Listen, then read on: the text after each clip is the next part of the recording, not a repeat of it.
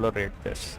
On suspicions, we have ensured that the minister is resigned. There is an allegation, but there is no proof against him as yet.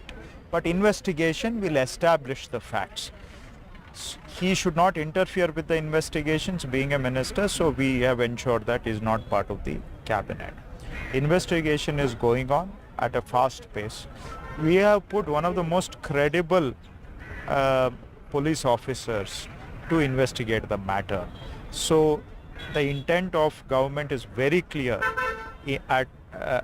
through the pace of investigation and also through the type of officers we have deputed for the investigation, and we have given them all the powers necessary to carry out the investigation. So our intent is very clear that whoever has done wrong should be brought to justice. In this case, it's a shameful deed, whoever has done it, and it's wrong, it's reprehensible. So our stand is very clear, but now ED is trying to actually divert the whole issue, and they've entered Karnataka. We don't have any problem them investigating, but they are selectively leaking information to the media or probably sharing that information with BJP leaders on a very selective basis, and mere suspicions are being doled out as facts of investigation. With respect to the job quota bill that has been reversed now, they put a pause on this. How do you see this? It has clearly exposed the lapses on the government, how irresponsible the government is. How government has been irresponsible. It is completely exposed this government, how without any responsibility they brought into the cabinet, approved, again withdrawn. It clearly exposed they have been not responsible. No right governance is happening in this government. We have with us Karnataka Minister Mr. Priyank Kharge. Sir, just one question from you, sir. With respect to the job quota bill that has been put on hold, what is your take, sir? Well, see, it is the quota bill that was drafted by the Labour Department. They have to have interministerial consultations, industry body consultations that have not happened from the Labour Department.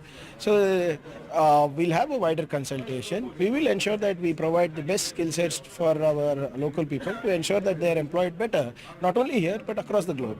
Was the Congress government in a panic mode? Within 24 hours, it changes its stand, reverses it. No, see, it's a draft bill. It was not a bill that has come to the House and passed. The rules have been framed. Nothing of that sort has happened. It is the Labour Department's intention that there's nothing wrong with intending that more locals get jobs. Andhra Pradesh has passed similar bills. Haryana has passed similar bills.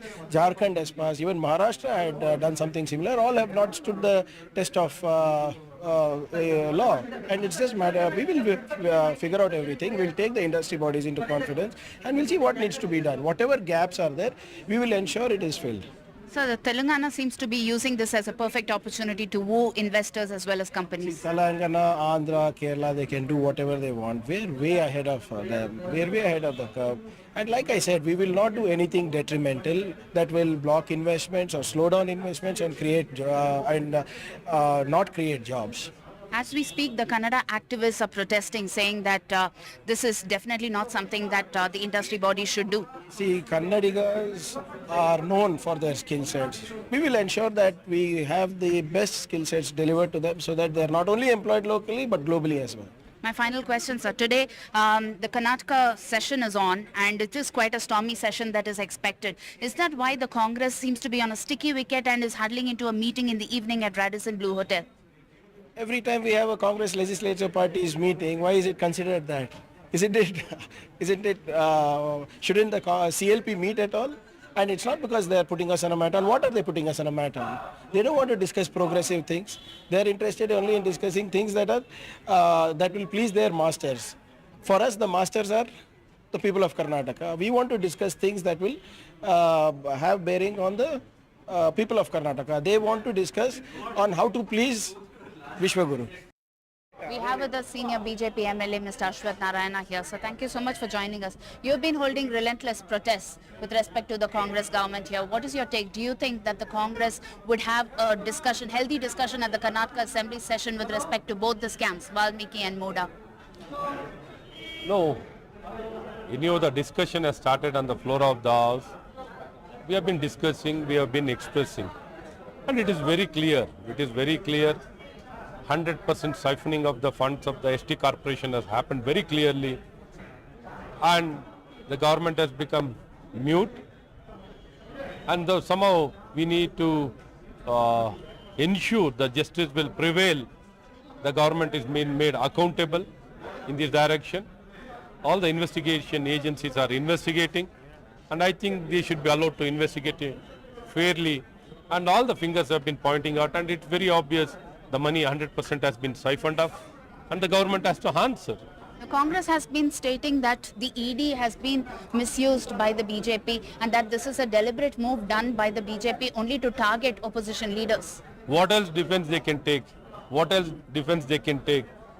When they are involved? All the time we can make the similar allegation. Whenever the law of the land, any home department is investigating, the government is abusing, misusing, blackmailing, threatening. Even the CM threatened today in the floor of the House. He was threatening. So they can't make these kind of excuses. Anyhow, there's a judiciary, there's a legal system. There are many other forums. Nobody can abuse, misuse. Nobody can do that. Probably it can be done for a small time, but not over the time. Nobody can misuse, abuse. It is always, the scrutiny is there. Somehow, the Congress government in the state of Karnataka is somehow trying to, insulate the entire investigation. Somehow they want to get away from this entire investigation and loot what has happened. 100% looting has been done in this government. They are accountable, they are answerable, they can't get away. And whoever has looted this money, they should face the law. In view of the unrest in Bangladesh, there has been an advisory which has been issued by the government of India for people, in fact, intending to visit to Bangladesh or those who are already there. Indians have been asked to avoid local travel in Bangladesh as tensions simmer over the Quota protest in schools, universities in the country. My colleague Vishal Vivek joins us with more details. Vishal, quite horrific scenes that we witnessed in the last 48 hours coming out from the various universities of Bangladesh. What's the situation today? So the protests are continuing. We can recall that the protests started about few weeks ago. It's not that the protests only started in the last 48 hours. They have escalated to the next level in the last 2 days. But as I mentioned earlier, they have been going on for weeks. Students have been protesting all across Bangladesh, especially in Dhaka, where they have also clashed with authorities, with police personnel. So far, about 6 to 7 people have been reportedly killed. Today, a driver who was just, he was just a bystander, he was trying to cross the road, he was killed near Dhaka as far as the reports are concerned. So and about more than 100 people have so far been injured. And these violent protests don't seem to be stopping at the moment. They are only escalating as we speak, and paramilitary forces have been deployed all across Dhaka. And yesterday, Prime Minister of Bangladesh, Sheikh Hasina, had also addressed these concerns and asked for, asked the public to remain calm in this situation. As far as Indians in Bangladesh are concerned, Indian High Commission has released a press release and said that Indians should, refrain from traveling across Bangladesh and, avoid local travel and try to contact the High Commission of India in Bangladesh if they see any trouble. They have listed out a series of helplines that the Indians stuck in Bangladesh can contact. So the situation remains tense as we speak. Right, Vishal, thank you for joining us with all those details. With that, we are slipping into a very short break. News and updates will continue here on NDTV.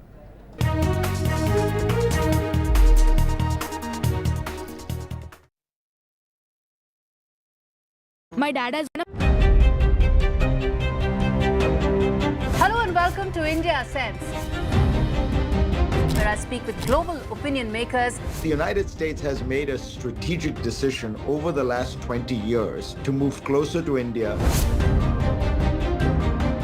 So a $7 trillion economy seems a perfectly conceivable number. If you want to be a national party, it's that you sort of accept the way the world is rather than want to endlessly hark back to how it was. Modi is promoting the digitization of the economy, which is accelerating growth in the country.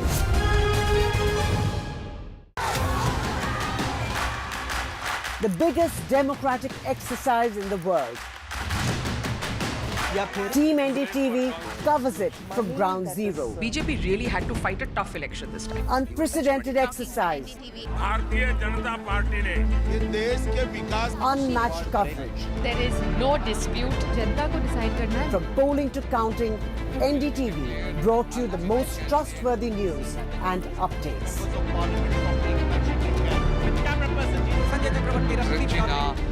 Elections mean NDTV. 25 years ago, an unprecedented attack on a part of India very few people knew about. Kargil, a war fought at unprecedented heights, India's first televised war. We are here because we have to be here, because it's the uniform. We were there, on the ground and in the air. A final assault.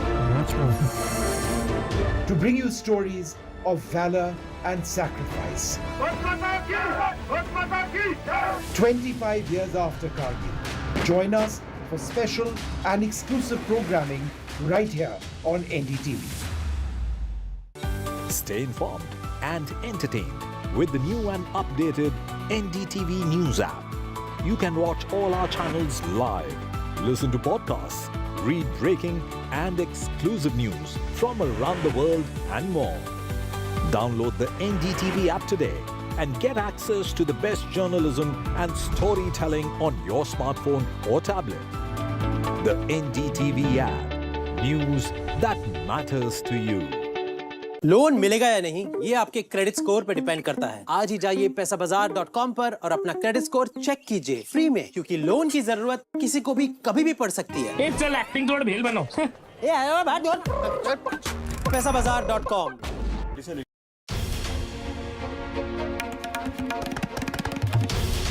This is NDTV, and you're watching NDTV 24/7.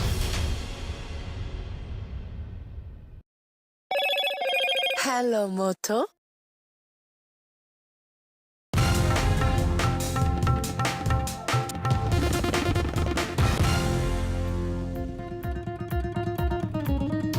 Hearing petitions on the NEET exam, the Supreme Court says any order for conducting the exam afresh has to be on the concrete footing that the sanctity of the entire exam was affected. It poses tough questions to the National Testing Agency over the concentration of toppers in some geographical locations.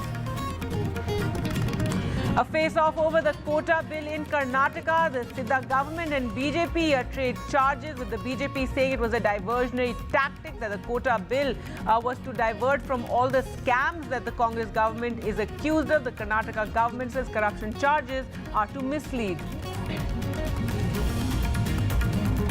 Prime Minister Narendra Modi chairs a special meeting of the Cabinet Committee on Security. This after a series of terror attacks in Jammu, which have left several army men dead. The opposition had hit out at the series of deadly attacks. Amid the BJP's introspection over its performance in Uttar Pradesh, Akhilesh Yadav's monsoon offer jibe says bring 100, form the government. The UP BJP also submits a review of its poll performance. It's one of the reasons cited is its vote share dipping by 8%, and 6 reasons are cited in the report. The UP Police's latest directive asking eateries on the Kawar Yatra route in Muzaffarnagar to display owners' names has stirred a massive row, with the opposition slamming the move, calling it social crime and likening it to Nazi Germany. And Joe Biden could drop out of the re-election race if the doctor's advice is what he said. This after Joe Biden has tested positive for COVID for a third time. And Sensex crosses the 81,000 points, so a fresh high for the stock markets, while the Nifty hits a new high as TCS leads.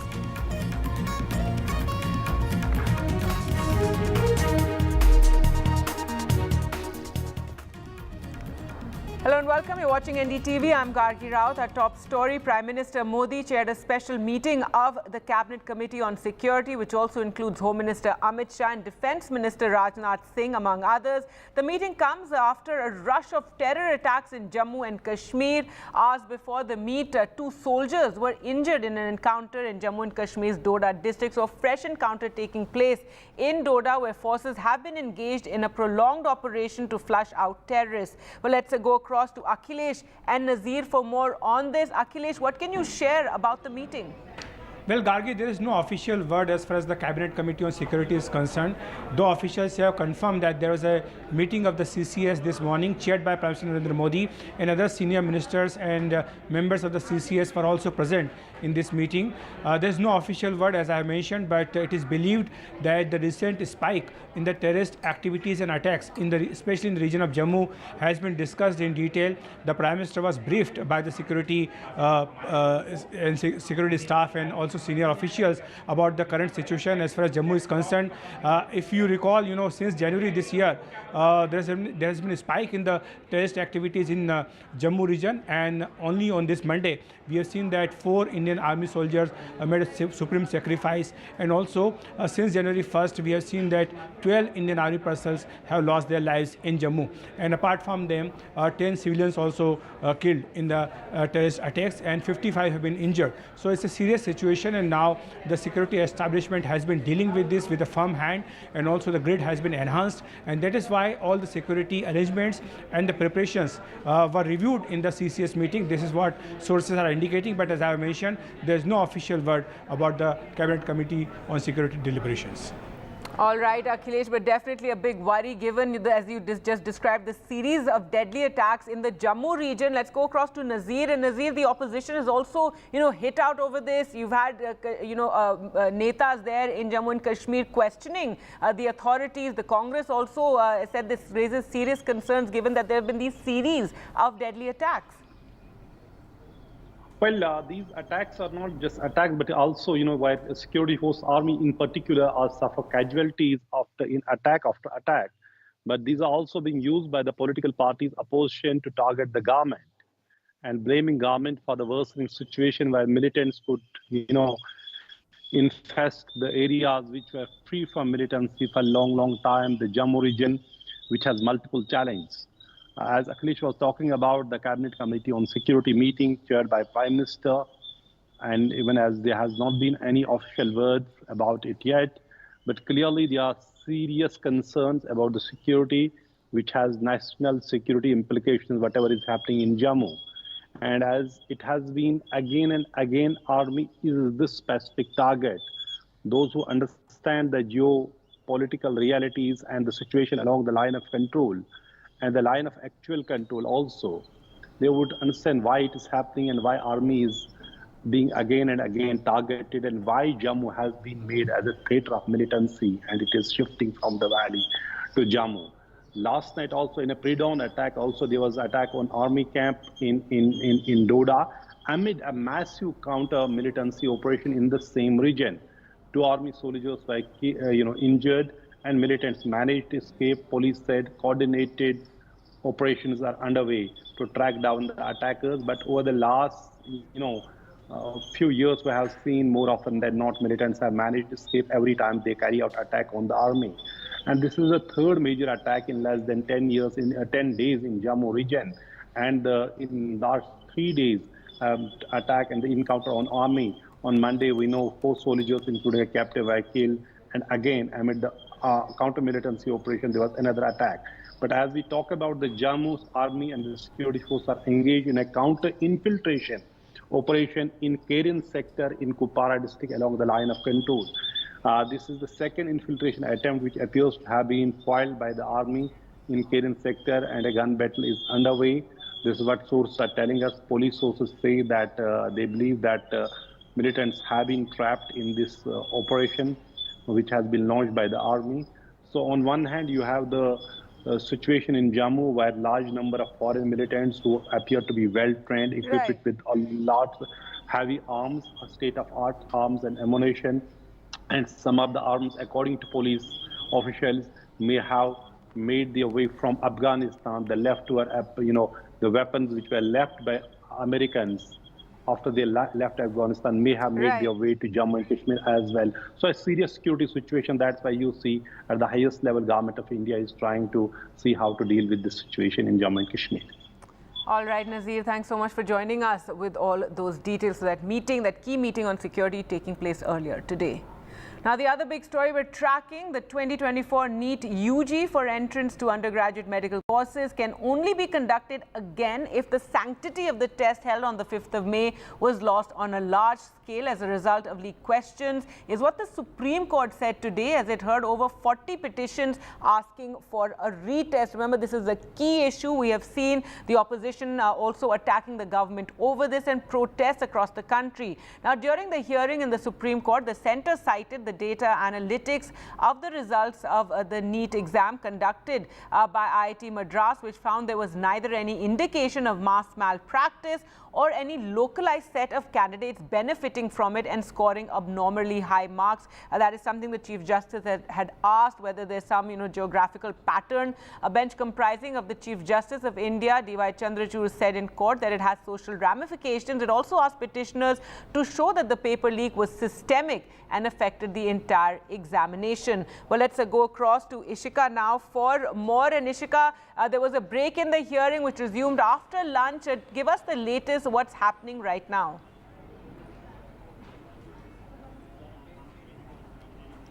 Well, in fact, Gargi, if we talk about what is happening right now, well, remember that the Chief Justice of India, initially during the hearing, he had said that the re-examination can only be done on a concrete footing, that the sanctity has been lost on a large scale. Now, on that, now the petitioners' counsel is putting all the points and they are claiming that this malpractice was done on a large scale. Now, in fact, what the petitioner side is currently saying is that there is a systemic failure in conducting of the exam by the NTA because the transportation of the paper was compromised. The question paper was with a private company for 6 days and it was taken through e-rickshaws, and the driver did not reach the school he took to the Oasis school. Now, adding to that, they have in fact said, the petitioners are now saying that the Telegram channel also, the paper was circulated on the Telegram channel as well. So over that, the Solicitor General is now opposing that, saying that, that can be doctored as well. So now, responding to that, the petitioner is now, the petitioners are saying that it can be modified, it can be doctored, but the time and the date cannot be changed, is what now they are in fact saying. Now, let me also tell you what is currently happening here is that the Chief Justice of India is now asking as to how much the students have to pay for the registration of NEET. Remember that the Chief Justice of India has also, made this remark while the petitioners were talking about the circulation of the question paper through the Telegram channel. There the Chief Justice of India had made this observation that it looks like that it has been done to, make money out of it. And thus, the one who's doing this would not do it on a large scale. That was the observation that came from the Chief Justice of India. And now over that, the Chief Justice is asking as to how much the students have to pay for the registration for the NEET UG examination. That is, 1,700 rupees for general category students and 1,600 for the EWS category students. Now, these centre is also saying is that the expenditure is 400 crores to conduct the examination. So this, in fact, is what the central is now saying, is that the expenditure to conduct one examination is around 400 crores. So that certainly is, a very important point here. Now, the Chief Justice of India is in fact asking over that to the Solicitor General that you engage a private courier company to dispatch these NEET papers. All right. Now, this certainly is, coming after the petitioners, in fact, had said that the transportation was compromised. Now, the Chief Justice of India is asking the central government as to how, you are engaging a private courier company to dispatch all of these NEET papers. Over to you. All right, so a lot of details and logistical, details are being gone into during this hearing by the Supreme Court, hearing 40 petitions around the NEET controversy. Thanks so much, Ishika, for joining us there with all the very latest. Well, joining us for more on this entire issue and this controversy, we have Professor C.B. Sharma from Professor of Education, IGNOU. Thank you so much for being with us. Hitakshi Lalwani, a NEET aspirant and someone who does not want this re-exam to take place. Dr. M. Satya Kumar, advocate Supreme Court, and Aira Ali, a NEET aspirant, someone who is in favor of the re-exam. I'd like to go to the students first to understand their thinking. And Hitakshi Lalwani, if you could just explain to us why you don't want this NEET exam to take place again, a re-exam, given that since this controversy first began, it's very apparent that yes, in certain places the paper leak did indeed take place. There are students who benefited from it. Several people have been arrested by the CBI. Yes, ma'am. Thank you for having me here. And I don't want re-NEET because now practically it is not possible for me to go in that phase again and just practice everything, giving tests. And because I have lost that peace of mind, this mental frustration, I can't just prepare once again for that after 2.5 months of practice. And I am against re-NEET for all. Because I understand paper leak has been proved and I am with that कि paper leak हुआ है, but अब re-NEET वहीं कराओ जब paper leak prove हुआ है, क्योंकि we have lost trust in NTA and there is no guarantee if re-NEET will happen, then paper leak will not happen again. I have totally and completely lost trust in NTA. So अब मैं नहीं चाहती re-NEET हो, mass level पर वहाँ होना जरूरी है जहाँ paper leak हुआ है, उससे कुछ ना कुछ rank हमारी inflate होगी, improve होगी. तो जहाँ states पे paper leak prove हुआ है वहाँ re-NEET कराया जाए, और अगर और report होता है तो हम और भी states में करा सकते हैं, but mass level पे कराना is not the solution. Government की वजह से 24 lakhs of aspirants suffer नहीं करेंगे. This is my right. I can completely understand the mental trauma that you're going through, the tension. In fact, many students have also questioned why we're having such a prolonged hearing in the Supreme Court, because you're on tenterhooks throughout and wondering what the decision is going to be. Aira Ali, if you could share with us why you are in favor of the re-exam, and one can imagine how frustrating it is for you students, and you've done so much and now this huge controversy and so many questions. Thank you for having me here today, ma'am. I think everyone would back me up in the fact that with the cutthroat competition prevailing in almost every competitive exam, the least we could be offered is a fair conduction process and a level playing field. And now I would like to narrate an incident which would succinctly prove my point, the point I'm trying to make here. I remember coming from my NEET exam, and the reports of the paper having been leaked in Patna were surfacing. And what I was told, I asked my father if there are chances of this exam being reconducted, because there were alleged leaks. My father told me that ये India है, यहाँ मामला दबा दिया जाएगा.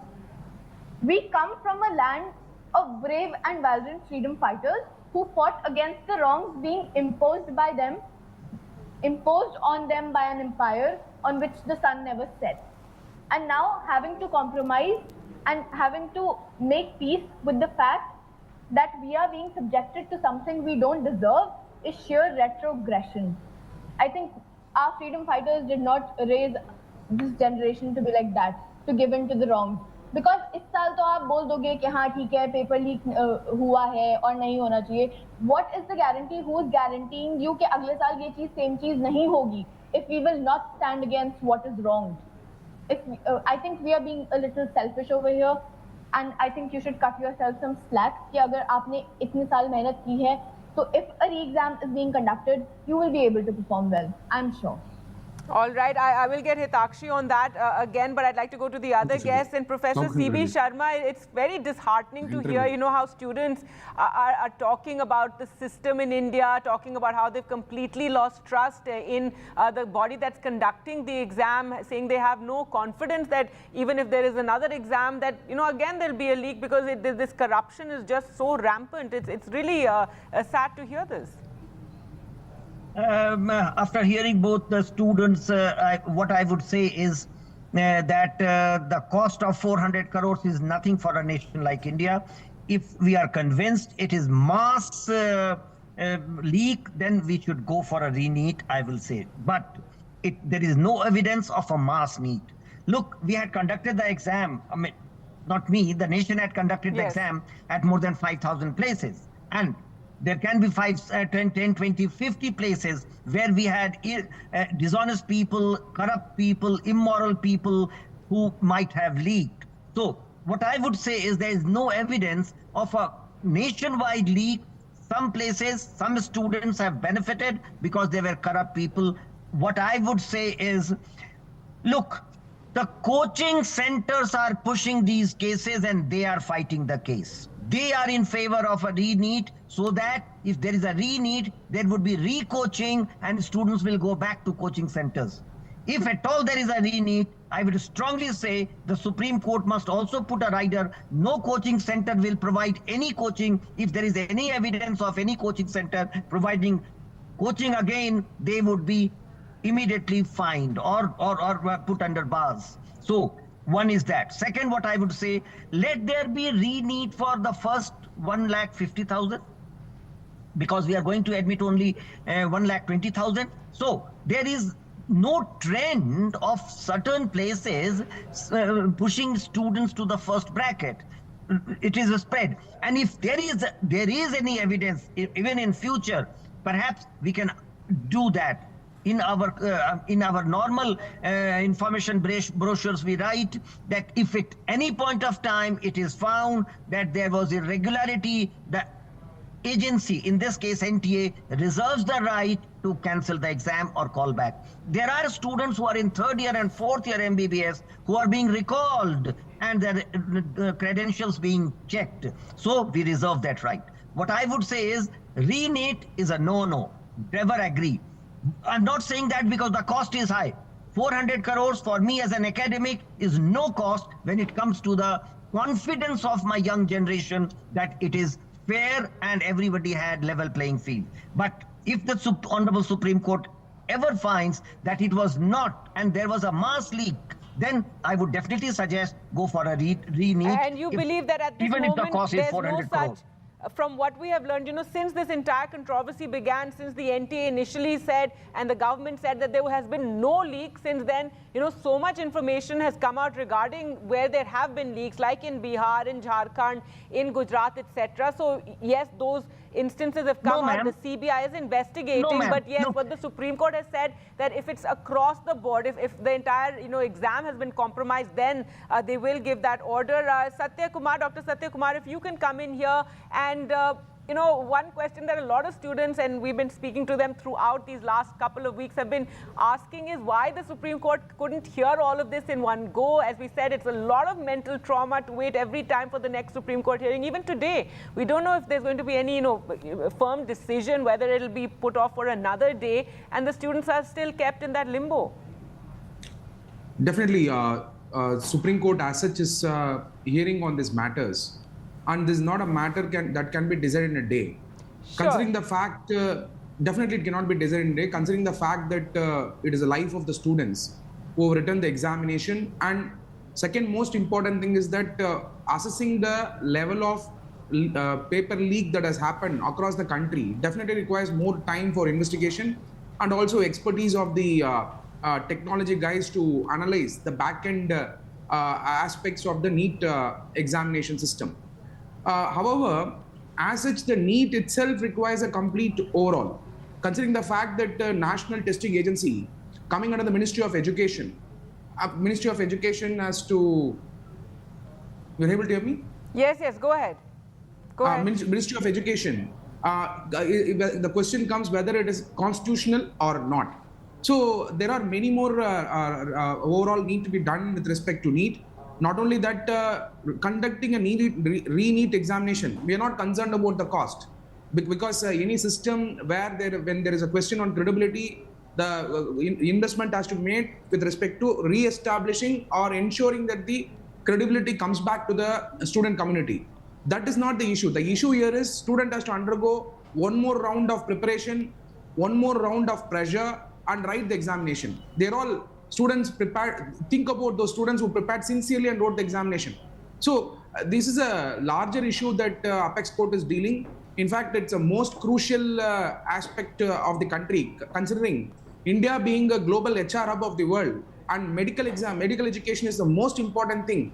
So it cannot be taken, the decision cannot be taken in a day. So Apex Court will definitely come to the judgment. It cannot be taken in a day, but one wonders why we couldn't have, hearings taking place at a rapid rate. Already we know counselling has begun for the NEET, the aspirants, etc. after the results came out. So one really wonders what's going to happen next. Yes, questions over the cost of a re-exam, and also the case still being argued in the Supreme Court. But Professor Sharma, if whatever the Supreme Court decides this time around, we'll have to wait for that decision. But this cannot happen year after year after year. And yes, I'll just come back to you, Dr. Satyakumar. But Professor Sharma, so the whole system needs a rethink. We already have Tamil Nadu, which for years has been saying that bring it back to the states. They're very unhappy with this centralized system. That too, I know many of you have concerns about, to give it back to the states. But still, we really need to rethink how this exam is conducted. And for the sake of our young students, when we talk about Viksit Bharat, the fact that we can't even conduct an exam, properly for them, and we're letting them down again and again. Look, I will again say that we are being unfair to the NTA by saying it has failed, the government has failed, whatever. No. NTA was not created. I am privy to the discussions. I know why was NTA created and what was the expectation from it. We have given it assignments which it was not really supposed to take up. NEET was definitely not the NTA's cake, but we have given it. What I would definitely suggest, because you have asked me, have a thorough investigation of NTA, what it was made for, what it is performing, and what should be reformed. I have again and again said, look, you have a person at the helm of affairs, the Director General of NTA, who is absolutely unaware of what assessment is. Put a person who has been doing this nationwide, who has understanding of assessment. The person must be a person who has handled such things. Mr. Subodh Kumar Singh had never understood what is assessment, and he was made the DG. Why? Yes. You need to review that. I know many people would not say that on a public platform, because every time you have a bureaucrat sitting on such a bodies, you err. So NTA review is a must. Reassess the assignment given to NTA and redefine the role of NTA. Reformat the NTA. Give it more powers, give it more autonomy. It will do. Every time it is being referred, it is a part of ministry. What has ministry to do with the NTA? It is an autonomous body. It should have handled its own problems. But now suddenly the government is in the dock because it is said it is part of the ministry. No, absolutely, and we need people, in the know to speak out without any fear to, really talk about what this issue is at hand, because we need to resolve it. Lots of questions around the NTA, lots of reports have now come around, those heading it and what needs to be done. Yes, Dr. Satyakumar, your comments here. Indeed, the NTA being an organization or the nodal agency under the Ministry of Education requires a complete overhaul, because if you see the history of NEET, in 2013-14, the conducting of examination by Medical Council of India was declared unconstitutional. Subsequently, the board was conducting up to 2018, and it was late Sri Arun Jaitley ji in 2018 who actually announced about NTA in the Union Budget 2018. And from 2019 onwards, the NEET examinations are being conducted by NTA. So the point to be noted here is, when examination system is questioned in India, then the credibility of the exam system and its question, and the credibility of education comes to the question. So India aiming to be in the being a global HR, and we are sending resources, and medical tourism is one of the key things. So this is a priority of the government. This is a priority of the government. NTA requires complete overall, and the constitutionality of the NTA also has to go through And the second important thing, the Public Examination Unfair Means 2024 Act is coming in, where we need to introduce uniform services for checking the enforcing the examination in a proper manner. Uniform services. Why can't there be uniform services in checking whether... And, you know, we have the expertise in the country. So many, you know, we have a brain drain. We have so many people doing so well across the world. One can't understand why we can't conduct this exam without, you know, this corruption and this leakage and in a very professional way. Even the fact, you know, those stories that came out that from some exam centers that the students were given the wrong paper to begin with. And that's why, you know, they had to have extra time and, you know, all this controversy happened. One can't understand how something like that could even take place. I'd like the students to, you know, just the final word from them, a quick wrap. Hitachi Lalwani, to you, you know, we're still waiting to find out what the Supreme Court decides, but your thoughts on this entire controversy. Ma'am, I think we should, government should clarify what we have to do right now. We should look up to colleges for MBBS, or we have to study again for NEET. And my argument is that because of the NT, why should I suffer? I worked hard day and night just for one exam, and now I just don't prepare for this paper leaks and this judgments and this courts, and I can imagine I'm just frustrated right now. And you know, it must be an anxiety-ridden time for you. And Ira Ali, you continue to you know, want a re-NEET. You want the Supreme Court to decide to you know, have give the go-ahead for a re-exam. I think it's wrong to blame the coaching institutions that they are pushing this issue, because if you think about it, if a re-exam is issued, so the people will only go to the coaching institutes for like the amount of time they are given to before the exam. Can you hear me right now? Yes, yes, go ahead. But then if a re-NEET is not instituted, so like they will mask the students for a whole year. So this does not make sense. Why would I think whatever you know the decision finally is, obviously there are going to be some people who are unhappy, some people are happy, but the big you know issue I think the media and for us and you know Professor Sharma and Dr. Satyakumar we have to continue is that this cannot happen again. We can't go through this traumatic experience again and again. Thank you all for joining us as the Supreme Court continues its hearing of the petitions on the NEET exam, and NDTV also spoke to an advocate, Dheeraj Singh, who's one of the counsels from the petitioner's side. Here's what he had to say. Well, it's a day of a very crucial hearing in the Supreme Court regarding, in fact, you know, the petitions on the NEET UG. And to talk more on this, we are being joined with the advocate Dheeraj Singh, sir. My first question to you is, if we look at, you know, CJI has now asked over the data for the allocation of centers as well. If you can, sir, please explain to us as to how important is this data regarding the allocation of centers for this hearing? This is very important because what we all are alleging that why the window was open on 9th and 10th April when the same was already extended from 9th of March to 16th of March. So sufficient time was given, 1 week's time was given after the last date of it. Then why after 23-24 days the window was reopened, and as per the NTA there are around more than 15,000 persons has benefited from this window, and they have taken a stand that that we have opened the window as per the directions of the Rajasthan and the Karnataka High Court. So in counter to their response, the Honorable CJI has stated that the Honorable Rajasthan High Court has passed the directions to one petitioner, not for the public at large. So these are the data. Besides this, we have also objected on the report filed by the director of the IIT Madras. So initially the Union of India and the NTA has, because our stand is that the director of the IIT Madras is the part of the governing body. So this report is biased. We have, so initially they have denied it, but later on they have admitted that the IIT Madras is the part of the governing body of the NTA. All right, some breaking news now coming in regarding a train accident that has taken place in Uttar Pradesh. Preliminary information, there has been a train derailment. This is in Gonda in Uttar Pradesh, and some coaches of the Chandigarh-Dibrugarh Express have overturned. So that is the information we can share with you right now. This derailment took place between Gonda and Jilahi. There you can see the first visuals coming in of the derailment of the coaches. These are 4 AC coaches that overturned. So a train derailment taking place in Uttar Pradesh, and this is in Gonda. This was the Chandigarh-Dibrugarh Express, in which 4 coaches have overturned. We have no further information regarding injuries and whatnot. You can see some passengers also there sitting out beside the track, the train on the track still, and 4 coaches, however, have overturned. So that is the information that is coming in. A train derailment taking place between Chandigarh and Dibrugarh. This was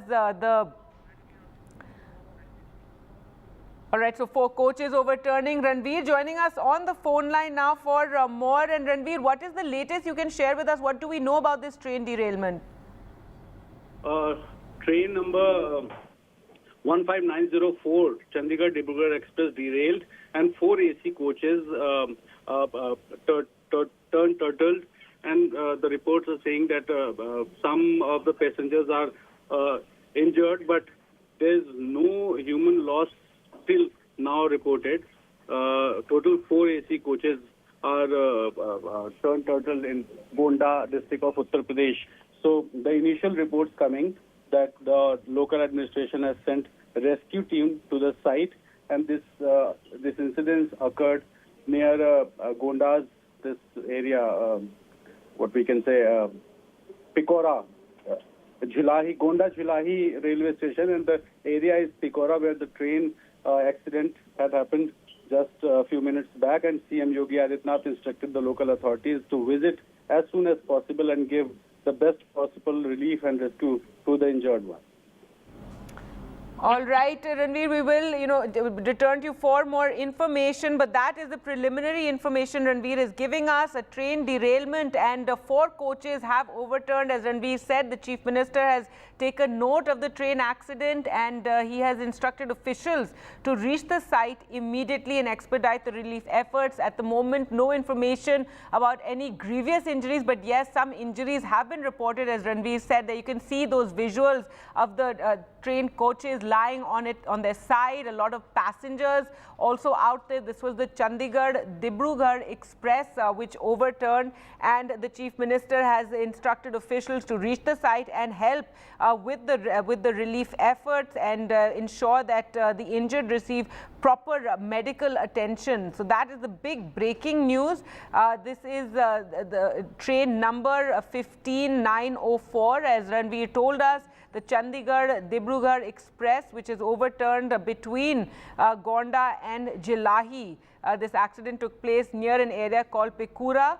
As we said, no information about any sort of grievous injuries. There are some people who have been injured, and the administration has sent a rescue team. It is 4 AC coaches that overturned, and as we said, this accident took place some distance from the Jhilahi railway station. Ranveer, back on the phone line with us. Ranveer, anything more one can share? And we can see those coaches lying on the side in agricultural fields, and it's a long train. Many passengers now are just waiting for some relief.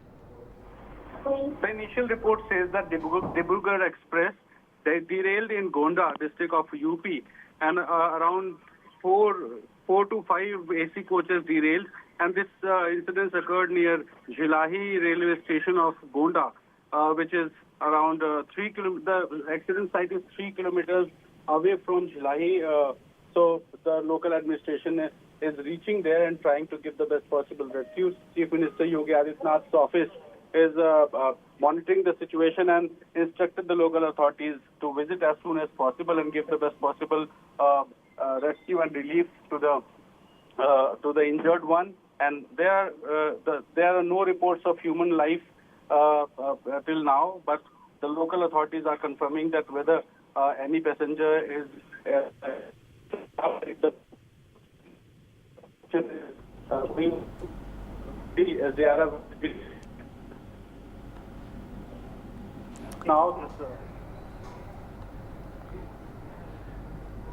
All right, so that is the big breaking news right now. A train accident and yet another train accident in the sense taking place, but this involved the derailment of 4 AC coaches, which you can see there in those initial visuals lying on the side. There have been some injuries, as one can imagine, but no reports immediately of any grievous injuries having taken place. The rescue team is on its way there, and it's 4 AC coaches that have overturned. In fact, a media release has just been issued by the UP government that says Chief Minister Yogi Adityanath has taken note of the train accident. Chief Minister has directed officials to immediately reach the site and expedite relief efforts. He's instructed for the injured to be promptly transported to hospitals and for the district administration officials to ensure they receive proper treatment. So the teams are on their way to help with those relief efforts, and of course it's a matter of inquiry now as to how this train derailment took place. This train had left from Chandigarh. It was from Chandigarh to Dibrugarh, an express train which has derailed here in Gonda district. As we've been telling you, this is between Gonda and Jilahi is when the train derailment took place in a place near Pikora, and this is train number 15904. Chandigarh Dibrugarh Express. There will be helpline numbers also coming up for relatives who may want to inquire about this train accident. There you can see those visuals which show the train off the track. 4 of the coaches overturned and are now lying on their side. Now a team has also been sent here by the UP Chief Minister. They have been instructed to help with the relief and rescue and the relief operation, and ensure that those who are injured are immediately rushed to the nearest hospital and receive medical relief at the earliest. So the Chief Minister has instructed officials to reach the site immediately and ensure that the injured receive medical care.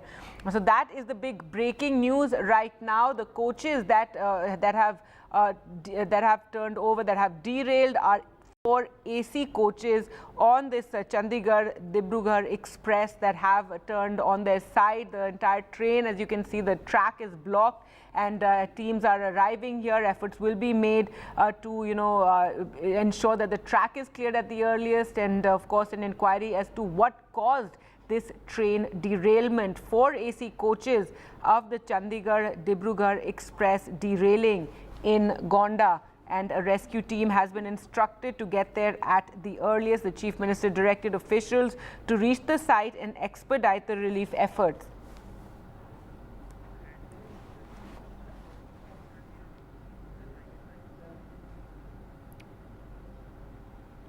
The Chief Minister has directed administration officials to expedite relief. In fact, we'll just get you some voices of passengers who were involved in this accident. Let's just listen into what some of the passengers there had to say.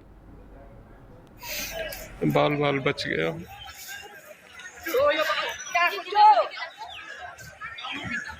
एक train accident हो गया जिसमें.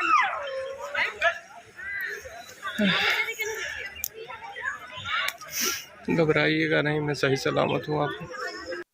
All right, so that passenger trying to send a message out also to his, loved ones that he's fine, but shaken, clearly saying that just, got saved. Baal bach gaya is what he had to say, and one can imagine a very frightening experience with the 4 coaches having overturned, the entire train coming to a halt after this derailment that took place. So for viewers who are just joining us, the big breaking news we're bringing you right now is the train derailment that has taken place in Uttar Pradesh. This is in Gonda. This is train number 15904. The Chandigarh Dibrugarh Express train that has derailed. 4 coaches have overturned, and it is 4 AC coaches that overturned of this train. You can see them lying on their sides in the field. The Chief Minister has asked for a team to reach here at the earliest, so a team of officials has been instructed. The Chief Minister taking note of the accident and instructed officials to reach the site immediately and expedite this relief efforts there. At this moment, We don't know too much about the extent of injuries. There are some injured, as one can imagine, given that 4 coaches are lying on their sides, 4 AC coaches having overturned. This accident took place a few hours ago, and is what we've learned, and the relief team is going to reach there immediately, is what the Chief Minister has instructed, and that the injured be promptly transported to hospitals for the district administration to ensure they receive appropriate treatment. So Chief Minister, they're rushing a team. He's also expressed hope for the speedy recovery of the injured and asked officials to ensure that the injured receive appropriate treatment.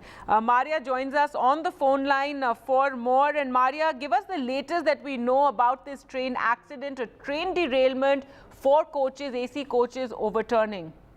Yes, so it's a developing story right now, Gargi. The details that are trickling in are very, very slow. The derailment which has happened is happened near Lucknow. This is essentially the Gonda Manakpur, division, and the visuals that are coming in show that there could be possibility of some injuries as well. At the moment, the railways is being very careful. They haven't really given more details on this, but overall questions being certainly raised on the manner of, the railway safety, because there has been an increase in mishaps as far as the railways is concerned. Is it the human error, or is there a signaling error? All that is a subject of investigation with the chief of the railways. Official statement is yet to come.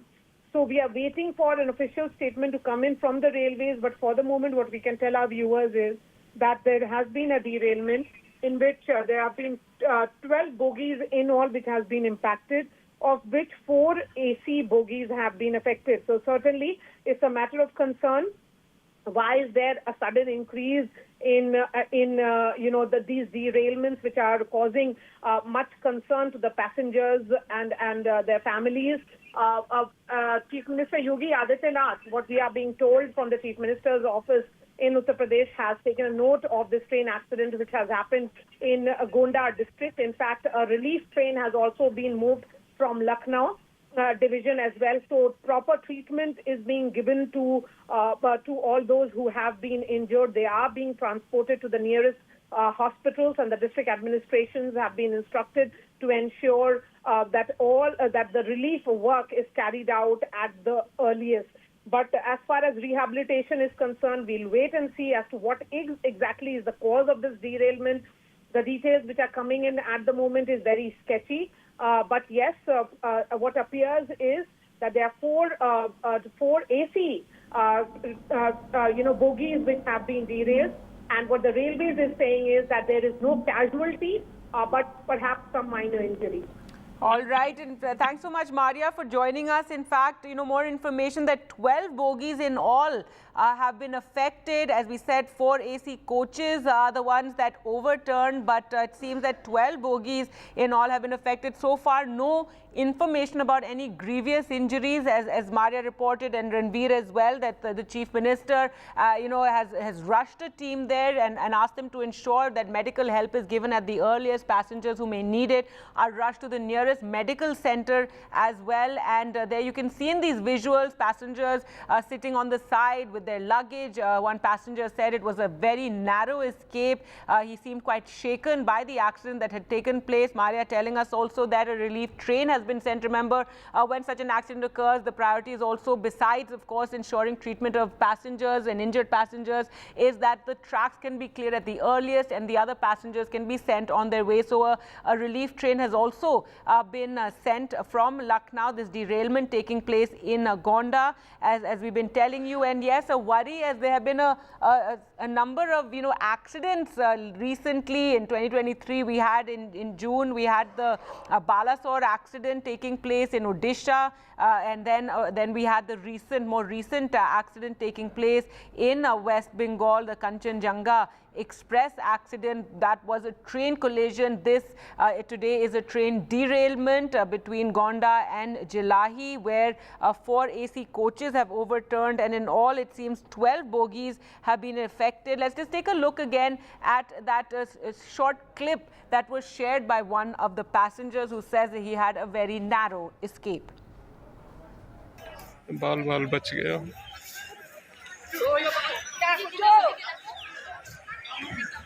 एक train accident हो गया जिसमें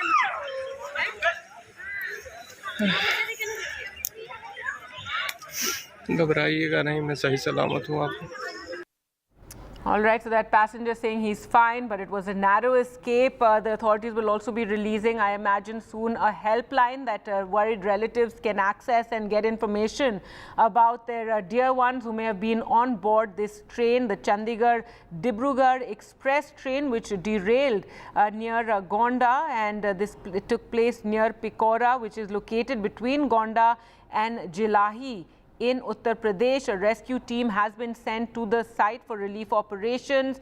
Some people are reportedly injured. We're not sure exact, the extent of injuries and how many people are injured, but the UP Chief Minister has asked the team to ensure that they're given medical help at the earliest and taken to the nearest hospital if required. And also you can see in these visuals people sitting on the side of the train with their luggage as well, and a relief train has also been sent. 4 coaches of the AC compartment derailed, and in all we believe there are 12 bogies, 12 coaches that have been affected. So a matter of worry for the railways, with no information, no response that I have to share with you just yet, but a matter of worry for the railways given the number of such incidents. Ranveer joining us again. Ranveer, what is the latest you can share with us? And now it seems 12 bogies in all were affected. A total number of 12 bogies affected, and the local administration confirmed to NDTV that 1 dead and 2 injured in this train accident till now. The local administration is reaching the spot as per CM office instruction, and the first priority is to give best possible relief to the injured one. So the Gorakhpur and Gonda rail line has been affected due to this train accident, and as per reports, the 12 bogies, 4 including 4 AC coaches, a total number of 12 coaches derailed near Gonda railway station. So the accident site is around 30 kilometers from district headquarters of Gonda, and the local administration is reaching on the spot. The top officials has been asked by the CM office to reach and give best possible support to the injured one. Right, and so Ranveer, you're confirming that 1 person has been killed? Yes, authorities confirm that total 1 death has been reported till now and 2 injured in this train accident, but it is a preliminary report, and local administration is trying to find out that whether someone is trapped inside the coaches or not, and trying to send the injured to nearby hospitals for best treatment. It is the big breaking news right now, and unfortunate news really, Ranveer, telling us that 1 person, one of the passengers has died in this train derailment that has taken place in Uttar Pradesh in Gonda. 2 more are said to be injured. As we already informed you that a team has been rushed there to help with this relief operations.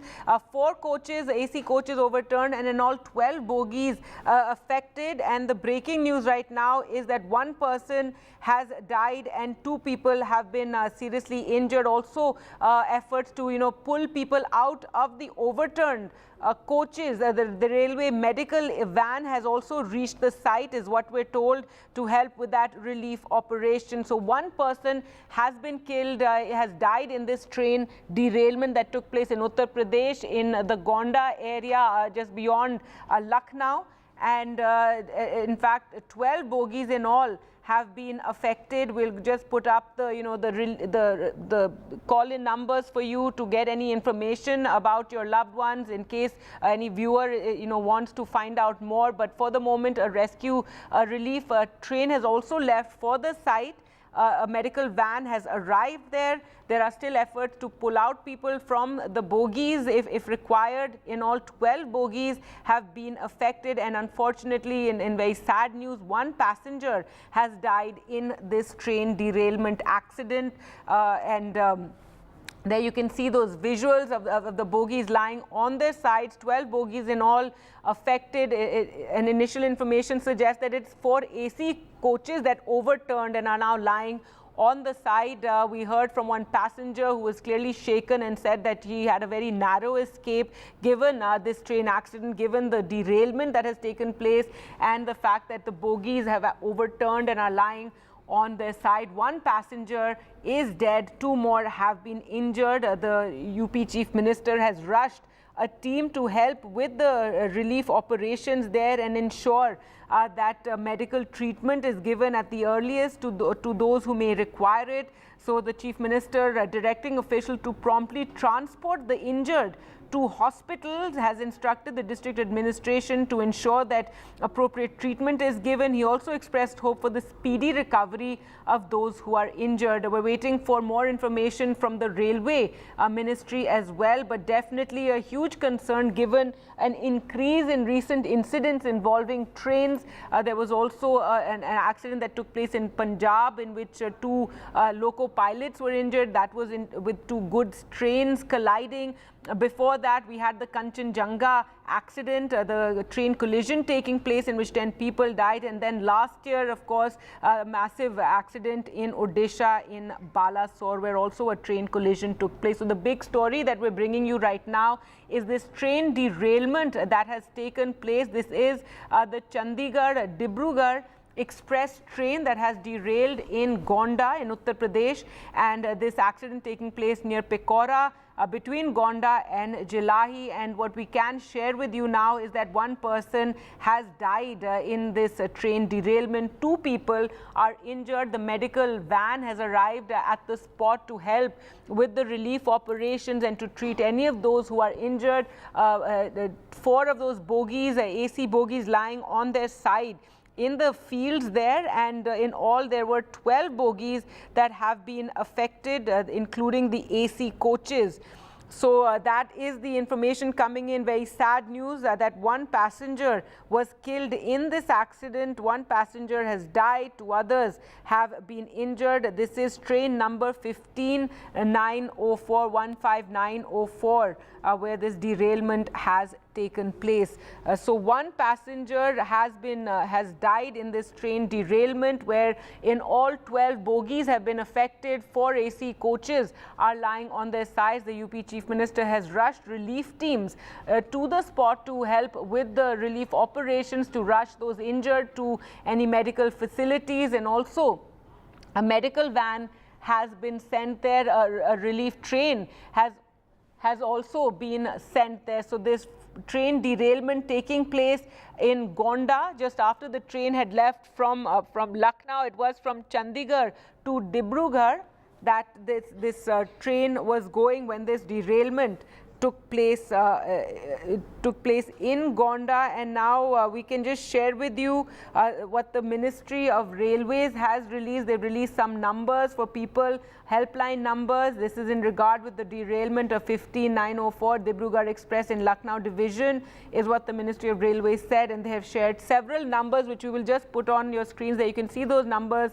on your screens for relatives to contact. Also separate numbers been provided for Guwahati, where this train was headed, to Dibrugarh. So numbers are provided for families there, for those who may want to find out more details regarding this train accident and the train movement, because now as happens after an accident, the tracks will be cleared. There will be a second train that is sent to take the passengers along this route from Chandigarh to Dibrugarh. But very tragic news coming in that 1 of the passengers has died and 2 are said to be injured.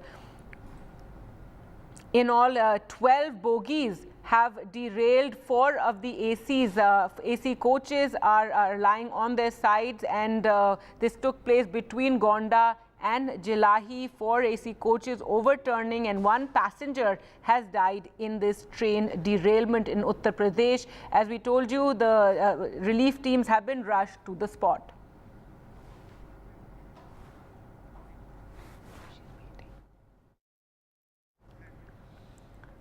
And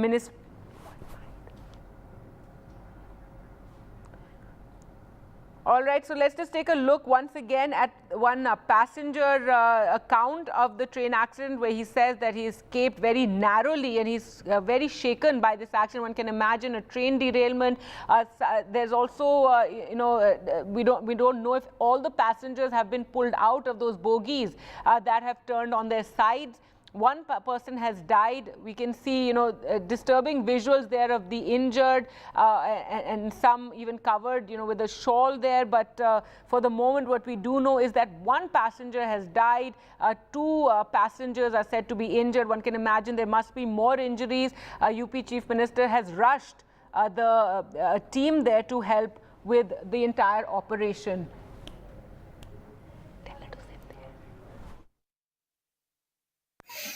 बाल बच गया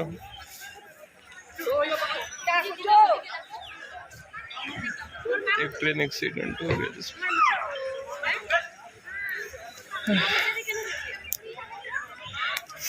घबराइएगा नहीं मैं सही सलामत हूँ आपको All right, Maria joins us on the phone line for more. Maria, any more information you can share with us? And very tragic news coming in that one of the passengers has died.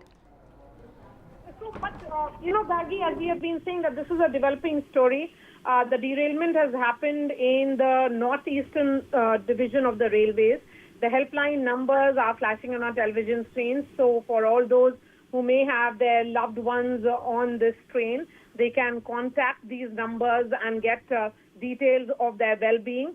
There has been a derailment which has happened. How many bogies that have been involved, we are yet to get details. This was a regular passenger train, which means the number of passengers on these bogies would be very, very high, fairly high. And this is the route where there has been usually in the past severe congestion. So which essentially means that most of these bogies would be completely full. The railway minister himself has just reached Mumbai, is what sources are telling us. He will be briefed by the entire railway board on what exactly is the status and why has there been an increase in such accidents. There is a commissioner of railway safety. That is the first response which is usually seen. That is the commissioner of railway safety who conducts an investigation immediately on the cause of derailment. Prima facie, it appears to be a case of derailment, not collision. So that certainly is a matter of huge relief. Railway's medical van, which is usually parked at a division, in this case Lucknow, has reached the spot, is what we are being told. And all those who have been injured are being moved to the nearest hospital for medical treatment. The cause of derailment is not clear. What we can also tell our viewers is that all the public health centers near this district, which is the Gonda district, has been alerted so that they can expedite any kind of relief which may be needed. And the special relief vans have been moved in, and all possible assistance is being provided. But as we have been saying, we are yet to get details of who has sadly lost his or her life. We are yet to get details on the number of those who have been injured. But for the moment, what we can tell our viewers is that this is certainly a huge tragedy. And the railways in the last few weeks have seen multiple derailments, multiple collisions, which is certainly very, very worrying. Right, Maria, thanks so much for joining us with that. So one passenger has died. Very tragic news really coming in on this train derailment in which 12 bogies were affected. The train derailment taking place in Gonda, and one person has died. Others are injured as well. All right, let's just listen into what the CPRO had to say. 400 965. तो इस helpline number को establish कर दिया गया है। राहत बचाव का कार्य जारी है। जो हमारे रेलवे के ऑफिसर्स हैं वो साइट पे पहुंच गए हैं।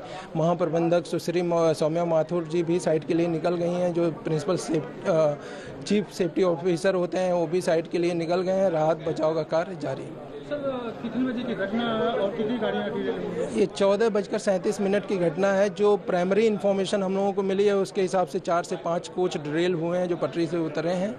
और राहत बचाव की जो टीमें हैं वो रेलवे की वो साइट पे पहुंच गए हैं। मेडिकल वैन साइट पे पहुंच गई है। जो हमारे डॉक्टर्स हैं वो साइट पे पहुंच गए हैं। हमारी पहली प्रायोरिटी है कि जल्द से जल्द जो है वहाँ राहत का बचाव का कार्य पूरा किया जाए। किसी के हताहत होने की सूचना? अभी जैसे ही आगे की सूचना मिलेगी तो आप लोगों को सूचित किया जाएगा। सर कोई ट्रेनें बाधित है अभी इसको लेकर? हाँ, इसके लिए कुछ ट्रेनों का डाइवर्जन हम लोग कर रहे हैं। उसकी सूचना थोड़ी देर में दी जाएगी। So that is the big breaking news right now. So we're just getting you all that preliminary information, but tragic really that one passenger has died. The helpline numbers on your screens there, and I'm joined by my colleague Vasudha who takes over now. And Vasudha, just yesterday you were reporting on the preliminary report on the Kanchenjunga Express collision in which 10 people had died, and now this train derailment taking place. Really a matter of worry for the railways. Absolutely, Gargi. In fact, the CRS report specifically said that it is time to ensure that the anti-collision device Kawar is installed across the railway network, and this has happened in Gonda, and clearly one person has died.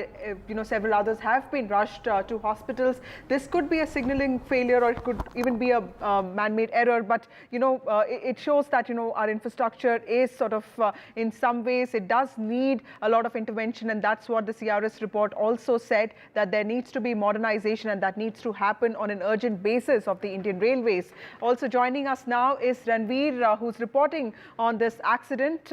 One passenger has died and 2 others have been injured, and several coaches of the Chandigarh-Dibrugarh Express train derailed in Gonda district today. This is in Uttar Pradesh, and this incident took place in Pikora, which is located between Gonda and Jilahi in Uttar Pradesh. In fact, Railways has already rushed rescue teams for relief operations, and UP Chief Minister Yogi Adityanath has also instructed his administration officials to ensure that the injured people are taken to hospital as soon as possible. Ranveer, tell us what is the latest on this? How is the state government looking at this? And of course, what kind of rescue operations are on the site?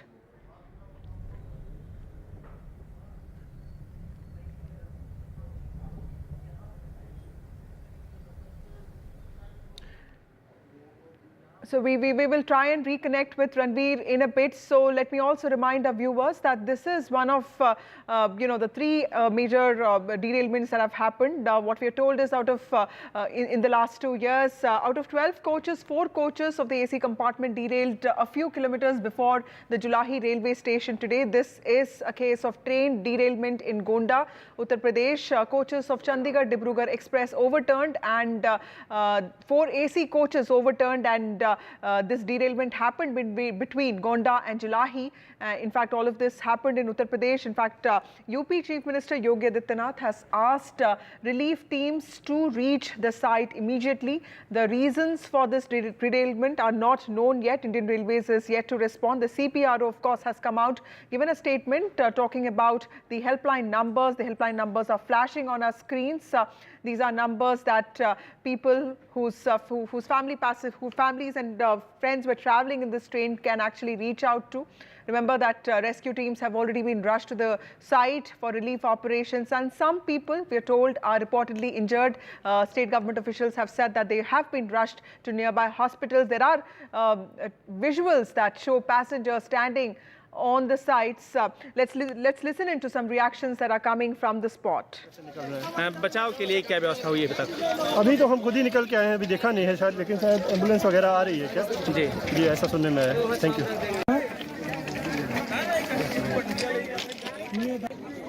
So those are some of the reactions that are coming from the side. Those are visuals of people sort of facing the aftermath of what really happened. This derailment took place in Gonda. Out of the 12 coaches, 4 coaches of AC compartment reportedly derailed a few kilometers before the Julahi railway station. Train derailment could happen because of many issues. It could be because of a signalling error, something that the Indian Railways is looking into. In fact, just yesterday, the CRS preliminary report findings of the Siliguri accident did come about, which said that the anti-collision devices need to be installed across railway networks. That is something that Indian Railways is working on. But clearly, there are also the safety lapses that need to be addressed. Memories of the Balasore train accident, in which 3 trains actually were part of that. Those memories are still alive in many minds, which we actually lost more than 200 people. This is a train derailment that happened in Gonda. And coaches of Chandigarh-Dibrugarh Express overturned, and 4 AC coaches overturned, and this also led to UP Chief Minister asking relief teams to reach the relief site immediately. In fact, Railways medical van has also reached there, and rescue operations are on, but clearly 1 person has died is what reporters have told us. There is an official statement that is expected from Indian Railways soon. Chief Minister Yogi Adityanath is also rushing to the spot, is what sources have told NDTV.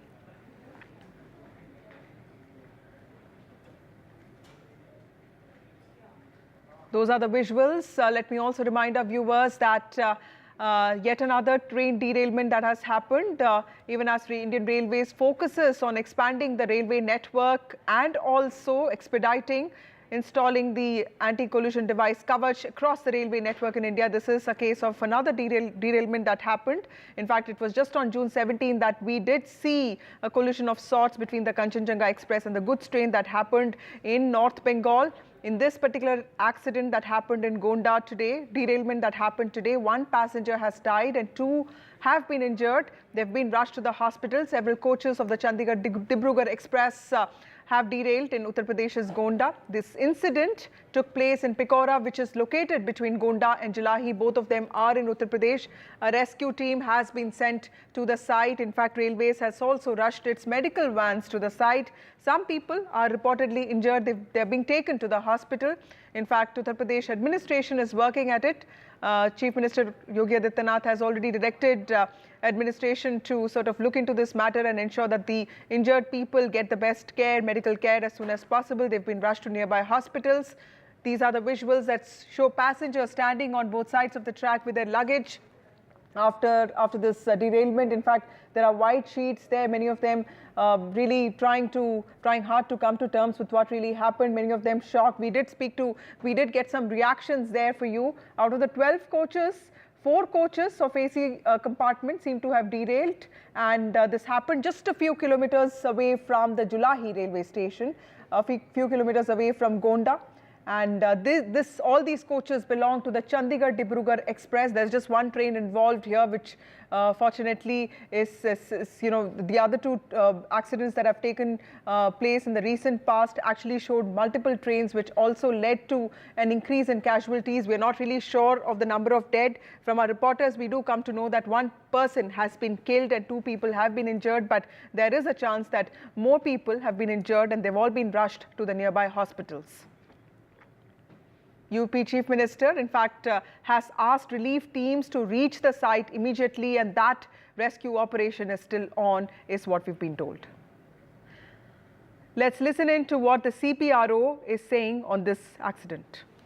ARME वो site पर पहुंच गई है और राहत बचाव का कार्य शुरू कर दिया गया है। एक हेल्पलाइन नंबर भी हम लोगों ने इस्टेब्लिश किया है। लखनऊ में जो हेल्पलाइन नंबर इस्टेब्लिश हुआ है वो आपको बता देते हैं 8957409292। गोंडा में जो हेल्पलाइन नंबर इस्टेब्लिश हुआ है वो है 8957400965।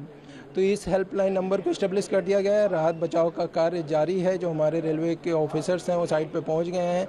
महाप्रबंधक सुश्री सौम्या माथुर जी भी साइट के लिए निकल गई हैं। जो प्रिंसिपल चीफ सेफ्टी ऑफिसर होते हैं वो भी साइट के लिए निकल गए हैं। राहत बचाव का कार्य जारी है। सर कितने बजे की घटना है और कितनी गाड़ियाँ? ये 14:37 की घटना है। जो प्राइमरी इन्फॉर्मेशन हम लोगों को मिली है उसके हिसाब से 4 से 5 कोच डिरेल हुए हैं जो पटरी से उतरे हैं, और राहत बचाव की जो टीमें हैं वो रेलवे की वो साइड पे पहुंच गए हैं, मेडिकल वैन साइड पे पहुंच गई है, जो हमारे डॉक्टर्स हैं वो साइड पे पहुंच गए हैं। हमारी पहली प्रायोरिटी है कि जल्द से जल्द जो है वहाँ राहत के बचाव का कार्य पूरा किया जाए। किसी के हताहत होने की सूचना? अभी जैसे ही आगे की सूचना मिलेगी तो आप लोगों को सूचित किया जाएगा। सर कोई ट्रेनें बाधित है अभी इसको लेकर? हाँ, इसके लिए कुछ ट्रेनों का डाइवर्सन हम लोग कर रहे हैं, उसकी सूचना थोड़ी देर में दी जाएगी। Remember, this is a developing story. One passenger has died and 2 others have been injured after several coaches of the Chandigarh-Dibrugarh Express train derailed in Uttar Pradesh's Gonda today.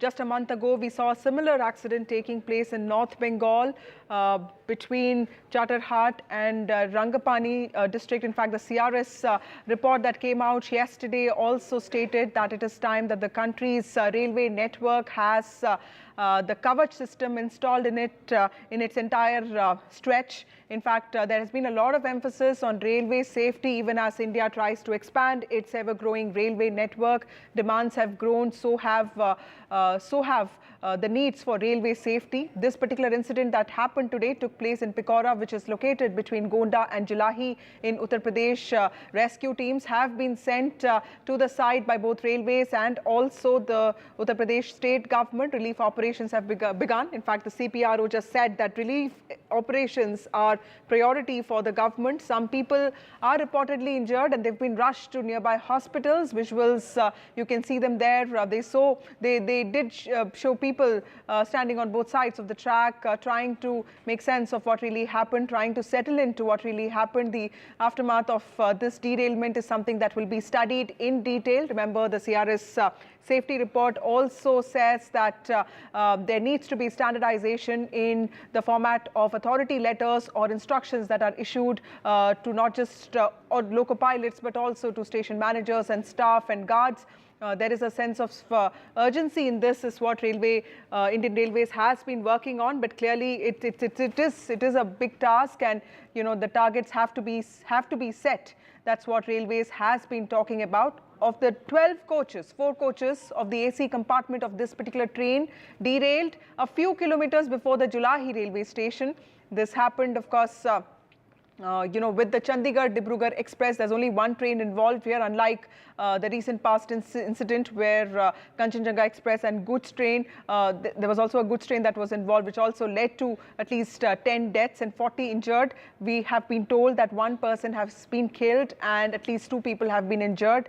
All of them have been rushed to nearby hospitals. 4 AC coaches have been overturned, and you can see those helpline numbers flashing on our screens. These are for family members and friends of those who are traveling in this train. UP Chief Minister Yogi Adityanath has asked his administration officials to take action as soon as possible to ensure the injured people receive the best treatment nearby hospitals. He has asked for relief teams to work there non-stop, and of course he has also pushed for more teams to reach there. Indian Railways has also rushed its medical vans and helpline numbers. A war room has been put in place. Chief Minister of Uttar Pradesh Yogi Adityanath could also be reaching the spot soon is what we hear.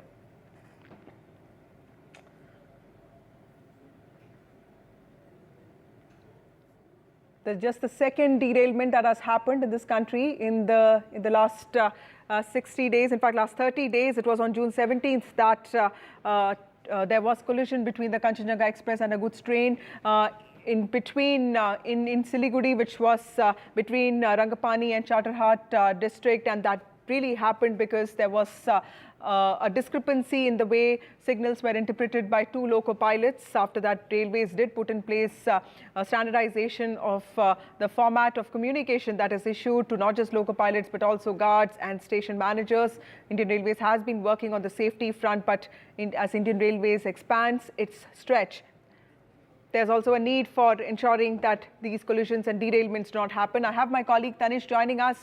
Tanish, what is the latest that we know about this derailment? What is the state government doing with regard to relief operations? And also, do we have a number on the casualties? Well, Vasudha, at least one person has died in the train accident the derailment that happened in Gonda, and of course the number of casualties can of course increase as well. Around 20 people have been injured as of now. 5 coaches were derailed. The state government has currently issued 2 helpline numbers, one for Lucknow and one for Gonda, and the UP CM Yogi Adityanath has taken the cognizance and ordered officials to begin rescue and relief work. So around 10 to 12, more than 10 coaches of the Chandigarh-Dibrugarh Express were overturned, as the train derailed in Uttar Pradesh, Gonda. So at least one person has died. This number can of course go up. But right now, Chief Minister Yogi Adityanath has taken cognizance of the accident the derailment that happened near Gonda. There was of course panic among the passengers, but emergency teams have been dispatched, and we are of course waiting for more update on this. So in the train, the AC coaches have also suffered significant damage because of the accident, and there is of course fear in the passengers. But for that, the state government has issued 2 helpline numbers, and emergency rescue teams have been dispatched to this site. Now the train number was 15904, the Dibrugarh Express, and it was on its regular route from Chandigarh to Dibrugarh. And the derailment occurred between Gonda and Jilai near Pekora. So that's where the derailment had occurred.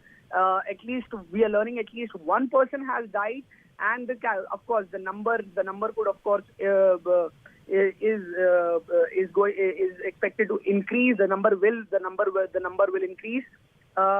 4 AC coaches are reported to be, out of the number of the coaches derailed, at least 4 AC coaches are reported to be involved in the derailment.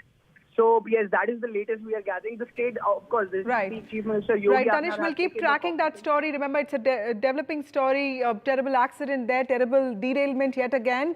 And of course, we know that one person has died and some of them have been injured. They have been, they've been shifted to hospitals nearby. This happened in Gonda in Uttar Pradesh. We are tracking that story for you, and we'll keep getting you all those details. But over to some breaking news now.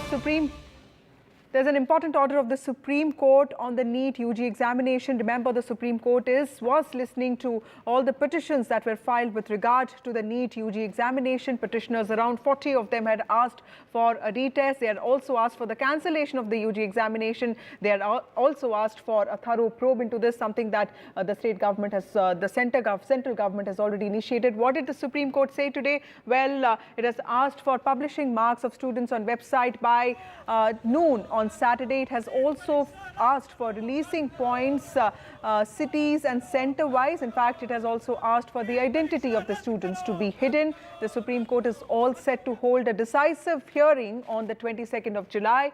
That is when the Supreme Court will decide whether there is a need for a re-examination or not. Supreme Court's comment is that there is no doubt that there was a paper breach. Remember, all through the day, the Supreme Court did ask a lot of important questions to the Solicitor General. In fact, it also talked about how there is a very high number of students getting top marks, something that we have not seen in this country in the last few years. I have my colleague Ishika joining us with more details on this. Ishika, you've been tracking this story, the court hearing, all day today. Tell us, what are the important things that the court said and what is expected on Monday?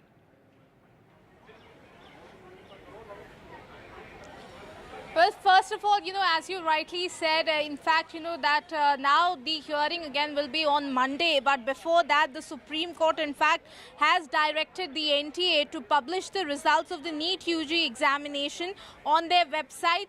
And that should be city-wise and center-wise, while masking the identity of the candidates. And this, the court has ordered the NTA to do it by Saturday, 12th noon. Now, remember, and in fact, as you rightly said that there were various questions that were in fact raised by by the petitioners also in this case. So over that also, the petitioners had asked that if the counselling of the NEET UG can be stayed. Over that also, the Chief Justice of India in fact had said that the petitioners have submitted if the NEET UG results are published on the NTA website, and after that we direct the NTA to publish the marks scored by the students on their website, though identity should be masked. So this is certainly a very important point today, the Supreme Court ordering them to upload it by Saturday 12 noon.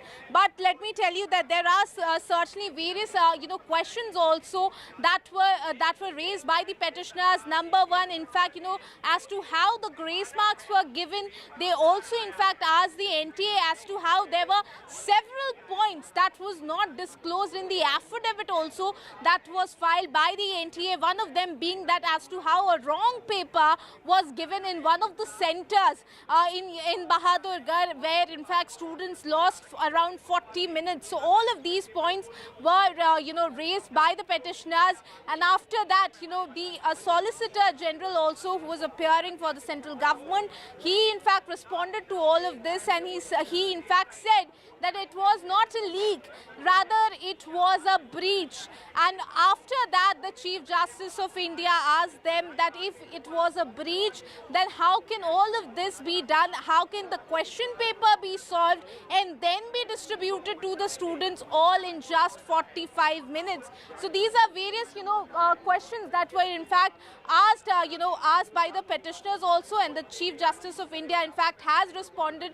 in fact has asked the NTA also to respond on all of this. And now, but the big thing is that the Chief Justice of India, the top court, now in fact has ordered the NTA to publish the results of all of these, center-wise on their website by Saturday 12 noon. Over to you. Right. Ishika, also when the CGI today said that those profiting from paper leak would not, circulate it widely, that also led to a lot of, arguments in the court, especially with Advocate Huda saying that the leak supposedly started on the 3rd of May and then went on till the 4th of May, and Telegram channels were full of that. So tell us about what really happened on the court with respect to these allegations of a paper leak. Was the CGI in some ways convinced that there was one, which is why do you think that there could be, there is a lot of clamor for retest? Do you think that there is some sort of understanding that there was some sense of a leak that happened?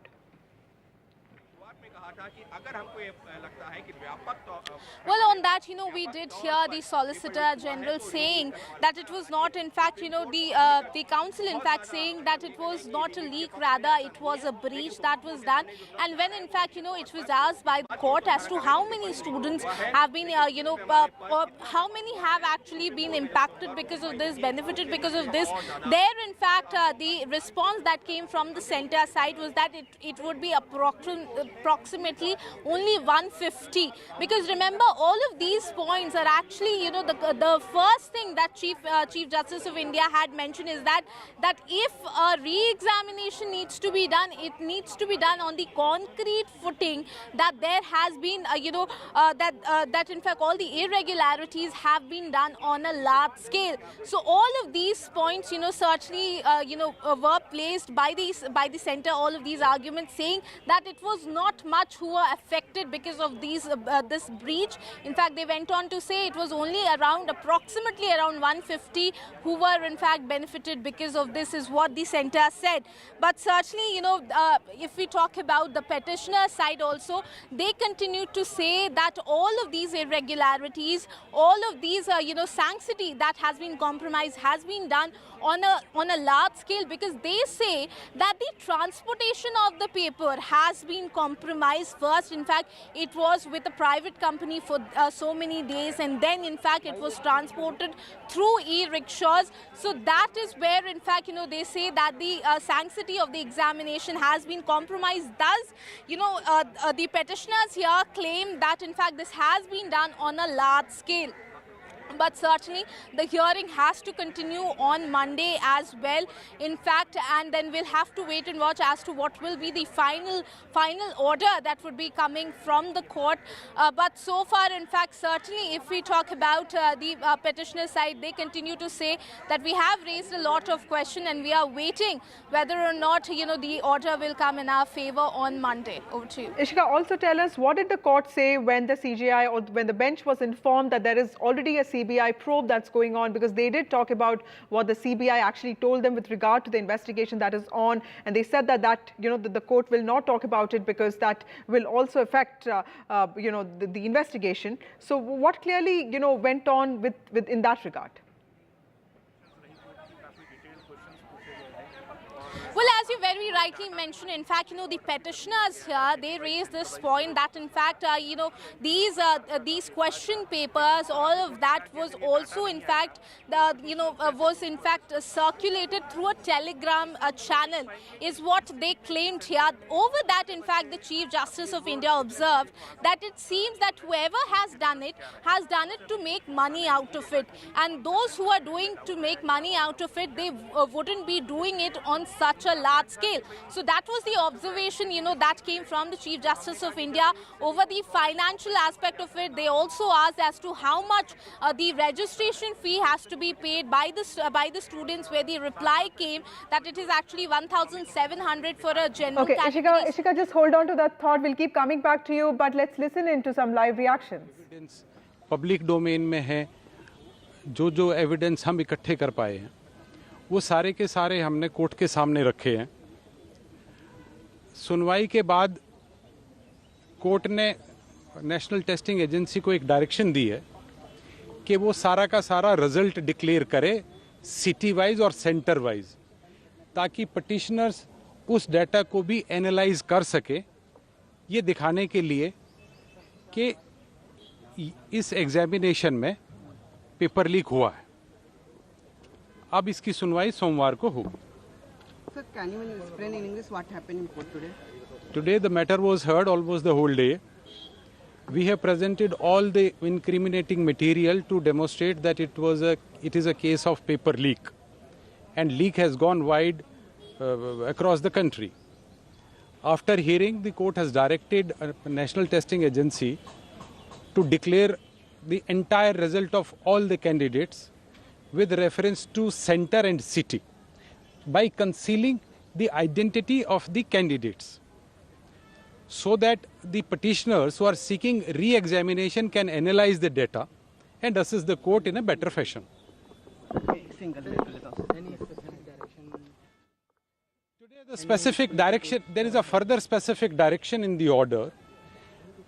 The Government of India has been directed to place on record Economic Offences Unit investigation of Bihar, because we had argued that the initial investigation indicates that the paper was leaked much prior to the date of examination, though the CBI is trying to indicate that the paper leak happened only on 5th of May. So the court has directed the state of Bihar and the Union of India to submit the initial investigation report of Bihar Police and Bihar Police's Economic Offences Wing investigation report. Sir, Supreme Court today observed that only in Patna and Hazaribagh seems like paper leak is there. So that is only a prima facie observation. The court is still examining whether the leak is confined to Hazaribagh and Patna or it has gone out. So counselling will be continuing? Any stay? No direction has been given for staying the counselling, because state is indicating that no counselling is happening before Monday, when the case is again being taken up for hearing.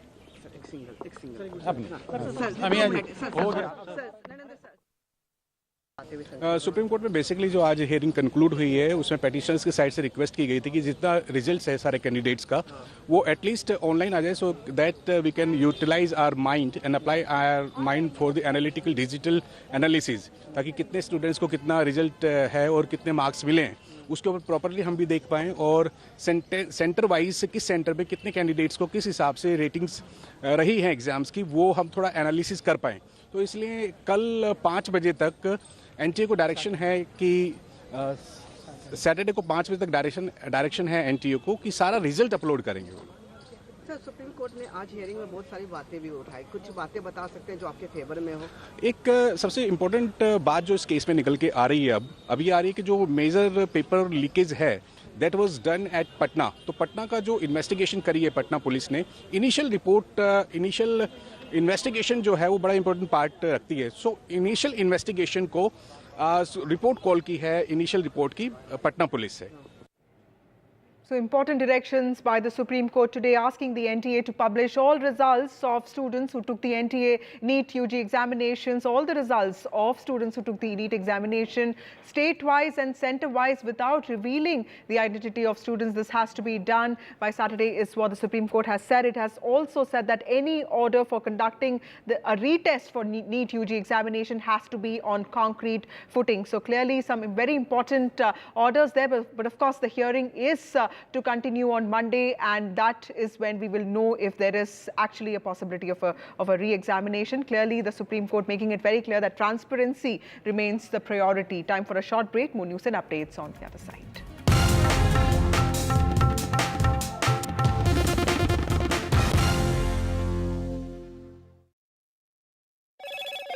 Hello, Moto. Motorola, India's best 5G smartphone brand.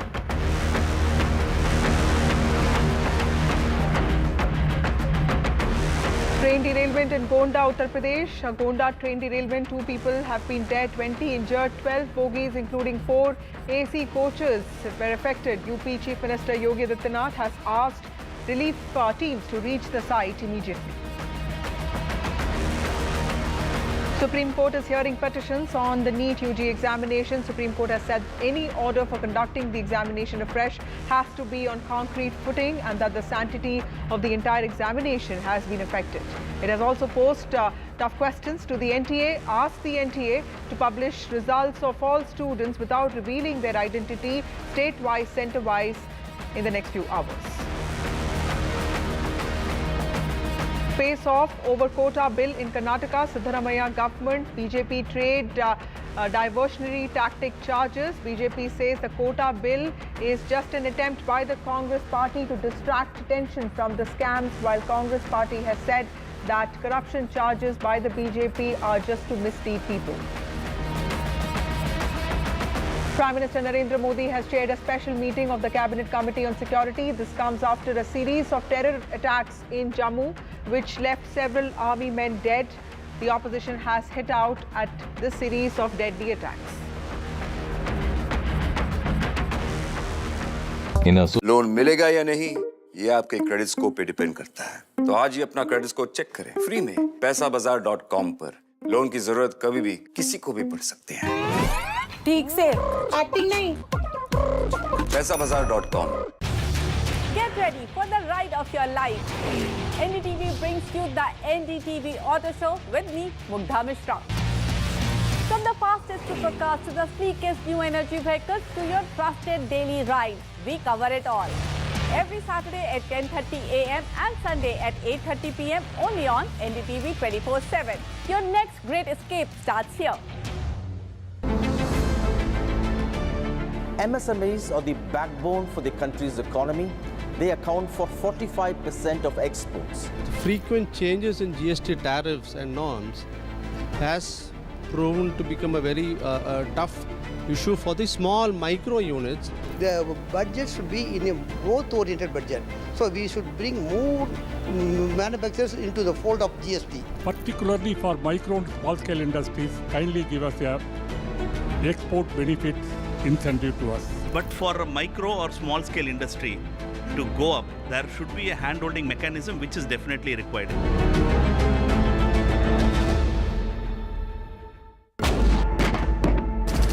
"25 years ago, an unprecedented attack on a part of India very few people knew about. Kargil, a war fought at unprecedented heights, India's first televised war. We are here because we have to be here, because it's the uniform. We were there, on the ground and in the air. A final assault. to bring you stories of valor and sacrifice. 25 years after Kargil, join us for special and exclusive programming right here on NDTV.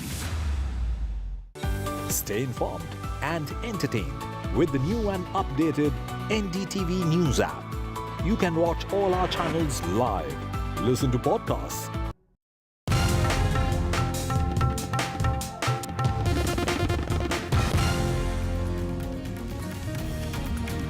Welcome back. Prime Minister Narendra Modi today chaired a special meeting of the Cabinet Committee on Security, which also includes Home Minister Amit Shah and Defence Minister Rajnath Singh, among others.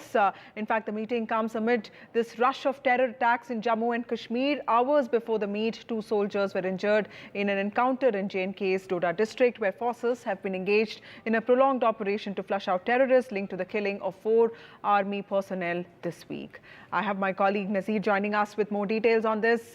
Nazir, you've been reporting on the high number of deaths that have taken place. In fact, the number has gone up to more than 35 in the last 32 months. That was your story. Tell us the importance of this meeting that the Prime Minister held today. Well, it clearly shows the seriousness of the situation on the ground, which has posed a major challenge to the national security. Jammu region was free from militancy. Now it has become the biggest theater of militancy, and there are attack after attack, and army has become a specific target of these attacks. On Monday, there was a major encounter in which 4 army soldiers, including a captain, were killed. And last night, there was a major attack on army. Army had set a temporary camp inside a school called Zadan High School at Katsinga. So that came under heavy firing, and if you see the visuals of that school, there's a lot of bullets across from its walls. And army repulsed the attack. 2 army soldiers were injured. Condition of one of the injured is stated to be critical. They have been evacuated and airlifted to Army's base hospital in Udhampur, command hospital in Udhampur. So they are being treated.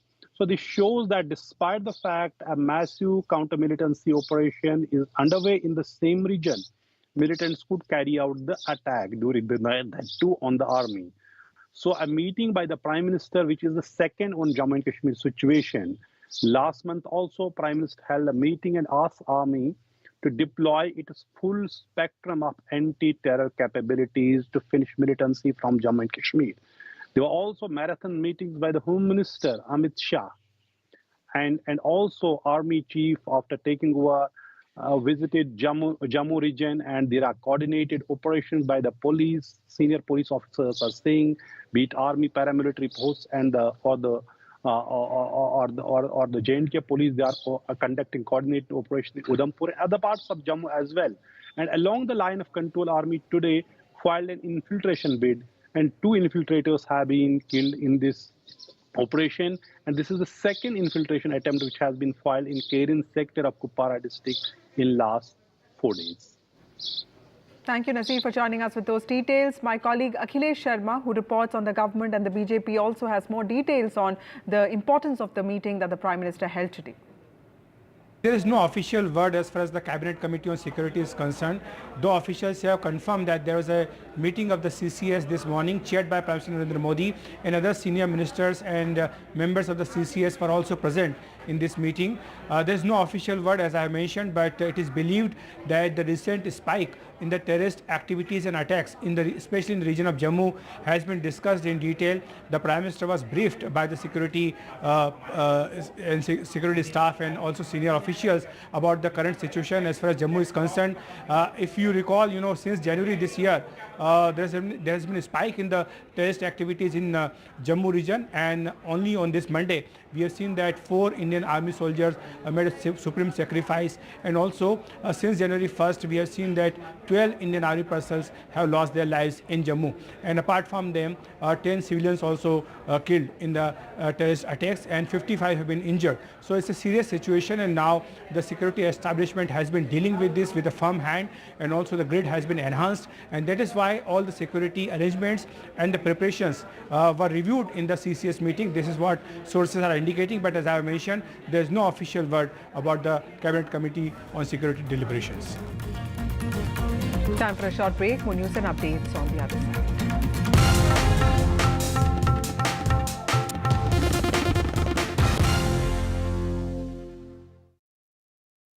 Loan मिलेगा या नहीं ये आपके credit score पे depend करता है। तो आज ही पैसाबाजार.com पर जाइए और अपना क्रेडिट स्कोर चेक कीजिए फ्री में, क्योंकि लोन की जरूरत कभी भी किसी को भी पड़ सकती है। बस एक्टिंग करा लो इनसे। पैसाबाजार.com, क्रेडिट स्कोर चेक, आदत अच्छी है। Some people say the metaverse will only be virtual.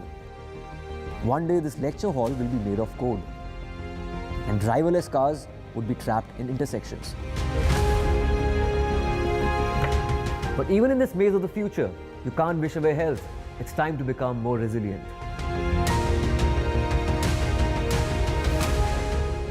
10 years of Banega Swasth India, we have grown and achieved so many milestones.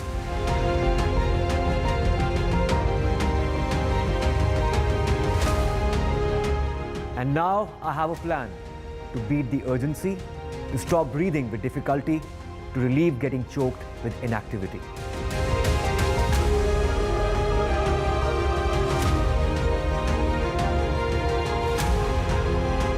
Energize our government, our environment, our society, and ourselves. Everyone, everywhere, every day.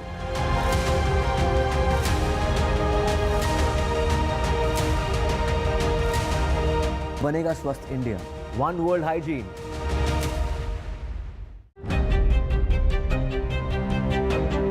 Hello and welcome to India Sense, where I speak with global opinion makers. The United States has made a strategic decision over the last 20 years to move closer to India. So a $7 trillion economy seems a perfectly conceivable number. If you want to be a national party, it's that you sort of accept the way the world is rather than want to endlessly hark back to how it was. Modi is promoting the digitization of the economy, which is accelerating growth in the country.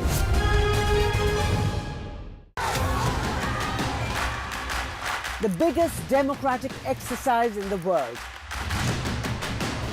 Team NDTV covers it from ground zero. BJP really had to fight a tough election this time. Unprecedented exercise. Unmatched coverage. There is no dispute. Janta ko decide karna hai. From polling to counting, NDTV brought you the most trustworthy news and updates.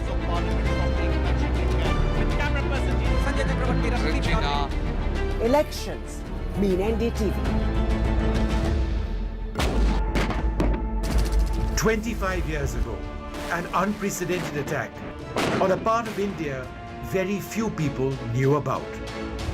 Kargil, a war fought at unprecedented heights, India's first televised war. We are here because we have to be here, because it's the uniform. We were there, on the ground and in the air. A final assault. To bring you stories of valor and sacrifice. 25 years after Kargil. Join us for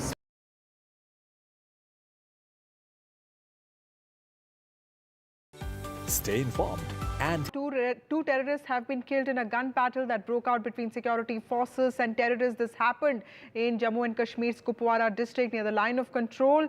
I have my colleague Nazir joining us with more details on this. We'll try and get connected to Nazir. This happened hours after two soldiers were found to have sustained injuries. This happened when another encounter broke out between security forces and terrorists. This is all happening in Jammu Kashmir's Doda district in the early hours of Thursdays when it started. According to police, the encounter erupted near the Kastigar area, which around 2 a.m. in the morning, which is when the terrorists opened fire on police. Of course, 2 terrorists have been killed and joint search operations are now on to nab the other terrorists. Moving on to some news from the south of India, there's a big BJP protest against Siddaramaiah government that's going on in Bengaluru. The BJP protest has been organized by the party outside Karnataka Vidhan Sabha Assembly just a day after there was a lot of back and forth, and in fact the state government went back on its idea to bring in a draft to ensure 100% reservation for locals, and it said that it is working on framing that policy and it will be consulting with industries. Those are the visuals of the BJP protest there. Remember, BJP is the main opposition party there, and this is being led by Vijayendra, the state president of the BJP, and those are BJP workers there demanding an SIT into the Congress's Muda scam, the alleged Muda scam. In fact, Congress party has been saying that the corruption charges leveled by the BJP are just to mislead people, while BJP has been saying that the Congress has been using distracting techniques, diversionary techniques to distract attention from its corruption.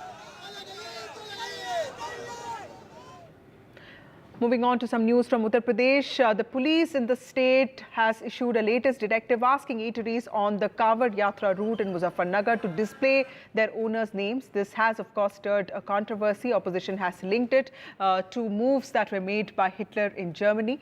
Kawar Yatra is an annual pilgrimage by Lord Shiva devotees, which will begin on the 22nd of July, which is next week. Muzaffarnagar police, of course, has mandated all food joints along the route to display their owner's name prominently to avoid confusion during the religious procession. Samajwadi Party chief Akhilesh Yadav has responded very sharply to this. He has said, and I quote, "Such orders are social crimes." He has also asked courts to take up the matter.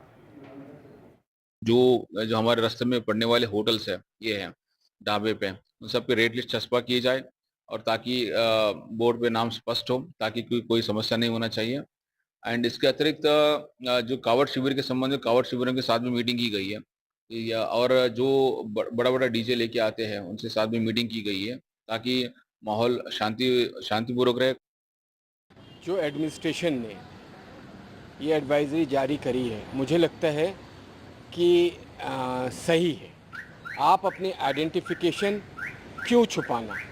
एक आस्था का बड़ा त्यौहार मनाने जा रहे हैं लोग, कांवड़िए पवित्र जल लेने जा रहे हैं, लेकिन इसमें अखिलेश यादव अपनी जो तुष्टीकरण की राजनीति का ट्विस्ट है वो लेके आ गए।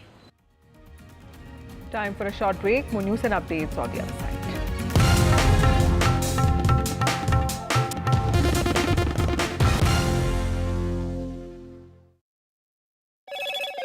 Hello, Moto. Motorola, India's best 5G smartphone brand.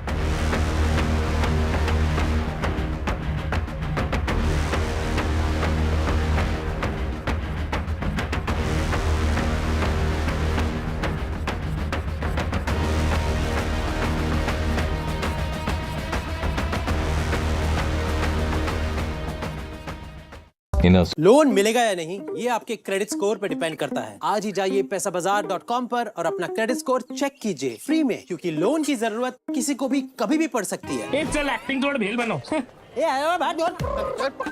पैसाबाजार.com। Get ready for the ride of your life. NDTV brings you the NDTV Auto Show with me, Mugdha Mishra.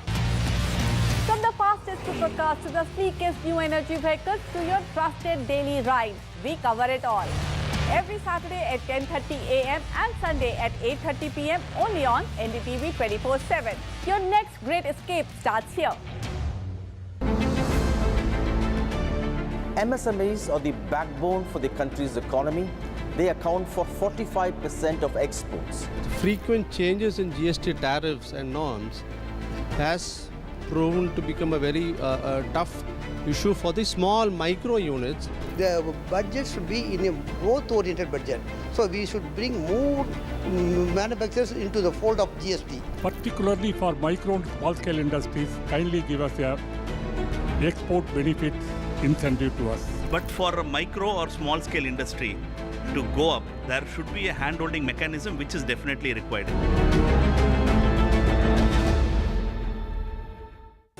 Stay informed and entertained with the new and updated NDTV News app. You can watch all our channels live, listen to podcasts, read breaking and exclusive news from around the world and more. Download the NDTV app today and get access to the best journalism and storytelling on your smartphone or tablet. The NDTV app. News that matters to you.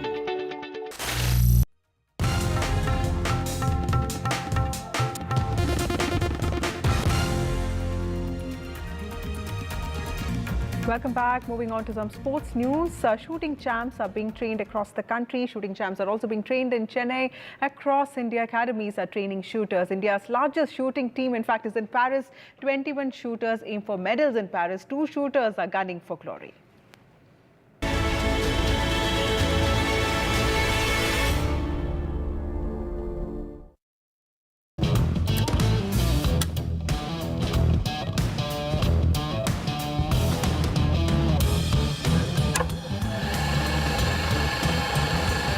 It was at this state-of-art Gun for Glory Academy's shooting range in Chennai. National and world champion in 10-meter air rifle shooting, Ilavenil Valarivan, got trained before she qualified for Paris Olympics.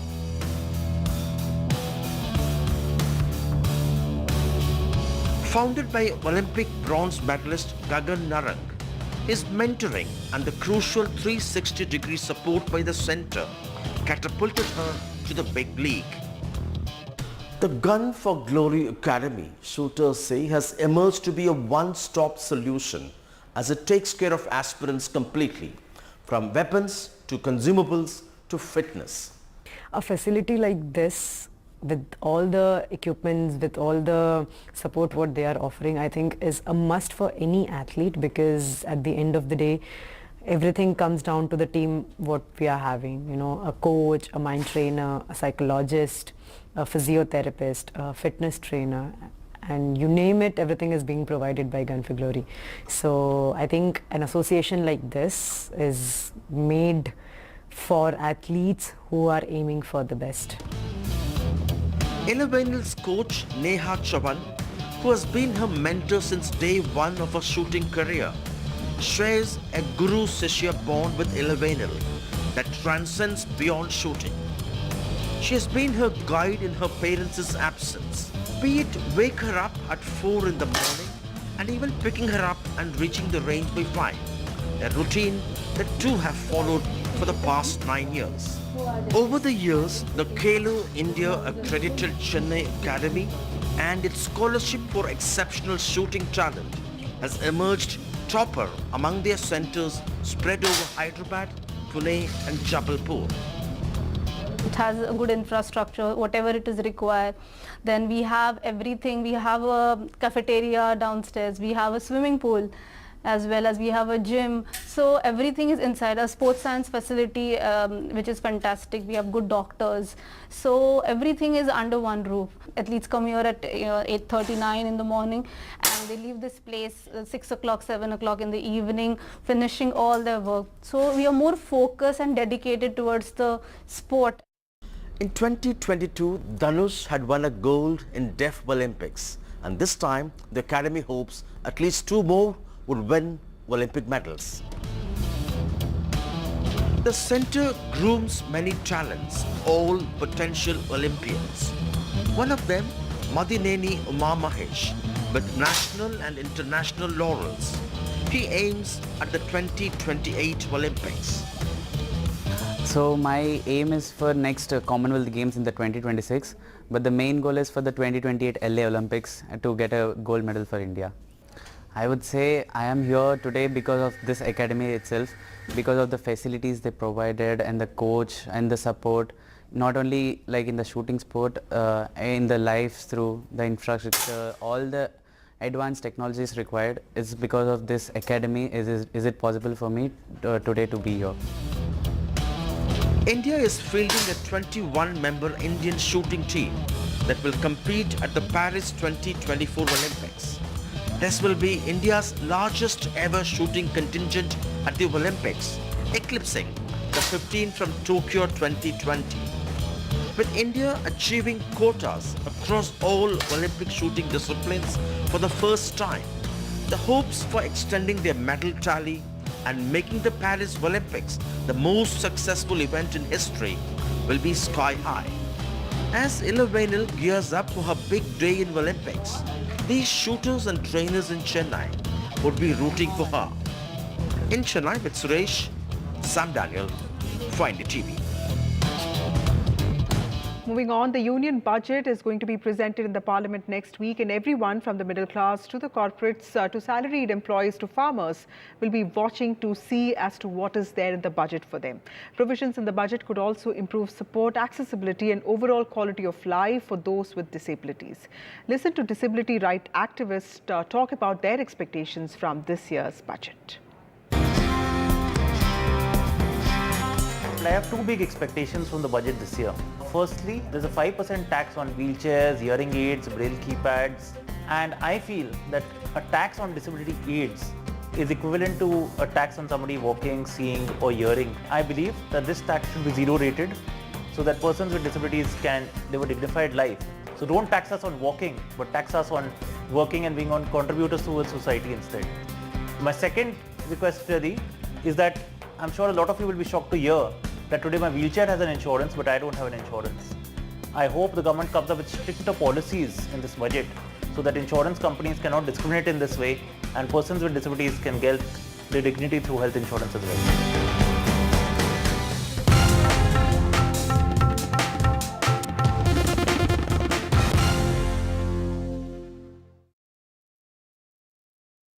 Loan मिलेगा या नहीं ये आपके credit score पे depend करता है। तो आज ही अपना क्रेडिट स्कोर चेक करें फ्री में पैसाबाजार.com पर। लोन की जरूरत कभी भी किसी को भी पड़ सकती है। ठीक से एक्टिंग नहीं। पैसाबाजार.com।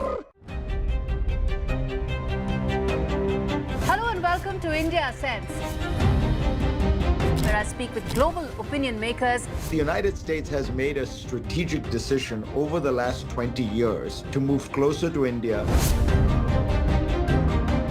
So a $7 trillion economy seems a perfectly conceivable number. If you want to be a national party, it's that you sort of accept the way the world is rather than want to endlessly hark back to how it was.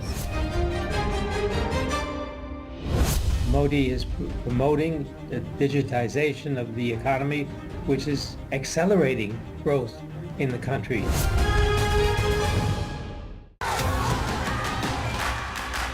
The biggest democratic exercise in the world. Team NDTV covers it from ground zero. BJP really had to fight a tough election this time. Unprecedented exercise. Unmatched coverage. There is no dispute. Janta ko decide karna hai. From polling to counting, NDTV brought you the most trustworthy news and updates.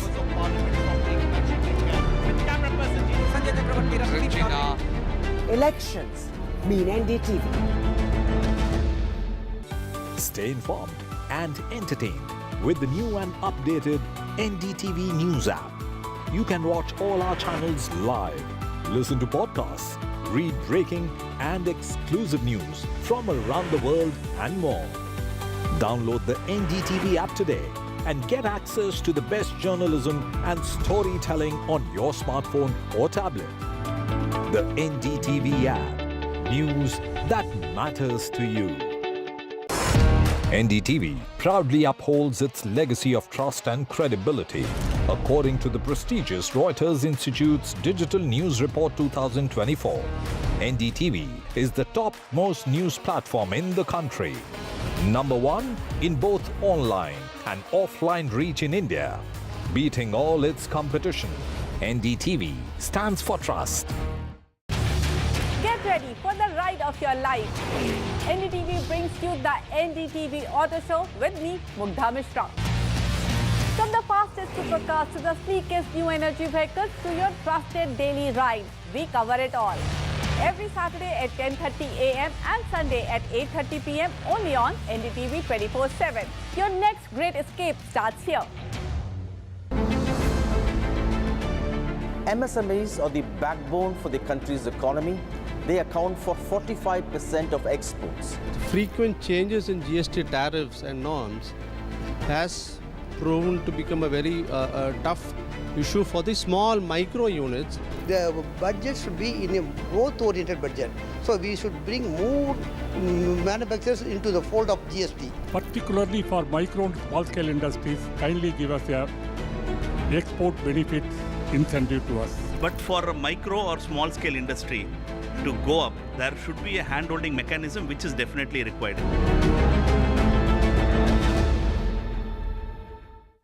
Stay informed and entertained with the new and updated NDTV News app.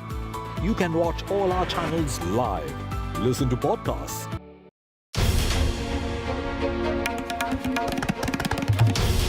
This is NDTV, and you're watching NDTV 24/7.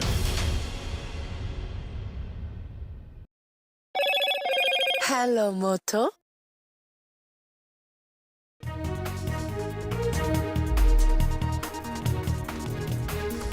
Hello and welcome. You're watching NDTV. I'm Gargi Rawat. Up ahead, we'll get you all the latest on the train derailment that has taken place in Uttar Pradesh, as the number of dead has now risen to 2 passengers. Let's take a look at the headlines we're tracking right now. 2 passengers have died, over 20 were injured after several coaches of the Chandigarh-Dibrugarh express train derailed in UP's Gonda. Rescue and relief teams are now at the spot. Several other trains have been affected. The Supreme Court has asked the National Testing Agency to publish the city and centre-wise results of the NEET UG by 5 p.m. on Friday, keeping the identity of the students masked. The next hearing in this case will take place now on Monday, as there are several pleas before the Supreme Court asking for a re-NEET to take place. Prime Minister Modi chaired a special meeting of the Cabinet Committee on Security today. This after a series of terror attacks in Jammu, which left several army men dead. The opposition had hit out at the series of deadly attacks. And Uttar Pradesh Police's latest directive asking eateries on the Kawar Yatra route in Muzaffarnagar to display owners' names stirs a massive row. The opposition has called it a social crime and likened it to Nazi Germany. Akhilesh Yadav says the courts must take up the matter.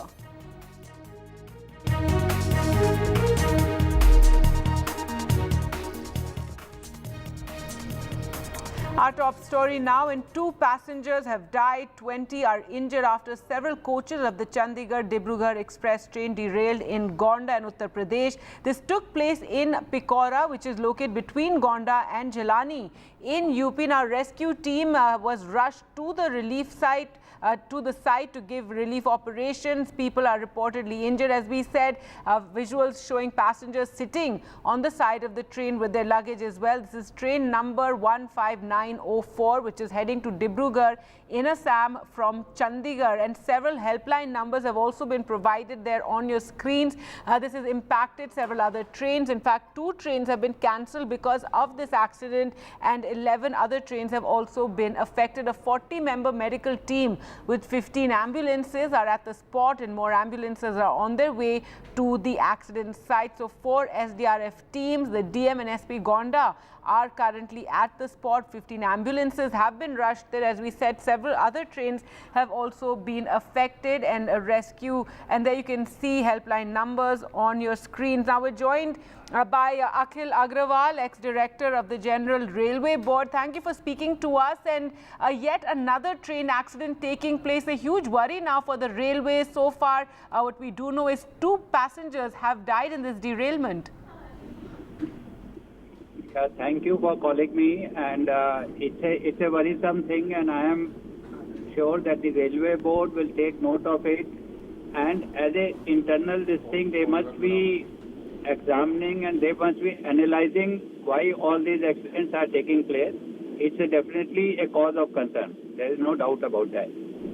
But let me also tell you that after each train accident, there is a statutory inquiry by a Commissioner of Railway Safety, and on his recommendation, 100% recommendations are accepted by the Ministry of Railway, and if it is not accepted, they give reasons why they can't accept. So, but unfortunately, these accidents, I am sure that they will take they must be examining and they must be finding out reasons. Right, so no, definitely a big worry. And you know, recently we saw the Kanchenjunga Express accident. That was a train collision in which 10 people died, and initially it was blamed on one of the loco driver that he was going too fast. But now the preliminary report has said this was an accident waiting to happen. It's pointed out lapses at several levels. So clearly there's an urgent need for, you know, all these trains and tracks to be taken, you know, a careful look at, and not just some of those high-profile trains being promoted, but across the board, clearly the need for modernization, better safety measures. Yes, what Commissioner of Railway, Chief Commissioner of Railway Safety has said in the report that there is a multiple level failure. Normally in railway system, we take care that not a single failure should not cause an accident. In this case, the Chief Commissioner of Railway Safety has said that multiple level failure, which is quite bad. And I am sure that railways will take care of this, and railway will try to see that CCRS has given many recommendations, and some of them are very distinct, like general rules. They have been framed sometimes in 1976, and after that subsidiary rules have been made on the general rules. So he has said that the general rules should be revised. So all these things, I am sure that with the modern technology, the general rules requires revision, and this railway will take care of all these things. Right, it certainly hope so. For the moment, very, you know, worrying to see a number of these accidents taking place. Thank you so much, Akhil Agrawal, for speaking to us. The number of dead has risen to 2 passengers that have died in this train derailment. We're also joined now by NDTV's Ranveer. For more, Ranveer, what is the latest you can share with us? The rescue relief teams are now at the spot?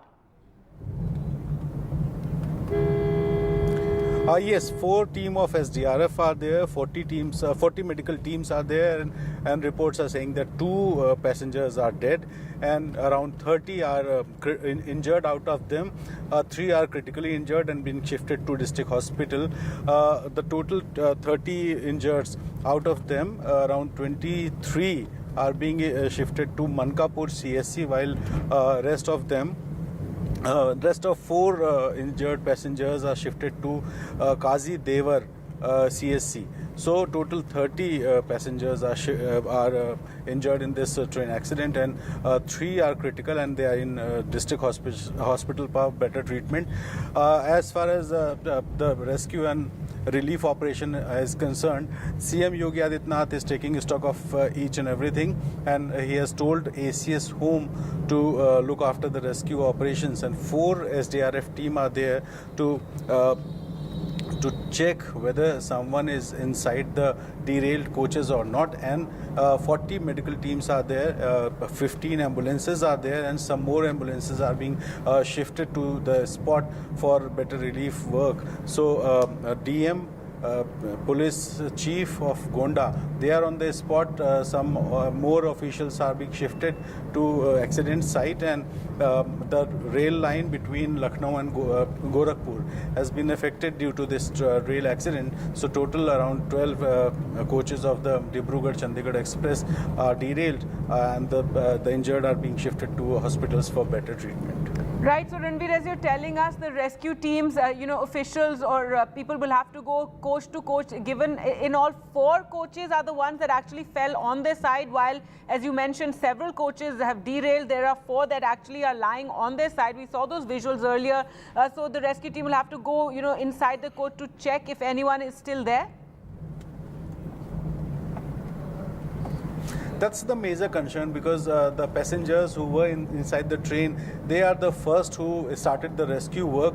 They identified that if anyone is inside the coaches, they have helped them to get out of it, but still the administration want to recheck that if someone is inside the coach, they will be rescued from there and being shifted to a hospital. And Brijesh Pathak, the Deputy Chief Minister and Health Minister of UP, he is also taking stock of the preparedness. CM Yogi Adityanath told the district administrations to be on alert, and the CSC, PSC and district hospital are on alert because of this accident to give better treatment to the injured. So total around 30 passengers are injured and 2 confirmed deaths are reported till now. But some officials are saying that this death toll may reach up to 4 because 2 are critically injured and the chances of survival are very less. So relief team are there, SDRF is there, medical team is there, ambulances are there, and the priority is to rescue people from inside the coaches which are derailed. If there is someone, the local administration is trying to rescue them, and also the second most important thing is to send the injured to hospital for better treatment. Some of them are in PSC, CSCs, and some who are critically injured are in district hospital for better treatment.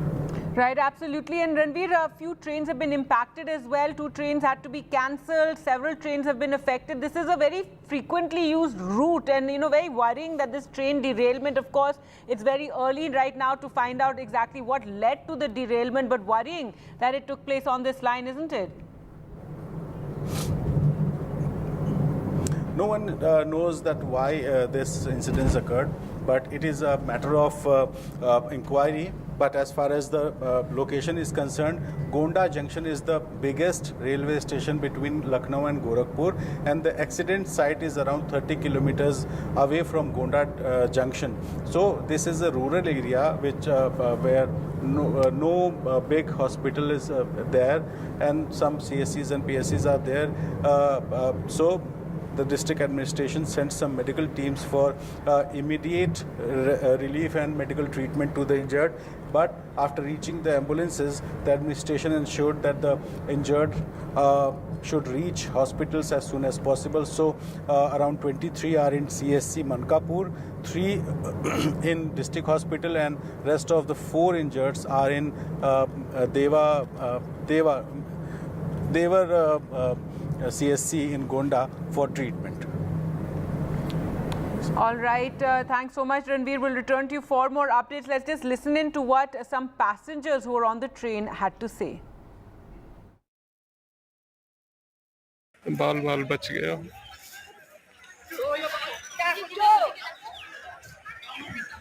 एक train accident हो गया जिसमें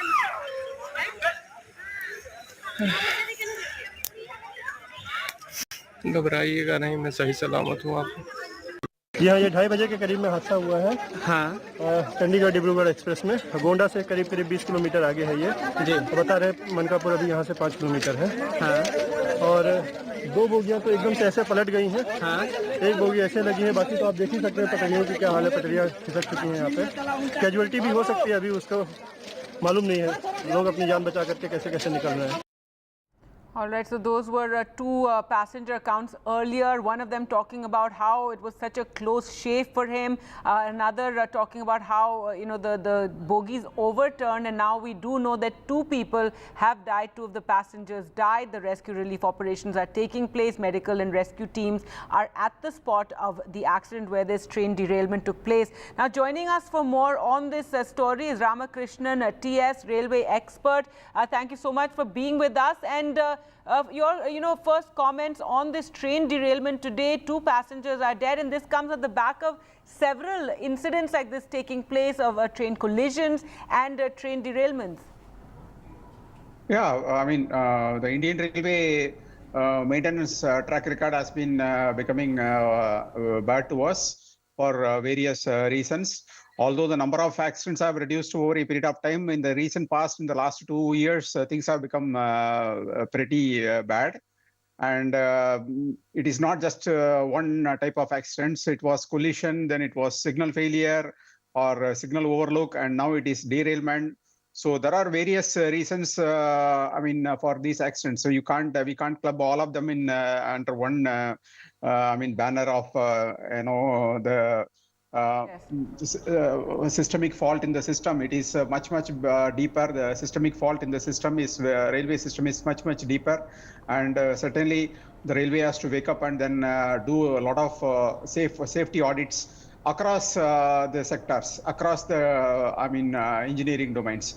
It is not just enough if they do audits on signal and illumination or on rolling stock or on railway tracks.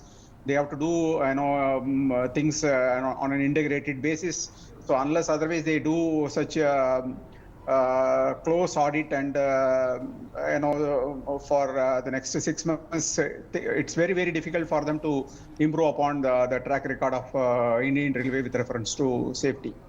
Right, sir. And recently we had an unfortunate accident, the Kanchenjunga Express, in which there was a train collision, which 10 people died. And just yesterday, the preliminary report by the Commissioner of Railway Safety came out on that, in which they were quite, they spoke about how it was a series of systemic failures that had taken place, and how there's an urgent need to overhaul train operations, and how this was an accident waiting to happen. So given, that kind of report that just came out, and now this train derailment, we of course at this point don't know the cause. What was there, something on the track, what led to this, speeding, etc. But a worry, and this is something that requires urgent attention from the government.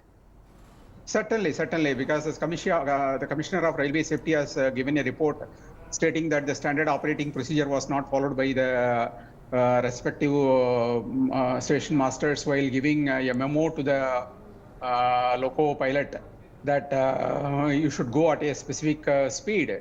So the loco pilot has assumed that he can go at a normal speed that is permitted in that particular section, and that's how he has gone. So there is a standard format for everything, and I don't know why the standard format has not been followed by the station master, because whenever there is a signal failure and when the trains are allowed to travel without the signal, so normally the standard operating procedure is that you give a permission letter stating that you should go at a speed of say 10 km/h. Looking at what about the train that are going before him and all. So unfortunately, these procedures were not only followed, but it was also not instructed. So such kind of things have resulted in the accident where the loco driver of the freight train was able to locate the train only a few hundred or a few 100 meters before that, and then he applied the brakes, but it didn't help enough him, and he has gone and rammed it into the system. So a lot of safety audits have to be done. So that should be the first priority of this the railway ministry now. All other things can wait. So right, a safety audit is the need of the hour. Thank you so much. And moreover, and one more thing I want to add. Yes. There are many near-miss accidents. So the government has, the railway ministry has a lot of data on near-miss accidents. So today's near-miss accident is tomorrow's accident. So Absolutely. They should take all the data about near-miss accidents and then collate it, and then they should try to find out reasons for that and then try to sort it out. There is so much data available with the Ministry of Railways. Only thing is they need to act upon that. That's right. Thank you so much for joining us, Mr. Ramakrishnan there. After this train derailment that has taken place in Gonda and Uttar Pradesh, in which two passengers have died, over 20 are injured, 2 are said to be in a critical condition. Rescue teams are at the spot helping with the relief operations, and priority is really to rush the injured passengers for treatment. Also, all the bogies are being checked, given that 5 bogies overturned, 4 of them AC bogies. This took place between Gonda and Jhelani area. This was the Chandigarh-Dibrugarh Express that derailed. Moving on now to the other big story we've been tracking today. The Supreme Court has asked the National Testing Agency to publish the city and centre-wise results of the NEET UG by 5 p.m. on Friday, keeping the identity of the students masked. And the hearing in this matter will now take place on Monday. The Supreme Court has been hearing a series of petitions demanding, some demanding that the NEET exam be should take place again. Now, the Chief Justice did say that the paper leak in Patna and Hazaribagh is an acknowledged fact, as the paper was available before the exam. The court was also told that the undergraduate medical counselling in the country will begin on the 24th of July. That is a part of the admissions process. Ahead of today's hearing, the National Testing Agency, which conducts the test, submitted that there was no systemic failure in the conduct of the exam, and the Supreme Court has maintained that any order for conducting the exam afresh has to be on the concrete footing that the sanctity of the entire exam was affected. For more on this story, let's just first listen in to what one of the petitioners had to say. हम तो यही बोल रहे हैं कि ये सही कार्रवाई की तरफ चल रही है, क्योंकि हजारीबाग पाटना से पेपर कैसा ट्रांसफ़र हुआ है सब सीजीए ने माइन्यूट डिटेल्स पूछे थे और एनडीए का रिप्लाई भी मांगा था और कितने स्टूडेंट्स, और ये भी कहा गया था कि जितने स्टूडेंट्स के मार्क्स है सारों को आप पब्लिश करो, ऐसा नहीं कि सिर्फ 1 से 100 रैंक के जो भी रैंक है इस पे ही आप बहस मत करो, सारे स्टूडेंट्स का डेटा भी आप क्लियर करो। ये एनडीए को वर्डिक्ट दिया गया था। हम उम्मीद करते हैं कि इसमें से हमको अच्छे चीज़ें निकलेंगे और इसमें से बहुत कॉन्स्पिरेसी जो भी सेंटर्स के है, सेंटर वाइज डेटा पूछा था तो सेंटर वाइज हमको ये भी पता चलेगा कि कौन से सेंटर में ज़्यादा मार्क आए थे। मैं यही कहूँगी, मतलब मेरी सुप्रीम कोर्ट से यही गुजारिश है कि फैसला जो है जितना जल्दी आए उतना अच्छा है, क्योंकि हम लोग भी सफ़र कर रहे हैं कि 4 जून को रिजल्ट आया था और अभी 18 जुलाई है और अब 22 जुलाई को हो गया है, तो फिर ये जितना डिले होगा उतना हम लोगों के लिए भी प्रॉब्लम हो रही है और ज़्यादा। देखिए, वैसे तो यहाँ पर 620 से लेकर के 720 तक भले ही जो भी बच्चा हो जिसको कि रैंक जिसकी आई हो उसको भले ही कॉलेज में एडमिशन मिल रहा हो चाहे ना मिल रहा हो, वो एक बात तो ज़रूर समझ गया कि ये जो सिस्टम है ना ये सिर्फ और सिर्फ एक फेलियर है, क्योंकि हमारा सिस्टम इतना बढ़िया बन चुका है कि दिल्ली के एयरपोर्ट और पटना बिहार के जो ब्रिज है और वहाँ से लेकर के नेशनल लेवल के जितने भी एग्जाम है सबके सब तो लीक हो जा रहे हैं। इतना बढ़िया सिस्टम है हमारा। अभी सिस्टम इतना बढ़िया क्यों है ना, इसका एक बड़ा गजब का जवाब मेरे को पता है। All right, let's go across to Ishika now for more. And Ishika, give us more details regarding this, order that the Supreme Court has given today, asking for the city and centre-wise results to be put on the website by the NTA, and this to establish, what the marks were across, and if there's any, issue geographically. If you could just explain this to us.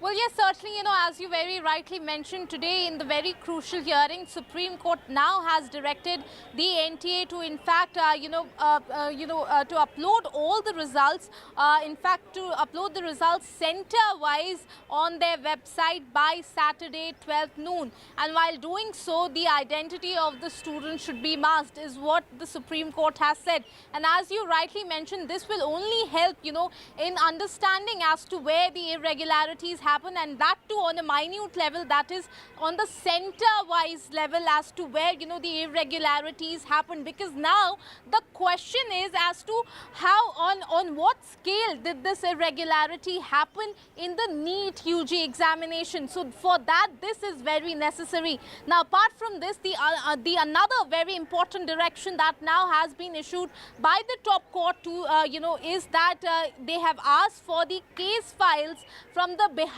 Police and from the EOU wing of the Bihar Police when they were doing the investigation regarding the alleged paper leak in Bihar of the NEET UG examination. So that file has also been asked, and when the matter will be heard again on Monday, all of this, will be taken into consideration, because what now we are expecting is that on Monday it is a crucial order can come from the court over this entire issue. So certainly two very important directions have now been issued by the top court, but we also saw, in fact, that there were very important observation and very tough questions that were posed by the Chief Justice of India to the NTA. Number one, in fact, they question as to how the entire theory of what the NTA says is that in just 45 minutes the question paper was solved and distributed to the students.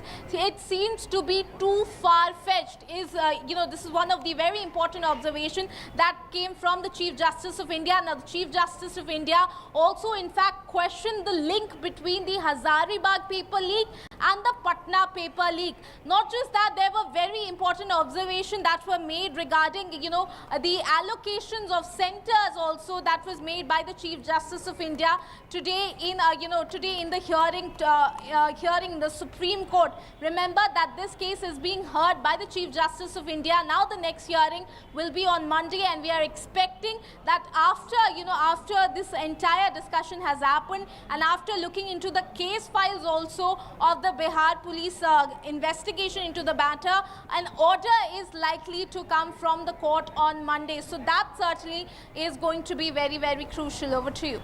That's right, Ishika, and the court has said that only if there's, proof that the sanctity of the entire exam was affected, will they order a retest. And also a lot of the students we've been speaking to, a lot of them, waiting for that final order, because this case is also stretched out. As you said, the exam was in May, the results in June, and still there's no clarity on what happens next. So that is something, the students will be hoping that on Monday, one way or the other, that decision will be coming. What was also interesting is that the court was informed that the undergraduate medical counselling will begin on the 24th of July. So are we to understand that for the moment is going ahead?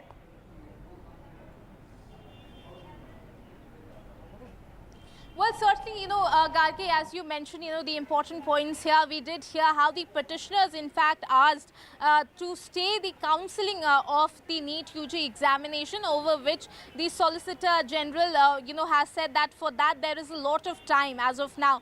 So certainly that will be clear once the hearing is, is in fact resumed on Monday. But, it's a very important question that certainly is in fact looming here, is that will there be a re-NEET? Because what the Chief Justice of India today has said in this particular hearing is that he has said that there needs to be a concrete footing that this, in fact, irregularity has been done on a large scale. Only then there could be, in fact, a re-NEET. So certainly all of these points, all of the affidavit, the case files of the investigation, all of that is going to be examined in the Monday hearing, and after that it is likely that the answer whether or not there will be a re-NEET or not will be given by the court. So certainly, the Monday hearing remains to be very, very important. And as you said, we have been speaking to the students there, and students, continue who in fact have been holding protest and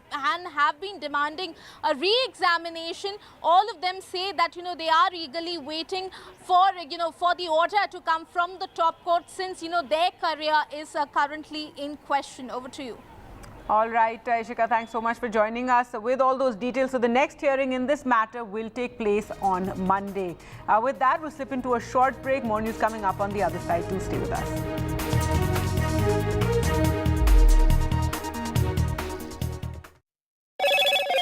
Hello, Moto. Motorola, India's best 5G smartphone brand.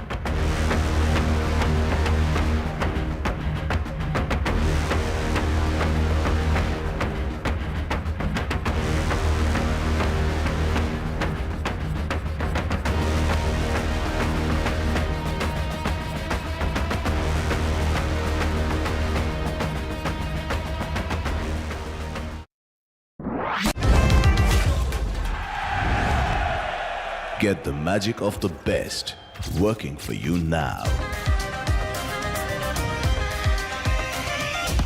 Link your payment cards once, collect rewards forever.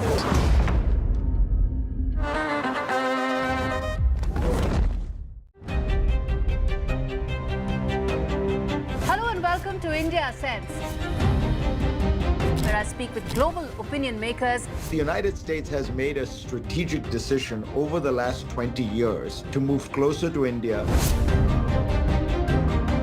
So a $7 trillion economy seems a perfectly conceivable number. If you want to be a national party, it's that you sort of accept the way the world is rather than want to endlessly hark back to how it was.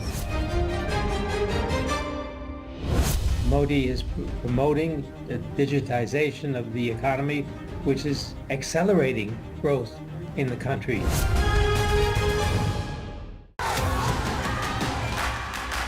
The biggest democratic exercise in the world. Team NDTV covers it from ground zero. BJP really had to fight a tough election this time. Unprecedented exercise. Unmatched coverage. There is no dispute. जनता को decide करना है. From polling to counting, NDTV brought you the most trustworthy news and updates.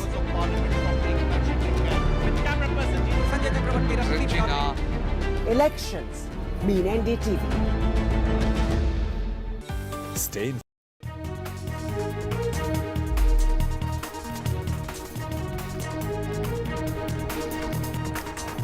Welcome back. The latest on the train derailment that's taken place in Uttar Pradesh. 2 passengers have died, over 20 are injured after several coaches of the Chandigarh-Dibrugarh Express train derailed in Gonda. This took place near Kawar, which is located between Gonda and Jilahi.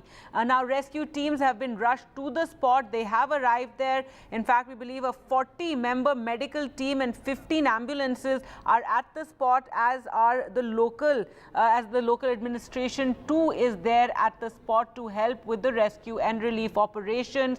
At least 5 bogies were fallen on their sides.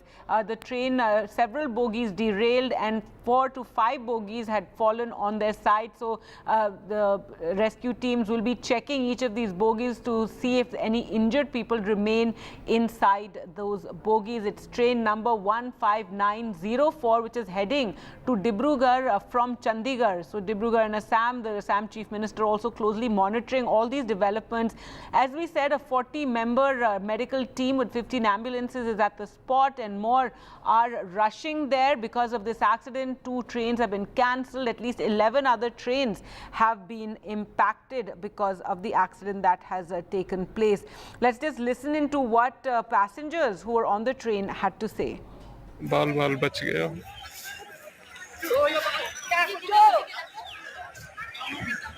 एक train accident हो गया जिसमें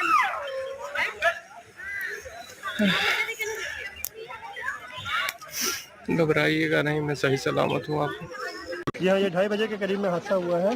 हाँ। Chandigarh Dibrugarh express में गोंडा से करीब 20 kilometre आगे है ये। जी। तो बता रहे मनकापुर अभी यहाँ से 5 किलोमीटर है। हाँ। और 2 बोगियाँ तो एकदम से ऐसे पलट गई हैं। हाँ। 1 बोगी ऐसे लगी है, बाकी तो आप देख ही सकते हैं पटरियों की क्या हाल है। पटरियाँ खिसक चुकी हैं यहाँ पे। कैजुअलिटी भी हो सकती है, अभी उसको मालूम नहीं है लोग अपनी जान बचा करके कैसे कैसे निकल रहे हैं। All right, so those passenger testimonies coming earlier, one of them talking about how it was such a narrow escape, another also describing how the bogies fell on their sides. What we do know now is 2 people have died, 2 others are very grievously injured, and over 20 people in all have been injured in this train accident, and rescue teams are there assisting with the rescue work and of course ensuring treatment to all the passengers who are injured, rushing them to medical facilities. That's something that UP Chief Minister had ordered immediately. We saw that that notice being issued by his office. But Tanish now joins us on the phone line for more. And Tanish, what other details are available? At least 5 bogies there derailing and falling on their sides, and 40-member team is at the spot helping with the rescue and relief. Well, Gazi, the update we've got from the local administration is that all the people inside the train have been taken out by the SDRF team. And no people are trapped inside right now. Around 10 to 12 coaches were derailed, out of which the local administration say that 2 had fallen on this side. Now the number of people who have unfortunately died is what you say. 2 people have died, and around 6 people currently are grievously injured. They have been taken to nearby CHCs. And a total of 20 people are injured, in which around 6 are seriously injured as of now. But yes, the rescue work is going on. 4 SDRF teams are on the spot. They were called from the nearby district. DM and SP of the Gonda are on the spot. As you mentioned, 15 ambulances were on spot. Now, the rest of the passengers are being sent off by buses to the nearest railway stations or to safe points. The rest of the passengers are now being sent by buses. Around 5 buses have already left, and more buses have been called in. So the rescue work is underway. Railway officials are also present on the site. Railway officials are also present on the site. And yes, the Chief Minister Yogi Adityanath himself has taken cognizance of the accident and has issued directives to the rescue teams. But yes, 2 people have been injured in this train derailment that happened near Gonda. Yes. All right. Thanks so much, Tanish, for joining us with those details. Let's just listen in to what Vineet Jaiswal, SP Gonda, had to say on the accident. Express train है वो Daryl हुई है, क्या हादसा हुआ है, किस तरह से लोगों को रेस्क्यू किया जा रहा है? देखिए, जनपद गोंडा का ये थाना मोतीगंज क्षेत्र है। इसमें ये सूचना प्राप्त हुई थी कि ये चंडीगढ़ डिब्रूगढ़ ट्रेन है, ये डिरेल हो गई है। इसके करीब 10-12 डब्बे पटरी से अलग हो गए हैं और 2 डिब्बे इसमें पलट गए हैं। इस सूचना पे तत्काल जो हमारी पुलिस की फोर्स है वो मौके पे पहुंची और हमारी जो फायर ब्रिगेड की टीम है और जो प्रशासन के अधिकारी हैं और डीएम साहब, मैं, कमिश्नर साहब और डीआई साहब यही मौके पे मौजूद है। तत्काल पुलिस द्वारा रेस्क्यू अभियान चलाया गया और घायलों को तत्काल ट्रेन से निकाला गया, डब्बों से जो उसमें फंसे हुए थे। यहाँ के जो ग्रामीण हैं उनके द्वारा भी काफ़ी सहायता की गई। अभी तक जो पुष्ट सूचना है उसके अनुसार 2 लोग की इस दुर्भाग्यपूर्ण घटना में मृत्यु हुई है, जिन्हें एम्बुलेंस से भिजवाया गया है और करीब 6 लोग हैं जो थोड़े गंभीर घायल हैं, उन्हें भी तत्काल यहाँ पर, क्योंकि सीएमओ भी यहीं पर आ गए थे और एम्बुलेंस की हमारी सारी टीमें थी, स्ट्रेचर में लाकर तत्काल उन्हें अस्पताल उपचार हेतु भिजवाया गया है, जहाँ उनका उपचार चल रहा है। इसके अतिरिक्त कुछ लोग हल्के रूप से चुटहिल हुए हैं, तो उनको फर्स्ट एड आदि की सुविधा जो है पास के सीएससी में उपलब्ध कराई जा रही है। इन डब्बों को 2 बार हमारे पुलिस की टीमों द्वारा और जो रेस्क्यू टीम रेलवे की अपनी है उसके द्वारा पूरा चेक कर लिया गया है। अब इसमें अभी वर्तमान में कोई नहीं फंसा है और सभी उच्चाधिकारी यहाँ मौके पर मौजूद है। रेलवे के भी अधिकारी यहाँ पर आ गए हैं, जीआरपी की भी टीम है और जो भी अग्रिम इसमें आवश्यक कार्रवाई है वो यहाँ पर की जा रही है। तो चूँकि ट्रेन में और भी लोग सवार थे, उनको उनके गंतव्य तक पहुँचाने के लिए देखिए, प्रशासन की पूरी टीम यहाँ मौजूद है, आरटीओ यहाँ मौजूद है, जिलाधिकारी और मंडलायुक्त महोदय खुद मौजूद हैं।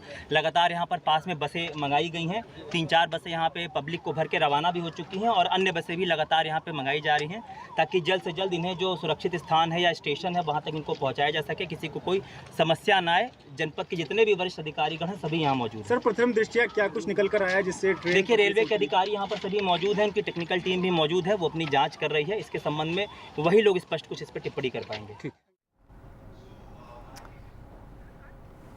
All right, moving on now to other news, and today Prime Minister Narendra Modi chaired a special key meeting of the Cabinet Committee on Security, which also included Home Minister Amit Shah and Defence Minister Rajnath Singh, among others. Now, the meeting came amid a rush of terror attacks in Jammu and Kashmir. Hours before the meet, 2 soldiers were injured in an encounter in Jammu and Kashmir's Doda district, where forces were engaged in a prolonged operation to flush out terrorists linked to the killing of 4 army personnel this week. Remember, the opposition too has raised this issue of these continuous terror attacks that are taking place in Jammu. In fact, since that meeting, 2 terrorists were also killed in an encounter that took place in the Keran sector. Earlier we spoke to Nazir for more. There was another attack on army in Doda. Army had set up a temporary camp at Zadan High School, Kastigar, and during the night there was heavy firing on this temporary camp and 2 army soldiers were injured. Condition of 1 soldier is stated to be critical. Injured have been evacuated and airlifted to Udhampur Army's base hostel at Northern Command. So this clearly shows how there's attack after attack, and army is the specific target of these highly trained militants who are using state-of-art weapons, including M4 rifles. And a senior police official has said that the weapons which may have been left by the Americans after they withdrew from Afghanistan may have made their way to Jammu and Kashmir as well. So in 3 days, 2 major attacks. In between, there were also exchange of firing in Doda. So overall, in 3 days, 4 incidents. And last week, there was an attack on army ambush on army 2 tracks of army, in which 5 soldiers were killed and 5 others were injured. On Monday, there was an encounter in Desa area of Doda. 4 soldiers, including a captain, were killed. And in last 32 months in Jammu region, which has become really a huge target of militants, 48 soldiers have been killed. And this attack on army camp in Doda last night has happened when security forces have launched an all-out operation to track down militants. According to senior police officer DIG Doda, he said coordinated operations have been launched by all the security agencies in Doda to track down the attackers, and there has been contact with militants yesterday and today as well. That means the exchange of fire. But so far there is no information if any of the militant has been cornered during these ongoing operations. And as the security forces are engaged in this long anti-militancy operation in Doda, where they are facing attack after attack, at the line of control, 2 militants, according to army, have been killed while trying to infiltrate. This is the second infiltration attempt that has been foiled by the army in last 4 days in Keren sector along the line of control in Kupwara district. There is no official word as far as the Cabinet Committee on Security is concerned, though officials have confirmed that there was a meeting of the CCS this morning chaired by Prime Minister Narendra Modi, and other senior ministers and members of the CCS were also present in this meeting.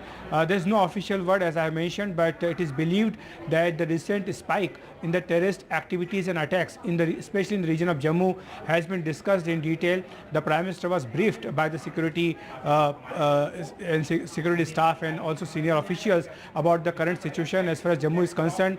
If you recall, since January this year, there has been a spike in the terrorist activities in Jammu region, and only on this Monday we have seen that 4 Indian Army soldiers made a supreme sacrifice, and also since January 1st we have seen that 12 Indian Army personnel have lost their lives in Jammu, and apart from them 10 civilians also killed in the terrorist attacks, and 55 have been injured. So it's a serious situation, and now the security establishment has been dealing with this with a firm hand, and also the grid has been enhanced, and that is why all the security arrangements and the preparations were reviewed in the CCS meeting. This is what sources are indicating, but as I have mentioned, there is no official word about the Cabinet Committee on Security deliberations. All right, in other news now from Karnataka, and the BJP staged a protest today against the Siddaramaiah government in Bengaluru. The opposition protested both inside and outside the assembly. This is during the Karnataka Chief Minister's speech. Remember, the BJP has been targeting the Congress government over the Muda and Valmiki scam, and so this protest was held to draw attention to this scam. Nehal joins us on the phone line for more. Nehal, what is the latest? What is happening now? See, the united opposition led by the BJP entered the well of the house, and they were protesting against CM's reply. Today, CM had replied on Valmiki Corporation scam, and the BJP and the JDS, the opposition parties, they were demanding Chief Minister's resignation, saying that on moral ground as head of their state, he should step down, because prima facie it is clear that Minister Nagendra, who has been arrested by the ED, he was straight away responsible for the scam, and as the head of the state, he must resign, not only inside the well, but also outside the premises of Vidhan Saudha. The BJP had staged a protest. This is not the first day. Before also the protest was happening here, but now the Congress is on the back foot, and the Chief Minister has been saying that the ED as well as the state CID department both the agencies have been investigating it. So till the investigation report comes out, nobody can be blamed or can be held responsible. So Chief Minister, but the united opposition was not agreeing to what the Chief Minister has been saying all the time, and therefore the BJP and the JDS legislatures entered into the well, and they started protesting. So the House was adjourned for some time, and it is expected that after 15 to 20 minutes the proceeding would resume. But the opposition party is adamant on its demand that the Chief Minister must resign on moral ground. All right. Thanks so much, Nehal, for joining us with those details of the opposition really targeting the Chief Minister over the Valmiki and the Muda scam and demanding his resignation. Now, Remember, yesterday the big controversy out of Karnataka was the jobs quota bill that had been proposed, that had been passed by the Karnataka cabinet, but the government then put on hold that bill by the evening yesterday, which mandated reservation for locals in the private sector. This after a huge backlash from industry. The government will have a relook at the bill, it said, before it is tabled in assembly. This came within hours after the state cabinet had cleared the bill, which proposes appointment of Kannadigas to 50% of management positions and 70% of non-management positions in the private sector. The Karnataka state employment of local candidates in the industries, factories and other establishment bill was likely to have been tabled. However, it was finally put on hold, though the chief minister hailed the bill, calling his government pro-Kannada. So when it comes to the different scams, the BJP has been protesting even today, talking about how this is a diversion tactic that is being played out by the Congress and that they need to provide definitive answers with respect to both the scams, Valmiki and Muda. Look, this is a scam on which our government has taken a very clear stand. We will not tolerate this. On suspicions, we have ensured that the minister is resigned. There is an allegation, but there is no proof against him as yet. But investigation will establish the facts. He should not interfere with the investigations being a minister, so we have ensured that he is not part of the cabinet. Investigation is going on at a fast pace. We have put one of the most credible police officers to investigate the matter. So the intent of government is very clear through the pace of investigation and also through the type of officers we have deputed for the investigation. And we have given them all the powers necessary to carry out the investigation. So our intent is very clear that whoever has done wrong should be brought to justice. In this case, it's a shameful deed, whoever has done it, and it's wrong, it's reprehensible. So our stand is very clear, but now ED is trying to actually divert the whole issue, and they've entered Karnataka. We don't have any problem them investigating, but they are selectively leaking information to the media or probably sharing that information with BJP leaders on a very selective basis. And mere suspicions are being doled out as facts of investigation. With respect to the job quota bill that has been reversed, now they put a pause on this. How do you see this? It has clearly exposed the lapses on the government, how irresponsible the government is. How government has been irresponsible. It has completely exposed this government. How without any responsibility they brought into the cabinet, approved, again withdrawn. It clearly exposed they have been not responsible. No right governance is happening in this government.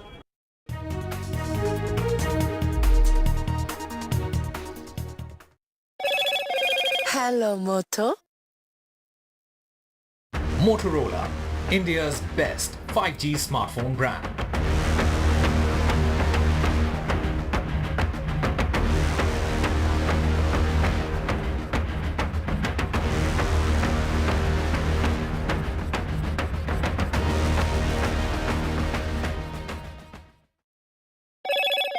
Hello, Moto. Loan मिलेगा या नहीं ये आपके credit score पे depend करता है। तो आज ही पैसाबाजार.com पर जाइए और अपना क्रेडिट स्कोर चेक कीजिए फ्री में, क्योंकि लोन की जरूरत कभी भी किसी को भी पड़ सकती है। बस एक्टिंग करा लो इनसे।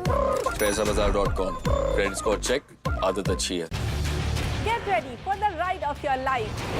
NDTV brings you the NDTV Auto Show with me, Mugdha Mishra. From the fastest supercars to the sleekest new energy vehicles to your trusted daily ride, we cover it all. Every Saturday at 10:30 a.m. and Sunday at 8:30 p.m. only on NDTV 24/7. Your next great escape starts here. MSMEs are the backbone for the country's economy. they account for 45% of exports. Frequent changes in GST tariffs and norms has proven to become a very tough issue for the small micro units. The budget should be in a growth-oriented budget. So we should bring more manufacturers into the fold of GST. Particularly for micro and small-scale industries, kindly give us a export benefit incentive to us. But for a micro or small-scale industry to go up, there should be a hand-holding mechanism which is definitely required.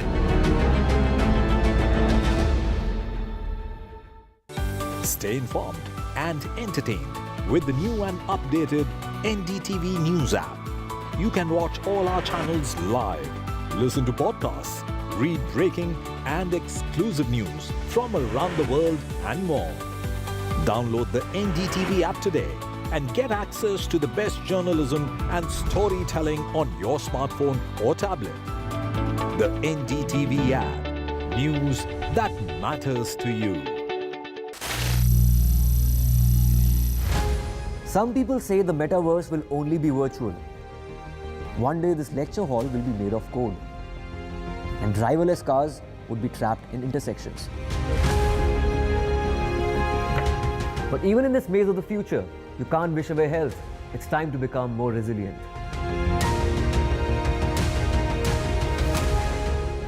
"10 years of Banega Swasth India, we have grown and achieved so many milestones.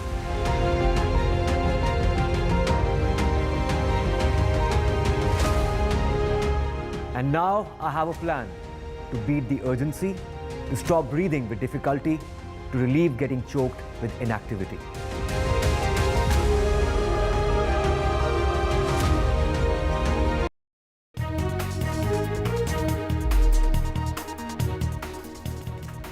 Welcome back. The UP Police's latest directive asking eateries on the Kawar Yatra route in Muzaffarnagar to display their owners' names has stirred a row, with the opposition linking the move to apartheid in South Africa and policies in Hitler's Germany. Kawar Yatra, the annual pilgrimage by Lord Shiva devotees, will begin on the 22nd of July. Now, the Muzaffarnagar police has mandated that all food joints along the route to display the owner's name prominently to avoid any confusion during the religious procession. And Samajwadi Party chief Akhilesh Yadav's post on social media that such orders are social crimes, and has even asked the courts to take up the matter suo moto. In fact, the police say this is to avoid any confusion, that in the past the Kawar Yatras don't want to eat any items that are non-vegetarian or from places that provide non-veg items.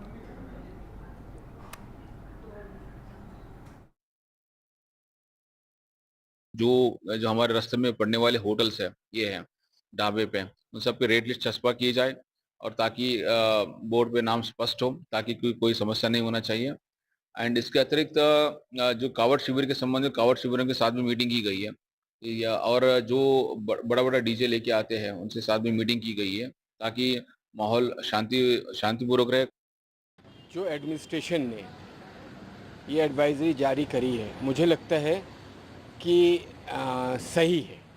आप अपनी identification क्यों छुपाना? एक आस्था का बड़ा त्यौहार मनाने जा रहे हैं लोग, कांवड़िए पवित्र जल लेने जा रहे हैं, लेकिन इसमें अखिलेश यादव अपनी जो तुष्टीकरण की राजनीति का ट्विस्ट है वो लेके आ गए। In other news now, shooting champs trained in Chennai and now will be participating in the team in Paris for the Olympics. National and world champion in 10-meter air rifle shooting, Lanalivel Valarivan, in fact, trained there before she qualified for the Olympics. Here's a report by Sam Daniel.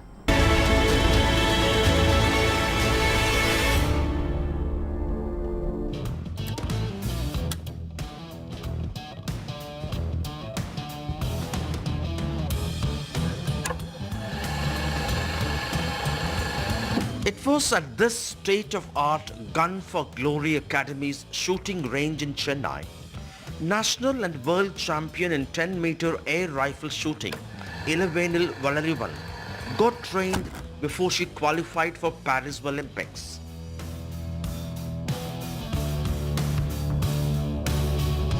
Founded by Olympic bronze medalist Gagan Narang, his mentoring and the crucial 360-degree support by the centre catapulted her to the big league. The Gun for Glory Academy, shooters say, has emerged to be a one-stop solution as it takes care of aspirants completely, from weapons to consumables to fitness. A facility like this, with all the equipments, with all the support what they are offering, I think is a must for any athlete, because at the end of the day, everything comes down to the team what we are having. You know, a coach, a mind trainer, a psychologist, a physiotherapist, a fitness trainer, and you name it, everything is being provided by Gun for Glory. So I think an association like this is made for athletes who are aiming for the best. Elevenil's coach Neha Chavan, who has been her mentor since day one of her shooting career, shares a guru-shishya bond with Elevenil that transcends beyond shooting. She has been her guide in her parents' absence, be it wake her up at 4 in the morning and even picking her up and reaching the range by 5, a routine that two have followed for the past 9 years. Over the years, the Khelo India accredited Chennai Academy and its scholarship for exceptional shooting talent has emerged topper among their centers spread over Hyderabad, Pune and Jabalpur. It has a good infrastructure, whatever it is required. Then we have everything. We have a cafeteria downstairs. We have a swimming pool, as well as we have a gym. So everything is inside. A sports science facility, which is fantastic. We have good doctors. So everything is under one roof. Athletes come here at 8:39 in the morning and they leave this place 6 o'clock, 7 o'clock in the evening, finishing all their work. So we are more focused and dedicated towards the sport.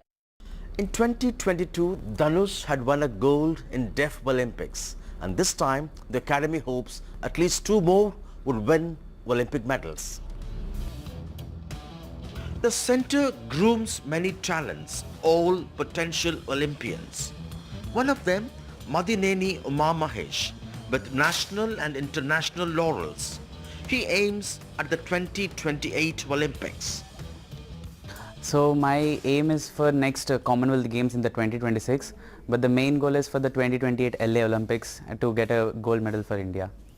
I would say I am here today because of this academy itself, because of the facilities they provided and the coach and the support, not only like in the shooting sport, in the lives through the infrastructure, all the advanced technologies required. It's because of this academy is it possible for me today to be here.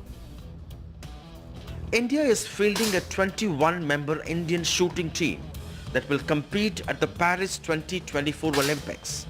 This will be India's largest ever shooting contingent at the Olympics, eclipsing the 15 from Tokyo 2020.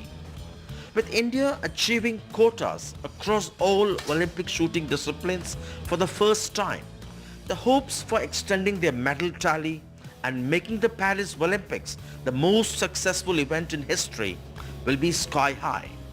As Elevenil gears up for her big day in Olympics, these shooters and trainers in Chennai would be rooting for her. In Chennai with Suresh, Sam Daniel, for NDTV.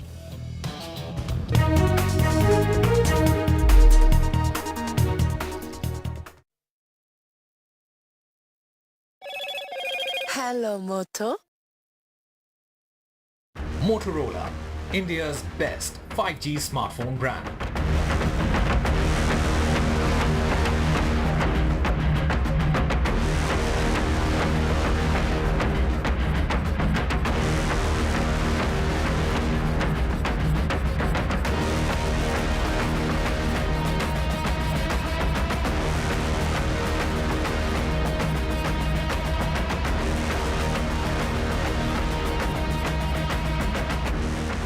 Loan मिलेगा या नहीं ये आपके credit score पर depend करता है। आज ही जाइए पैसाबाजार.com पर और अपना क्रेडिट स्कोर चेक कीजिए फ्री में, क्योंकि लोन की जरूरत किसी को भी कभी भी पड़ सकती है। चल एक्टिंग थोड़ा भेल बनो। ये आयो बात जोर।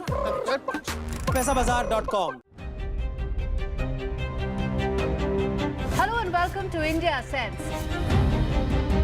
where I speak with global opinion makers. The United States has made a strategic decision over the last 20 years to move closer to India. So a $7 trillion economy seems a perfectly conceivable number. If you want to be a national party, is that you sort of accept the way the world is rather than want to endlessly hark back to how it was. Modi is promoting the digitization of the economy, which is accelerating growth in the country.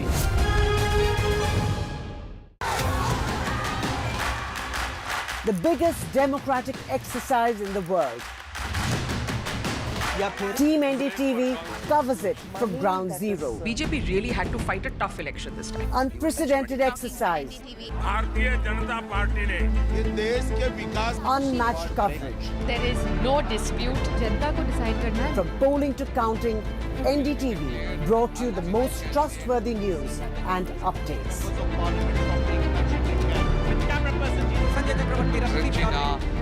Elections mean NDTV. Stay informed and entertained with the new and updated NDTV News app. You can watch all our channels live, listen to podcasts, read breaking and exclusive news from around the world and more. Download the NDTV app today and get access to the best journalism and storytelling on your smartphone or tablet. The NDTV app. News that matters to you. NDTV proudly upholds its legacy of trust and credibility. According to the prestigious Reuters Institute's Digital News Report 2024, NDTV is the topmost news platform in the country. Number one in both online and offline reach in India. Beating all its competition, NDTV stands for trust. Get ready for the ride of your life. NDTV brings you the NDTV Auto Show with me, Mugdha Mishra. From the fastest supercars to the sleekest new energy vehicles to your trusted daily ride.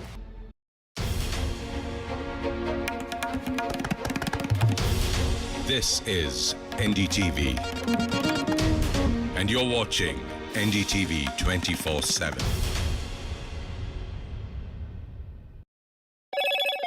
Hello, Moto.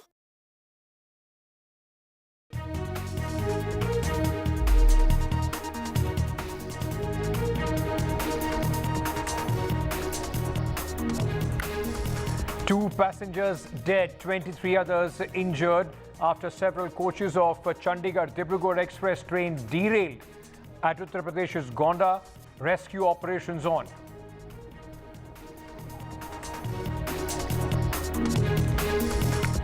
The Supreme Court has asked the National Testing Agency to publish the city and the centre-wise results of NEET undergraduate by 5 p.m. Friday, keeping the identity of their students masked. The next hearing will be on Monday.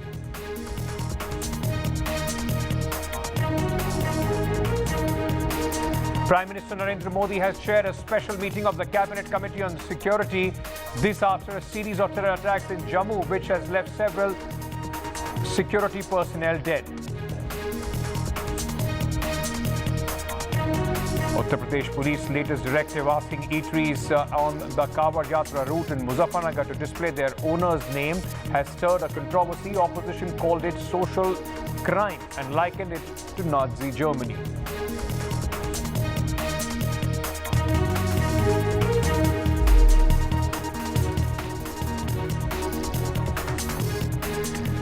Ladies and gentlemen, 2 passengers have died and 20 others have injured after several coaches of the Chandigarh-Dibrugarh Express train derailed in Uttar Pradesh's Gonda.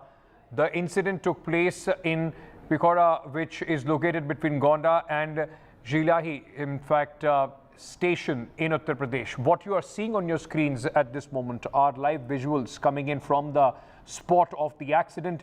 Initially, the report was of 4, in fact, bogies being derailed, but later it went up to about 10 to 12 bogies is what the Northeastern Railways, in fact, had said. They have also issued some helpline numbers. These are the visuals from the spot where the derailment took place. Remember, at this moment, I mean, the Indian Railways is facing serious questions over the safety issues. There was an accident on 17th of June as well, which left 10 people dead, and now this derailment resulting in the life or in the death of 2 people, and 23 others are said to be injured.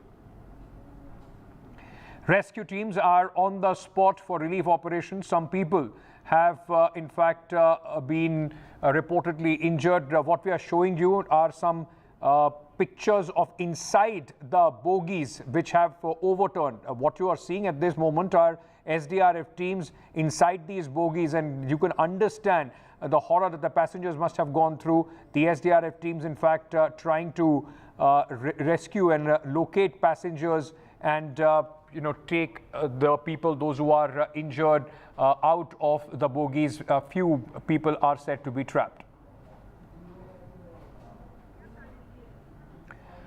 Let me go across at this moment to my colleague Tanish Punjabi, who is joining us at this moment. Tanish, what is the latest as far as this incident is concerned? It is far away from any big hospital in this area. Where are the injured being taken, and what is the latest? Well, Ankit, the injured are being taken to nearby CHCs. Around 26 injured have been taken to the nearby CHC. But as of now, the latest update is that all the people have been taken out from inside the train. So nobody is trapped inside the train as of now, as informed by the Gonda, by the SP of Gonda. So as you mentioned, around two people have died. 20 people, around 20 people have been injured, out of which 6 people have received serious injuries in this. Now, for rescue and relief operation, 2 SDRF team are on the spot and 2 NDRF team have been called and 2 NDRF team have been called in. Talking about what other measures the government has taken, around more than 20 ambulances have been called, and now people are being sent off in buses to nearby railway stations, safe spots nearby. They are being sent off by buses. Around 5 to 6 buses have already left. Around 5 to 6 buses have already left. Of course, the helpline numbers have been issued, and the railway officials are on the spot. DM and SP of Gonda, all of them are on the spot, and of course more NDRF, more medical personnel are being called in. But as of now, the death toll is 2, and 6 people with serious injuries, and in a total of 20 people have been injured. And of course, Chief Minister Yogi Adityanath has directed the officials to for speedy rescue and relief operations. Yes. Is there also, Tanish, any worries as far as the injuries are concerned about the numbers going up? There have been some reports also suggesting that the fatalities could even go higher. Well, as of now, the latest figure, and around 10 to 15 minutes ago, the latest figures received by the government is that 2 people have died. So there are of course speculations that the number could rise. But what we know so far, the official number is 2. The number of people who have been injured is more than 20, out of which 6 people have been seriously injured. Yes. Right. So, Tanish, stay on with me. In fact, this is the latest that we are getting in at this moment. 2 people have been confirmed dead, 23 others injured. And the people, those who were stranded because of this train derailment, are now being taken by buses to some other places. These pictures also, ladies and gentlemen, tell you not only the problems that the passengers face, but the difficulties that the rescuers, the SDRF teams, in fact, go through to try and reach the people, those who are stuck as far as these bogies are concerned. Remember, this was 15904 Chandigarh-Dibrugarh Express, which was heading towards Dibrugarh, was coming from Chandigarh. Now, what we have also been told, a 40-member medical team with 15 ambulances have been sent. They are at the spot. More, in fact, are going in. Some more shots, in fact, coming in at this moment of the SDRF going from bogie to bogie. All of these train bogies have, in fact, derailed and have overturned. So they are going from bogie to bogie in search of people, those who might be stuck injured or in fact been in these bogies. So they are trying to in fact find out and make sure that there is nobody who is stuck as far as these bogies are concerned. Let's also in fact at this moment play out some reactions which came in from the passengers who were traveling on this train. बाल बाल बच गया।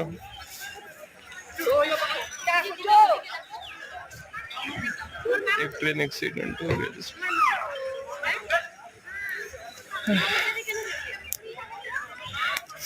घबराइएगा नहीं, मैं सही सलामत हूँ। आप यहाँ ये 2:30 बजे के करीब में हादसा हुआ है। हाँ। चंडीगढ़ डिब्रूगढ़ एक्सप्रेस में गोंडा से करीब 20 किलोमीटर आगे है ये जी। तो बता रहे मनकापुर अभी यहाँ से 5 किलोमीटर है। हाँ। और 2 बोगियाँ तो एकदम से ऐसे पलट गई हैं। हाँ। एक बोगी ऐसे लगी है, बाकी तो आप देख ही सकते हैं पटरियों की क्या हाल है, पटरियाँ खिसक चुकी हैं यहाँ पे। कैजुअलिटी भी हो सकती है, अभी उसको मालूम नहीं है लोग अपनी जान बचा करके कैसे कैसे निकल रहे हैं। Right, let's also in fact get you some reactions which came in from the authorities on this railway accident. जो आपके सामने जो डब्बे डिटेल हैं आपको दिख ही रहे हैं। कैजुअलिटी इसमें अभी तक कोई पक्की खबर नहीं है, इसलिए हम उसमें कोई जिक्र नहीं करना चाहते हैं। हमारे सारे अधिकारियों से भेंट हो गई है। यहाँ पे जितने घायल अवस्था में लोग हैं उनको मनकापुर CHC और गोंडा भेजा जा चुका है। बाकी जो यात्री हैं उनको सड़क तक, मेन रोड तक ले आने का हम लोग भी प्रबंध कर रहे हैं और प्रशासन भी प्रबंध कर रहा है। वहाँ मेन रोड से उनको बस लगवा दी गई है जिससे वो मनकापुर रेलवे स्टेशन पहुँच सकें। कैजुअलिटी अभी तो संख्या है और बाकी जो चोटिल हैं उन लोगों को प्राथमिक उपचार दिया जा रहा है। यहाँ से जो हम लोगों का मेन व्यवस्था देखी जा रही है कि लोग जो थे इधर यात्री काफी लंबे के थे, उन लोगों को गंतव्य पहुँचाने के लिए जो प्रबंधन होना है उसके लिए हम लोगों ने लाइन अप किया है। लोकल लेवल पर बसेस और एम्बुलेंसेज, यहाँ तक कि हमारे अपने वाहनों से हम लोगों ने तुरंत भेज दिया और लोग जो हैं काफी लोग पहुँच भी चुके हैं मनकापुर स्टेशन और बाकी रेलवे के साथ समन्वय के साथ में रेस्क्यू स्पेशल से उन लोगों को उनके गंतव्य तक पहुंचाएं। इस सूचना पे तत्काल जो हमारी पुलिस की फोर्स है वो मौके पे पहुंची और हमारी जो फायर ब्रिगेड की टीम है और जो प्रशासन के अधिकारी हैं और DM साहब, मैं, कमिश्नर साहब और DI साहब यही मौके पे मौजूद है। तत्काल पुलिस द्वारा रेस्क्यू अभियान चलाया गया और घायलों को तत्काल ट्रेन से निकाला गया, डब्बों से जो उसमें फंसे हुए थे। यहाँ के जो ग्रामीण हैं उनके द्वारा भी काफ़ी सहायता की गई। अभी तक जो पुष्ट सूचना है उसके अनुसार 2 लोग की इस दुर्भाग्यपूर्ण घटना में मृत्यु हुई है जिन्हें एम्बुलेंस से भिजवाया गया है और करीब 6 लोग हैं जो थोड़े गंभीर घायल हैं।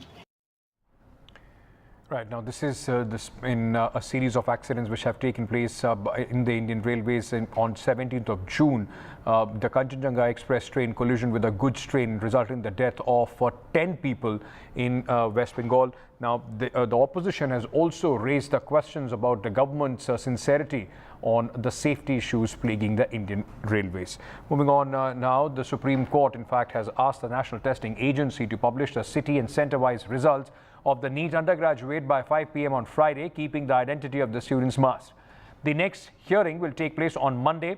The court's order followed a day of intense arguments over clutch of petitions seeking repeat or cancellation of the qualifying examination for the undergraduate medical examination across the country. The original exam, attended by nearly 24 lakh aspiring medical professionals, was held on May 5th. The CJI said the paper leak in Patna and Hazaribagh is an acknowledgement as the paper was available before the examination. The court was also told the undergraduate medical counselling in the country will begin on July 24th, which is in fact a part of the admission process. Ahead of today's hearing, the National Testing Agency, which conducts the examination and has come under severe scrutiny, submitted there was no systemic failure in the conduct of the examination. The Supreme Court has said any order for conducting the exam afresh has to be on concrete footing, that the sanctity of the entire examination was affected.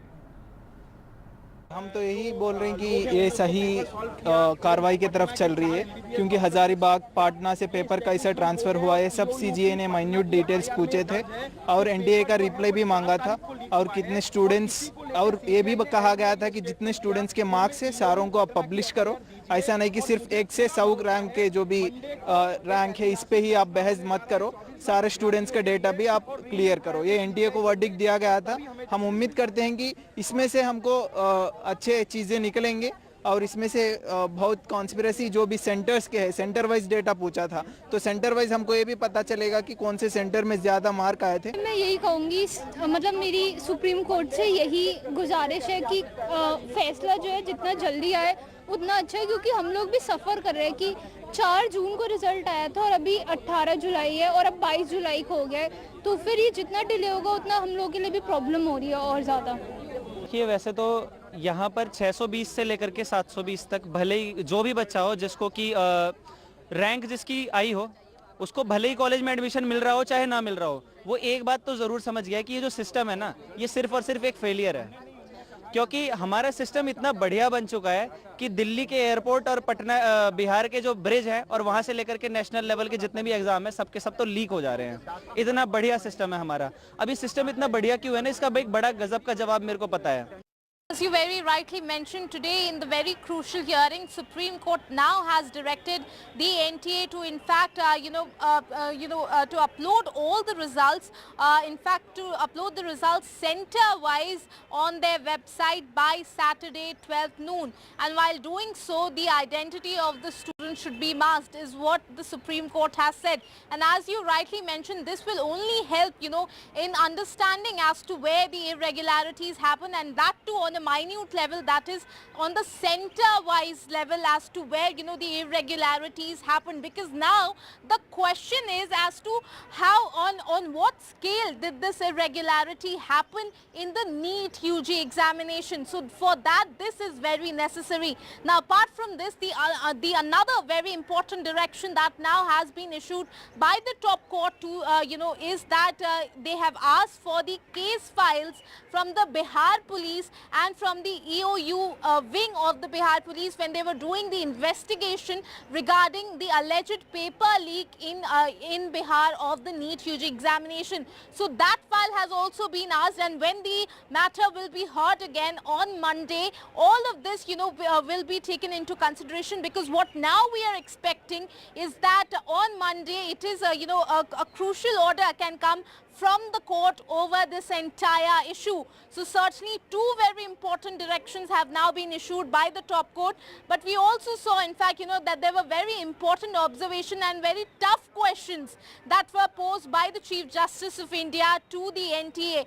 Number one, in fact, they question as to how the entire theory of what the NTA says is that in just 45 minutes the question paper was solved and distributed to the students. It seems to be too far-fetched. This is one of the very important observations that came from the Chief Justice of India. Now, the Chief Justice of India also, in fact, questioned the link between the Hazaribagh paper leak and the Patna paper leak. Slipping into a short break at this moment. News and updates on the other side. Stay tuned.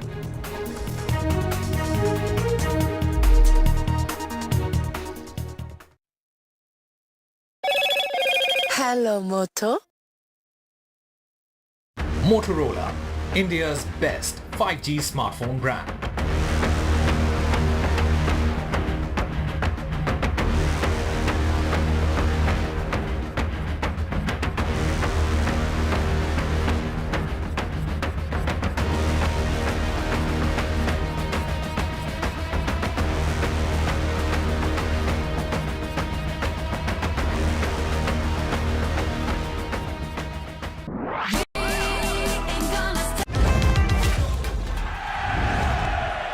Get the magic of the best working for you now.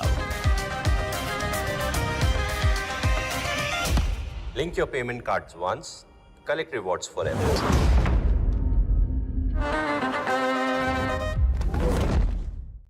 Stay informed and entertained with the new and updated NDTV News app.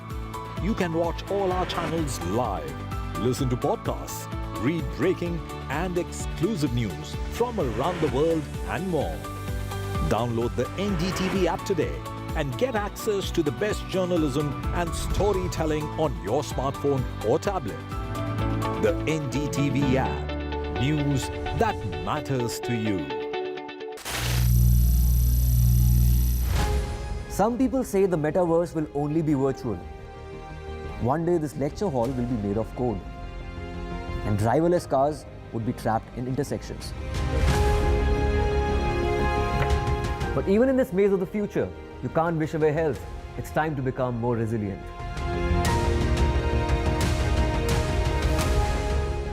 "10 years of Banega Swasth India, we have grown and achieved so many milestones.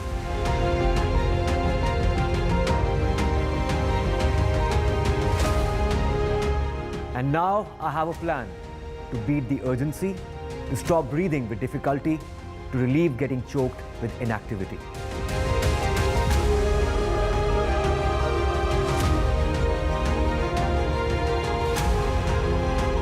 Energize our government, our environment, our society, and ourselves. Everyone, everywhere, every day.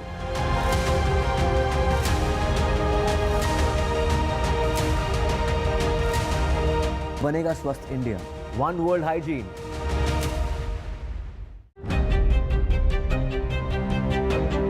Hello and welcome to India Sense, where I speak with global opinion makers. The United States has made a strategic decision over the last 20 years to move closer to India. So a $7 trillion economy seems a perfectly conceivable number. If you want to be a national party, it's that you sort of accept the way the world is rather than want to endlessly hark back to how it was. Meanwhile, 2 terrorists have been killed in an encounter in Keren sector. This after they were trying to infiltrate from Pakistani side towards India. Remember, this is the second, in fact, victory of the Indian forces on the line of control in the Keren sector. For Sunday, on Sunday also 3 terrorists were killed. But this has there have been spate of terror attacks in Jammu and Kashmir, resulting in the death of at least 9 Indian Army personnel. And this has prompted a very important meeting of the Cabinet Committee on Security, which was chaired by Prime Minister Narendra Modi. Home Minister Amit Shah, Defence Minister Rajnath Singh were present, among others. The meeting comes amid a rush of terror attacks in Jammu and Kashmir. Hours before the meeting, 2 soldiers, remember, were injured in the encounter in Jammu and Kashmir's Doda district, where forces have been engaged in a prolonged operation to flush out terrorists linked to the killing of 4 army personnel, including an Indian Army captain, this week itself. Going across to my colleague Akhilesh for more details. There is no official word as far as the Cabinet Committee on Security is concerned, though officials have confirmed that there was a meeting of the CCS this morning chaired by Prime Minister Narendra Modi, and other senior ministers and members of the CCS were also present in this meeting. There is no official word, as I mentioned, but it is believed that the recent spike in the terrorist activities and attacks, especially in the region of Jammu, has been discussed in detail. The Prime Minister was briefed by the security staff and also senior officials about the current situation as far as Jammu is concerned. If you recall, since January this year, there has been a spike in the terrorist activities in Jammu region, and only on this Monday we have seen that 4 Indian Army soldiers made a supreme sacrifice, and also since January 1st we have seen that 12 Indian Army personnel have lost their lives in Jammu, and apart from them 10 civilians also killed in the terrorist attacks, and 55 have been injured. So it's a serious situation, and now the security establishment has been dealing with this with a firm hand, and also the grid has been enhanced, and that is why all the security arrangements and the preparations were reviewed in the CCS meeting. This is what sources are indicating, but as I have mentioned, there is no official word about the Cabinet Committee on Security deliberations.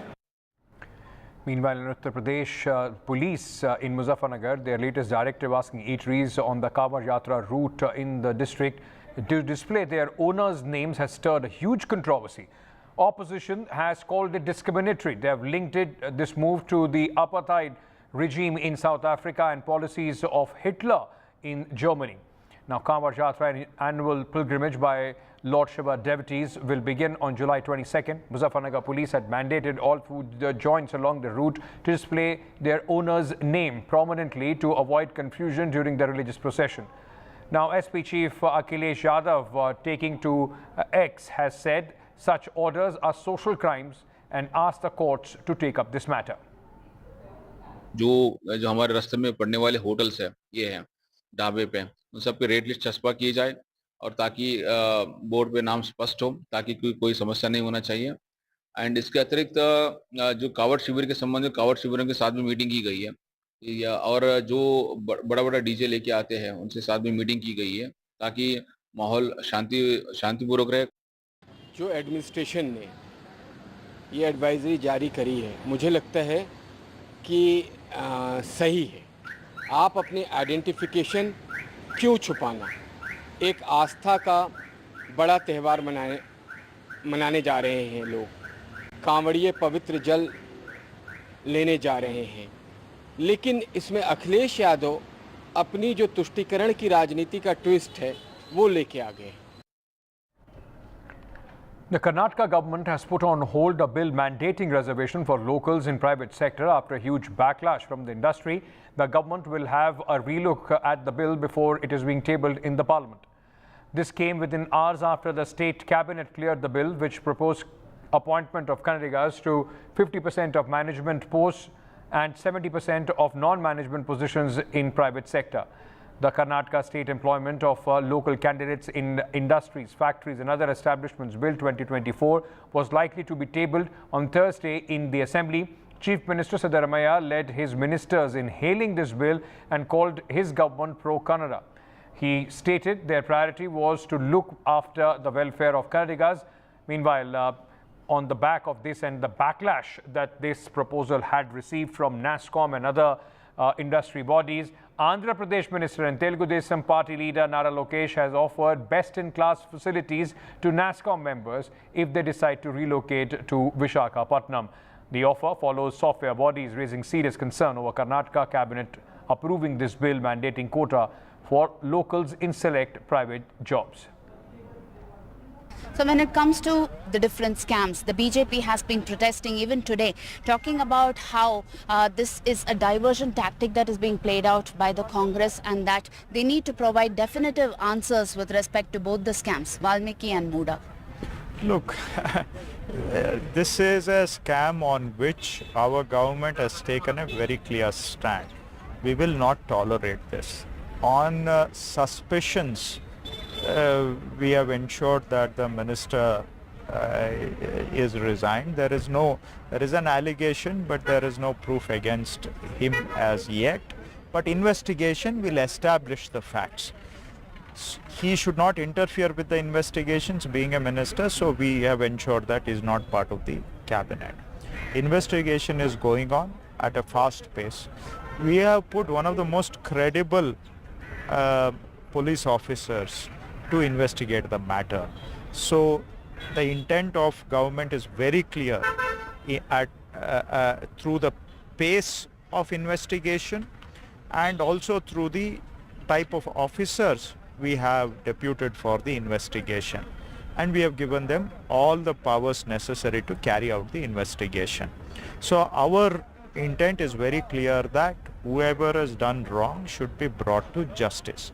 In this case, it's a shameful deed, whoever has done it, and it's wrong, it's reprehensible. So our stand is very clear, but now ED is trying to actually divert the whole issue, and they've entered Karnataka. We don't have any problem them investigating, but they are selectively leaking information to the media or probably sharing that information with BJP leaders on a very selective basis, and mere suspicions are being doled out as facts of investigation. With respect to the job quota bill that has been reversed, now they put a pause on this. How do you see this? It has clearly exposed the lapses on the government, how irresponsible the government is. How government has been irresponsible.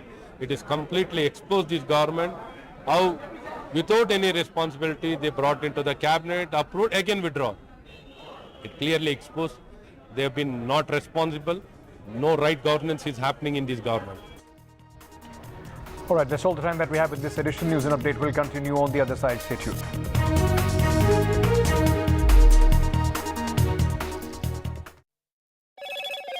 Hello, Moto. Motorola, India's best 5G smartphone brand.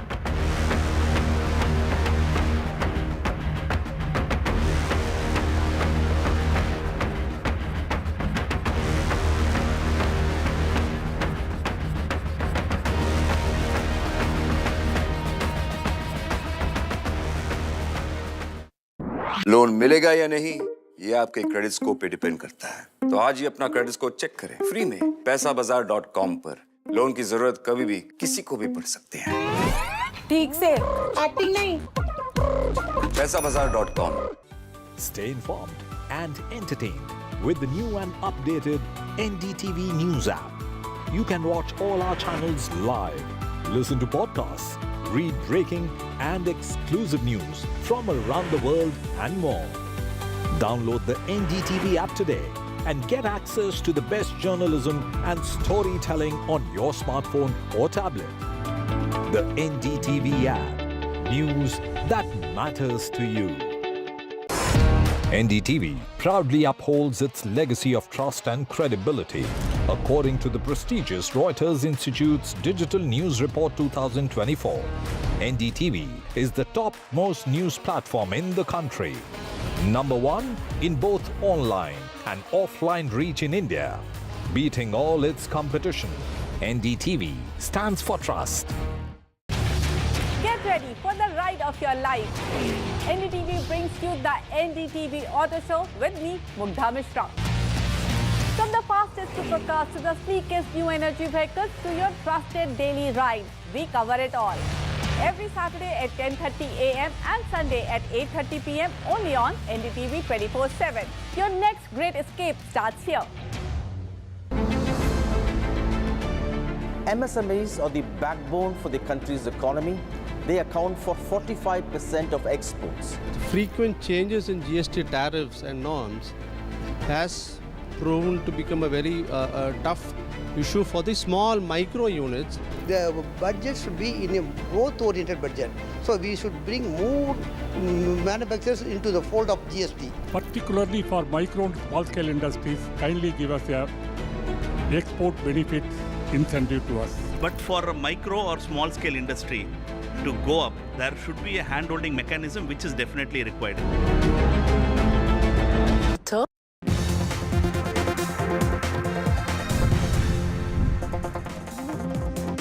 Welcome to NDTV's pre-budget show, Budget of Hope, where we delve into the expectations and aspirations of different sectors from the union budget.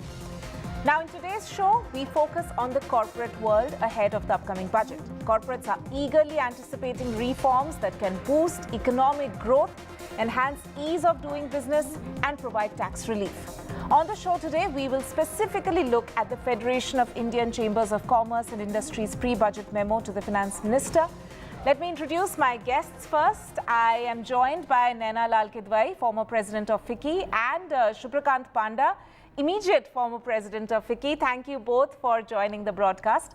And we'll begin by first looking at the top 10 recommendations which have come in from FICCI for the union budget this time around. So if I can have that graphics up on the screen, please, which talks about the top 10 recommendations.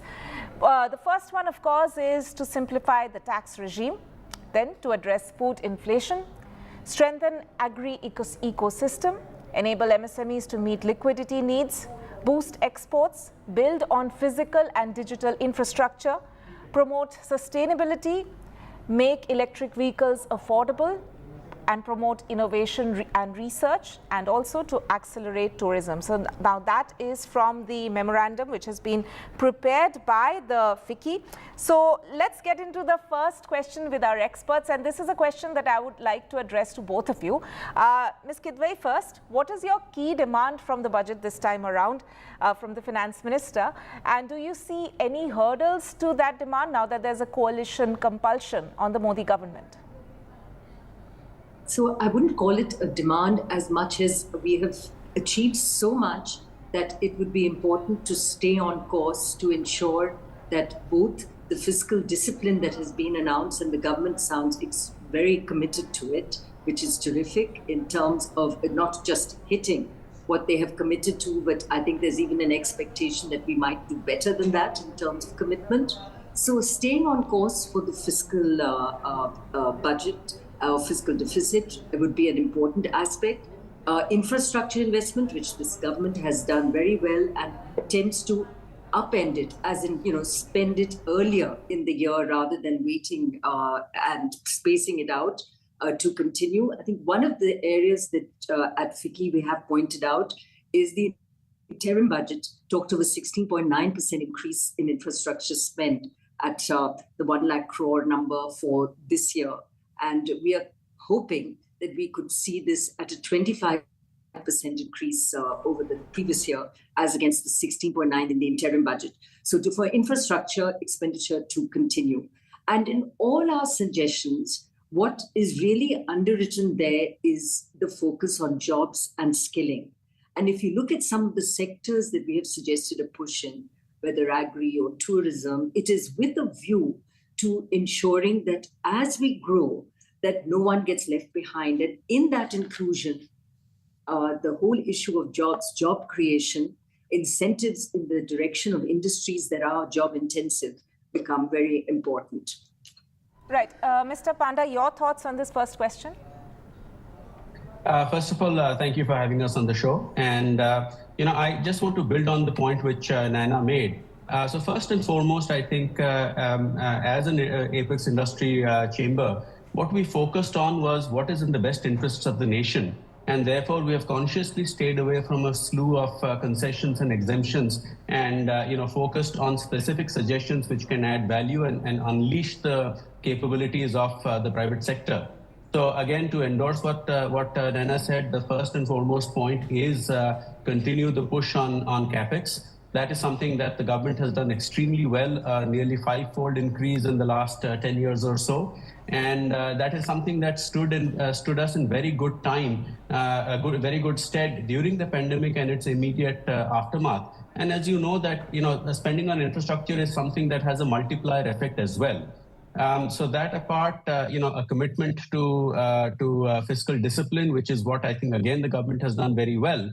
And the third, I think, major focus was continue measures on, which will enhance ease of doing business. And from a tax perspective, which is what really comes into the purview of the budget, what we have looked at, what we have recommended is suggestions which will simplify the taxation structure, which will reduce classification disputes and therefore lead to less litigation, and also measures that if litigation is commenced, what's the best way out of that, so that industry goes on to doing what it does best, which is to contribute to nation building. Mr. Panda, staying on that point, since you mentioned about the tax, so if we can bring up the recommendations which have been made by FICCI as far as tax is concerned this time around, I have two questions actually, a twofold question. Firstly, there's a stress on the importance to rationalize TDS rate structure. That has come through in your memorandum. But also another corollary question that I would want to ask you is that would you or would the industry recommend phasing out of the old tax regime completely? Do you think it's even possible this time around? Because we've seen incremental changes taking place in the past couple of budgets. But as an industry body, would you think that it's better, if we are looking at simplifying the tax structure, it's better to just go with one regime, but to make it more attractive so that a larger number of people opt for it? And also about the TDS rate structure, how key is it to rationalize that, Mr. Panda? So first, to deal with the TDS point, at the moment there are multiple TDS rates, and that leads to a lot of classification disputes and therefore litigation. So as I said, our suggestions have focused on how can we simplify and reduce litigation.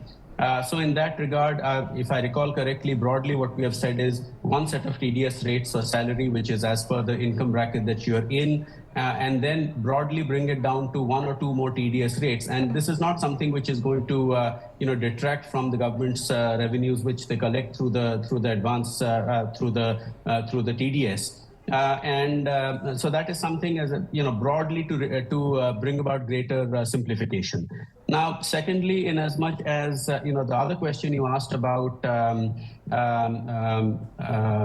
sorry, you need to remind me. Phasing out the old tax regime and to make the new tax regime more attractive. Sorry about that. So in as much as the tax regime is concerned, what is very clear is that the government has focused on sort of nudging people towards the new tax regime, and that is something that I would expect to see continue in this budget as well. But whether or not they will completely do away with the old tax regime, I can't really comment on that. But I think given that there are certain legacy issues or other things that people have claimed certain benefits, I don't know if that's what the path that they will go down. But certainly to continue that push towards the new tax regime, which in many ways I think makes life a lot simpler. I have experienced that from a corporate taxation point of view as well as individually, and I think it makes a lot of sense.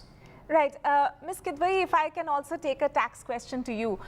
There's a growing demand to simplify capital gains tax, but from the market's point of view, it may be beneficial to not make any changes. Now, what are FICCI's recommendations keeping that catch-22 situation in mind? Yeah, so ours has really been more to simplify capital gains tax so that it's easier understood. So it's really back to not having too many brackets and too much there. And I think the underlying expectation is that if it is to evolve, it should evolve to the most favorable regime. So it shouldn't get worse, it should get better. If real estate gets taxed as capital gains, if you've held it for 2 years and equity is 1 year, then you bring real estate to 1 year rather than take equity to 2 years, etc. So if it is to tweak capital gains tax to make it worse, I would say it would be a disaster. We have, in my 40 years, not seen as attractive a capital market for IPOs as we are seeing now. And it is critical because for the first time, we are seeing a range of industries, small and big, being able to access the market successfully, that when the markets are accessed, those prices stay up, that retail investors can benefit from this participation. And there has to, of course, we ensure that there shouldn't be too much hubris around this, but in a disciplined way, and SEBI's got a very eagle eye out on this, as indeed is important, that we must continue to encourage this IPO market. Now, what we've done in the first phase, because we have created liquidity, and I raise this because capital gains tax is an important part of this liquidity. We've created liquidity where PE funds, promoters, whoever, are being able to exit readily. The exit enables them to invest in fresh investments. So you nurture one industry, you move out, you then nurture another.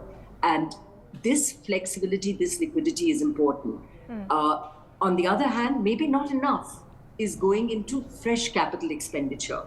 And in order to do that, we need to ensure that this liquidity stays in the market, because this first phase of really cashing in must lead to more capex and fundamental investment, which is also needed as we grow.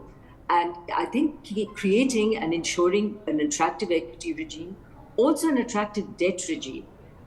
We did put a bit of a nail in the coffin with the capital gains tax treatment on debt in the last budget with a view to equalizing it with the bank FDs. That has not paid off. Banks are still really struggling to get their fixed deposits up.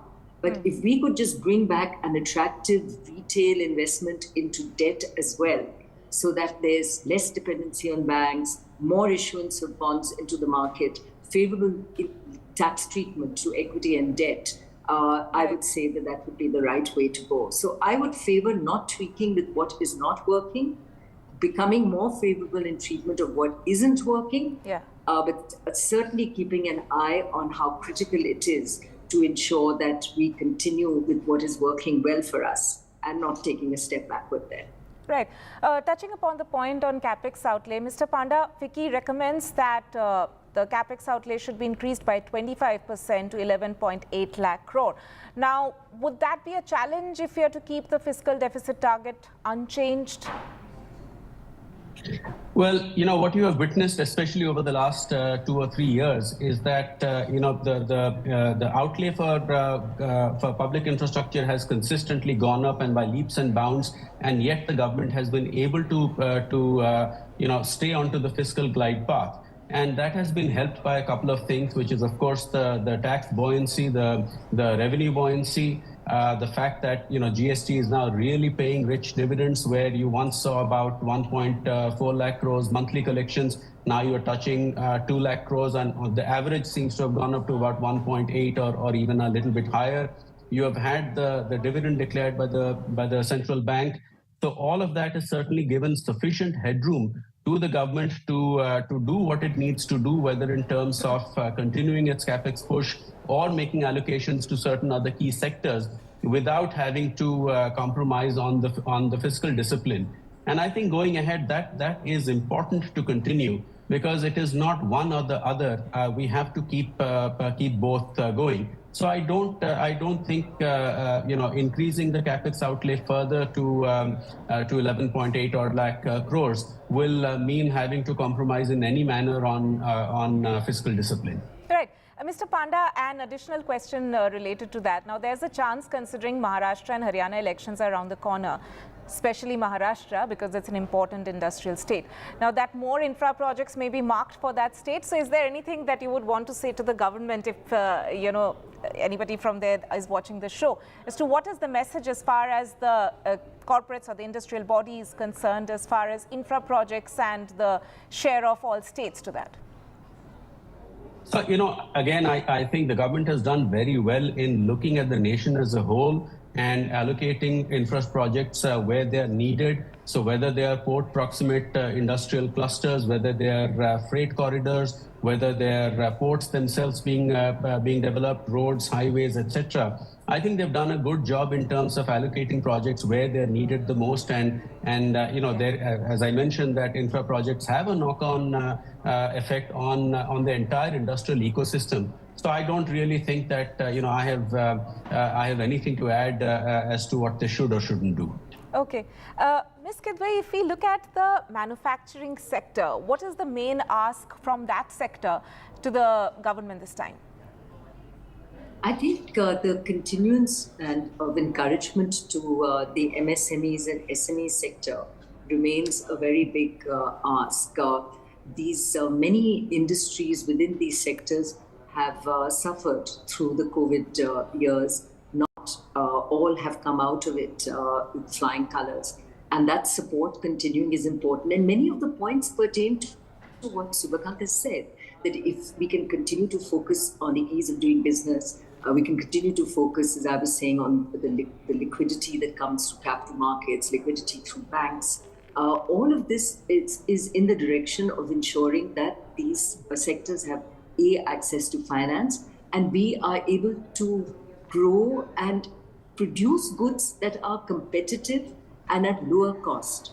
And the lower cost comes for all industry from the benefit of logistics costs coming down. And we have heard commitments from our government to bring the logistics costs down from 16% to a much more global lookalike, an average of around 9%. That brings costs down. Access to finance and cheaper rates of finance brings costs down. And ease of doing business, proper infrastructure absolutely helps in terms of bringing costs down. So on one end, you provide all of this. I would just add that I am a big proponent, and FICCI has done a lot of push on this as well, of industry parks. If we can provide this plug-and-play infrastructure to our MSMEs, it helps them adhere to a lot of the regulatory asks, including the environmental requirements, provision of renewable energy, etc., and enables them to focus on manufacture and not have to worry as much about every aspect of setting up their business, which can be a deterrent. So the push on infrastructure should include not just what we've just discussed, but also the infrastructure of industrial parks, also digital infrastructure, and within this, therefore, whether it is water, sanitation, renewable energy, all of these inputs need encouragement in terms of private sector stepping in to help, but also for government to provide for the services as required. Right. In fact, we'll talk more about renewable energy in a bit, but first, let's shift focus to food inflation. Now, that is, of course, something which affects the common man, but it also has a direct connect to economy because inflation and consumption patterns are, of course, related. Now, food inflation is at 9.3% in June, largely an impact of climate change because a lot of crops had been affected by, the kind of weather, inclement weather that we've seen. What are urgent steps that the government can take to mitigate that impact, Ms. Kidwai?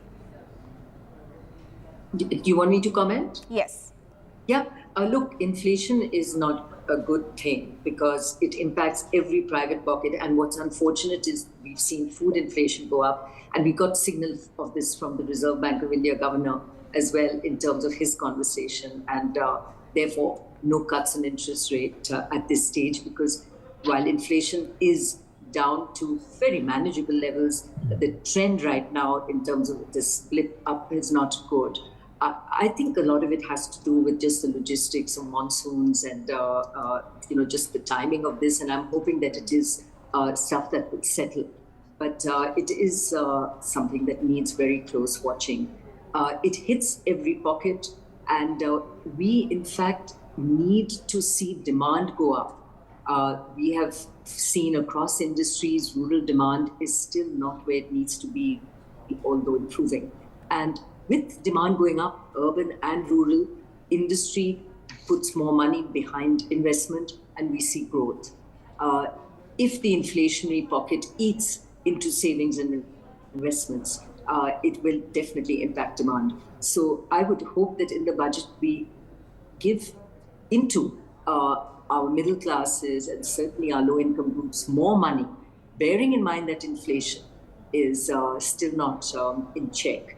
And this could only come through some incentives, tax reductions, etc., which enable people to spend more so it can buoy the economy and push growth up. Right. In fact, for Mr. Panda, I would want to touch upon the sustainability factor and the recommendations recommendations which have been put forth by the FICCI in their memo. If we can put up that graphics where we talk about how suggestions related to a national taxonomy for green finance and to create pathways for green transition and to review priority sector lending framework. But what do you think, Mr. Panda, the government can do to ensure more private or encourage more private sector investment into green projects?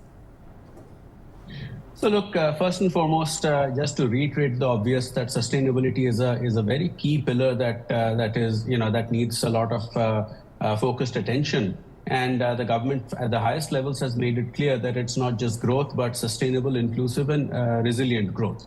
So on the sustainability side, clearly, the national taxonomy that we talked about, broadening the priority lending framework to include electric vehicles, etc., ensuring that there is more, the ecosystem relating to charging and all of that for EVs, all of that is important. And of course, energy transition, and in that context, especially for MSMEs, because I think the larger companies, they're very clear what they need to do, and if they don't, they know who they need to talk to get these ideas. But in addition to other hand-holding that the government is doing for MSMEs, I think lending a helping hand for energy transition is important. Now, to come to your question about how to encourage private sector to invest more in sustainability projects, I think that is already happening because, as I mentioned, it's obvious that sustainability is a very, very important peg going ahead. And you are seeing major announcements by groups which are focused on the green economy, or conglomerates who are looking to put money into key sectors. So I think that is happening, and that is something that will obviously gather pace as time goes by. But in terms of ensuring that we have an enabling ecosystem with measures like proper green taxonomy, etc., I think that is what can be done to see that these projects are properly prioritized and move ahead. Right. I probably have time for only one more question, and I'll take that to Ms. Kidwai. Ms. Kidwai, there's, of course, recommendations related to innovation as well. Now, why is investing in innovation and research and development so critical, specifically keeping in mind probably the fact that India is also looking at becoming the strongest manufacturing hub and also an innovation hub in this part of the world, and keeping in mind our competition with China? How important is it for the government to actually pick up the pace as far as investing in innovation and R&D is concerned? You know, this is a great question, and one which FICCI has been pushing for quite a while. And we have seen an announcement from the government, as you know, of the 1 lakh crore R&D fund. So it will be good to see how this is operationalized. So to answer what is a great question from you is, why is it important? You know, India today spends less than 1% on R&D, 1% of GDP. The global average is 1.8, and that includes the good and the bad. And a country like the US is at 3.5% of GDP. So if we want to look more like a US, which is a hub of innovation and the capital that goes into that innovation, then we still have a ways to go. It's critical because the industries we have chosen to excel in require it. We are an IT hub, and there, without innovation, we would die. The pharmaceutical sector has been crying for a long time to get incentives to ensure that the R&D spend is encouraged within the sector. And we are a very big pharmaceutical hub, as you know. And now as we look at AI and the new age sectors, again, this would become key. China has clearly set out for itself a target of being an innovation hub. And that focus is clearly there in President Xi's speeches and the direction that China is going in. If we want to be the China +1, or indeed the alternate investment destination, I don't think we can ignore this. And the skilling that goes into it, the job focus, and the spend and incentives, which are not really there right now, the incentives that industry should get provided in order to do this becomes important. And the ecosystem should be one where industry, venture capital, the science hubs that government has, the ministries and their spends all come together in these specific areas. And by working together, we ensure that we can commercialize better what we are doing in terms of R&D. Right. I'm afraid we are completely out of time, but Naina Lal Kidwai, Subrakant Panda, thank you so much for joining us on NDTV for this pre-budget special, where we are focusing today, of course, on top industry voices and their ask from the Finance Minister. Thank you for watching, and news and updates will continue right here on NDTV.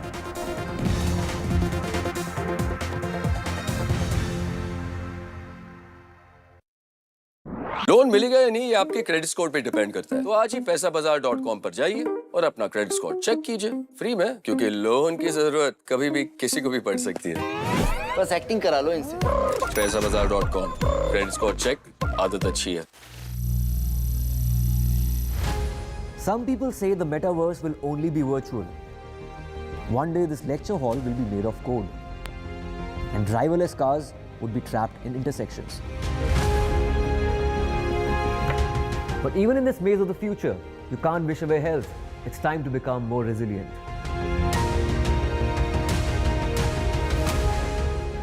"10 years of Banega Swasth India, we have grown and achieved so many milestones.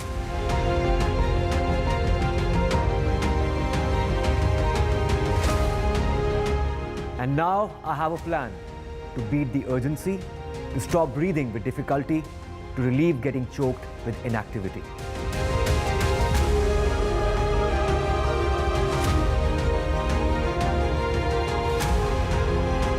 Energize our government, our environment, our society, and ourselves. Everyone, everywhere, every day.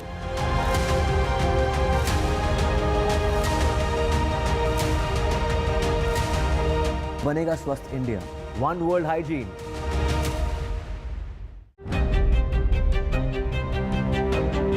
Hello and welcome to India Sense. speak with global opinion makers. The United States has made a strategic decision over the last 20 years to move closer to India.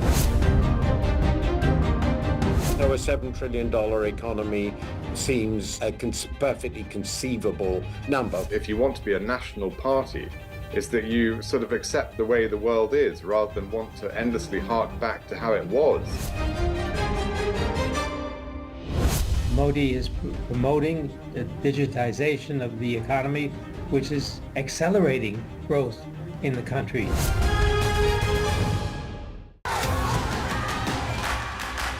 The biggest democratic exercise in the world. Team NDTV covers it from ground zero. BJP really had to fight a tough election this time. Unprecedented exercise. Unmatched coverage. There is no dispute. Janta ko decide karna hai. From polling to counting, NDTV brought you the most trustworthy news and updates.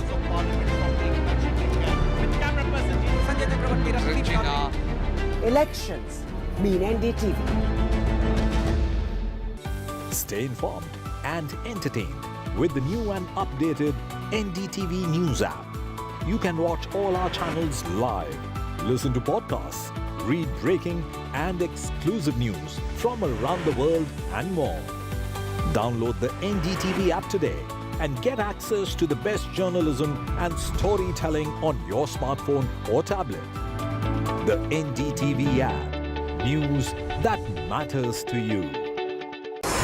NDTV proudly upholds its legacy of trust and credibility. According to the prestigious Reuters Institute's Digital News Report 2024, NDTV is the topmost news platform in the country. Number one in both online and offline reach in India. Beating all its competition, NDTV stands for trust. Get ready for the ride of your life. NDTV brings you the NDTV Auto Show with me, Mugdha Mishra.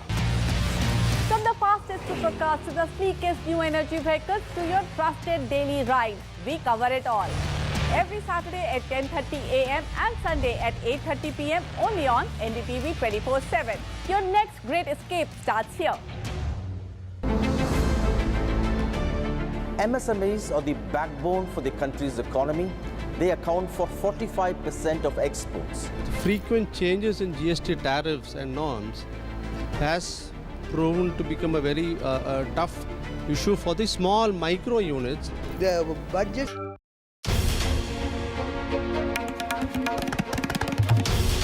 This is NDTV, and you're watching NDTV 24/7.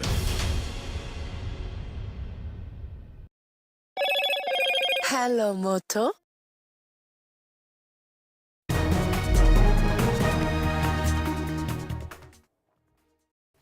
The controversial bill around the job quota in Karnataka created such a furor, and with such a backlash, the Karnataka government had to put or hit the pause button there. But there are deep-set concerns, and we need to get into the controversy, get into the depths of it. And to unravel this, I'm joined by top corporate honchos. Thank you so much for joining us. And let me actually introduce you to them. Starting with Mr. Arvind Sawant, founder and managing director from B&B Workplace.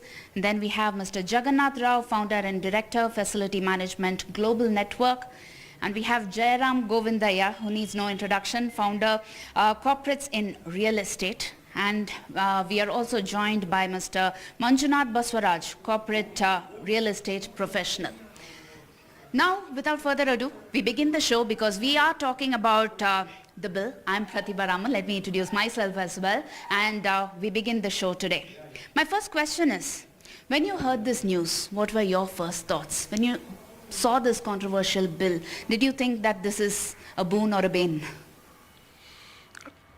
When we heard this news yesterday, by heart I liked it, but by my mind, I am not in compliance with this bill. I tell you, Pratibha, Bangalore has around 2 million IT employees. When you pass a bill like this, you need to be extremely inclusive, and you need to consult people who are in charge of the IT and ITES industries. You know, Bangalore has the big bigs of IT and ITES. My smallest recommendation is that government can pass anything and everything, but they need to consult the industry hanchos, take the inclusivity. We have NASSCOM, who's the governing body for IT and ITES. Talk to people and then make sure that this is an inclusive bill. That's where I stop. But I can add a lot of things once I hear but from in fact, talking about NASSCOM, please hold your thought together. Talking about NASSCOM, interestingly, they did mention that this would drive companies away. So my next question would be around what would really companies think of when they want to set up, say, Karnataka as their base or Bangalore as their base? The talent pool. I mean, that's most important thing. And I think if it is not diversified, if it is not coming from all over the world, I would say. Bangalore is actually, a brand which is globally known and known for the talent. And that has been there from like decades. And I think if we don't have this resource pool available, companies will actually start thinking whether they have to come to Karnataka or in Bangalore.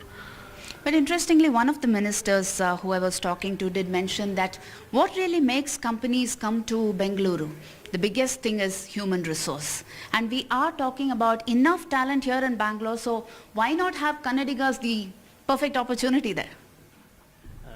See, I am from Bangalore, so I've been seeing this industry for a very long time. I think about 10 years back also we had the similar issue had come up, giving priority to the localites. The thing is there are several angles to it and there are several issues to that and we need to look at it. One is the employability. So now we have so many colleges, engineering colleges, there's a huge turnout of people. But as soon as they come, are they employable? Then there's a demand and supply gap. At what time people are available? When I have a project, when a company has a project, at that time are they available or not? These are the issues which needs to be looked at before getting into the issue of whether localites should be given priority or not. Look at the merits also and also be genuine and see that promote the localites so that they are employable and they also get the equal opportunity to be in the industry. Before I actually get into the merit versus reservation, let me give you a statistic. In March 2023, the unemployment rate in the state was just 2.3%, while all India figures were 7.8%. So how do you address that employability gap here? If you look at Bangalore as an IT city, yes, our unemployment is very low because we have a high talent pool, because we have people coming from different parts of India. And if you look at companies like Wells Fargo, JPMC, TCS, Infosys, the big wigs, the Cognizant, when they recruit an employee, they map the skills. It doesn't happen just like that. And if they interview a couple of people for a higher position, it's very difficult for them to employ them. But if you look at all over India, the ratio, yes, all over India, you cannot find that kind of a talent pool. Why? You asked a question, why Bangalore is liked? Because we have tremendous talent pool in Bangalore and that needs to be controlled. But if you look at Kannadigas as such, we are brainy guys. But what happens with most of us, if you look at most of the organizations, the young employee team is all Kannadigas. What happens with them is that they want to serve in the junior level, then the middle level. When it comes to senior management, they migrate to the different countries. That's the challenge we have with Bangalore.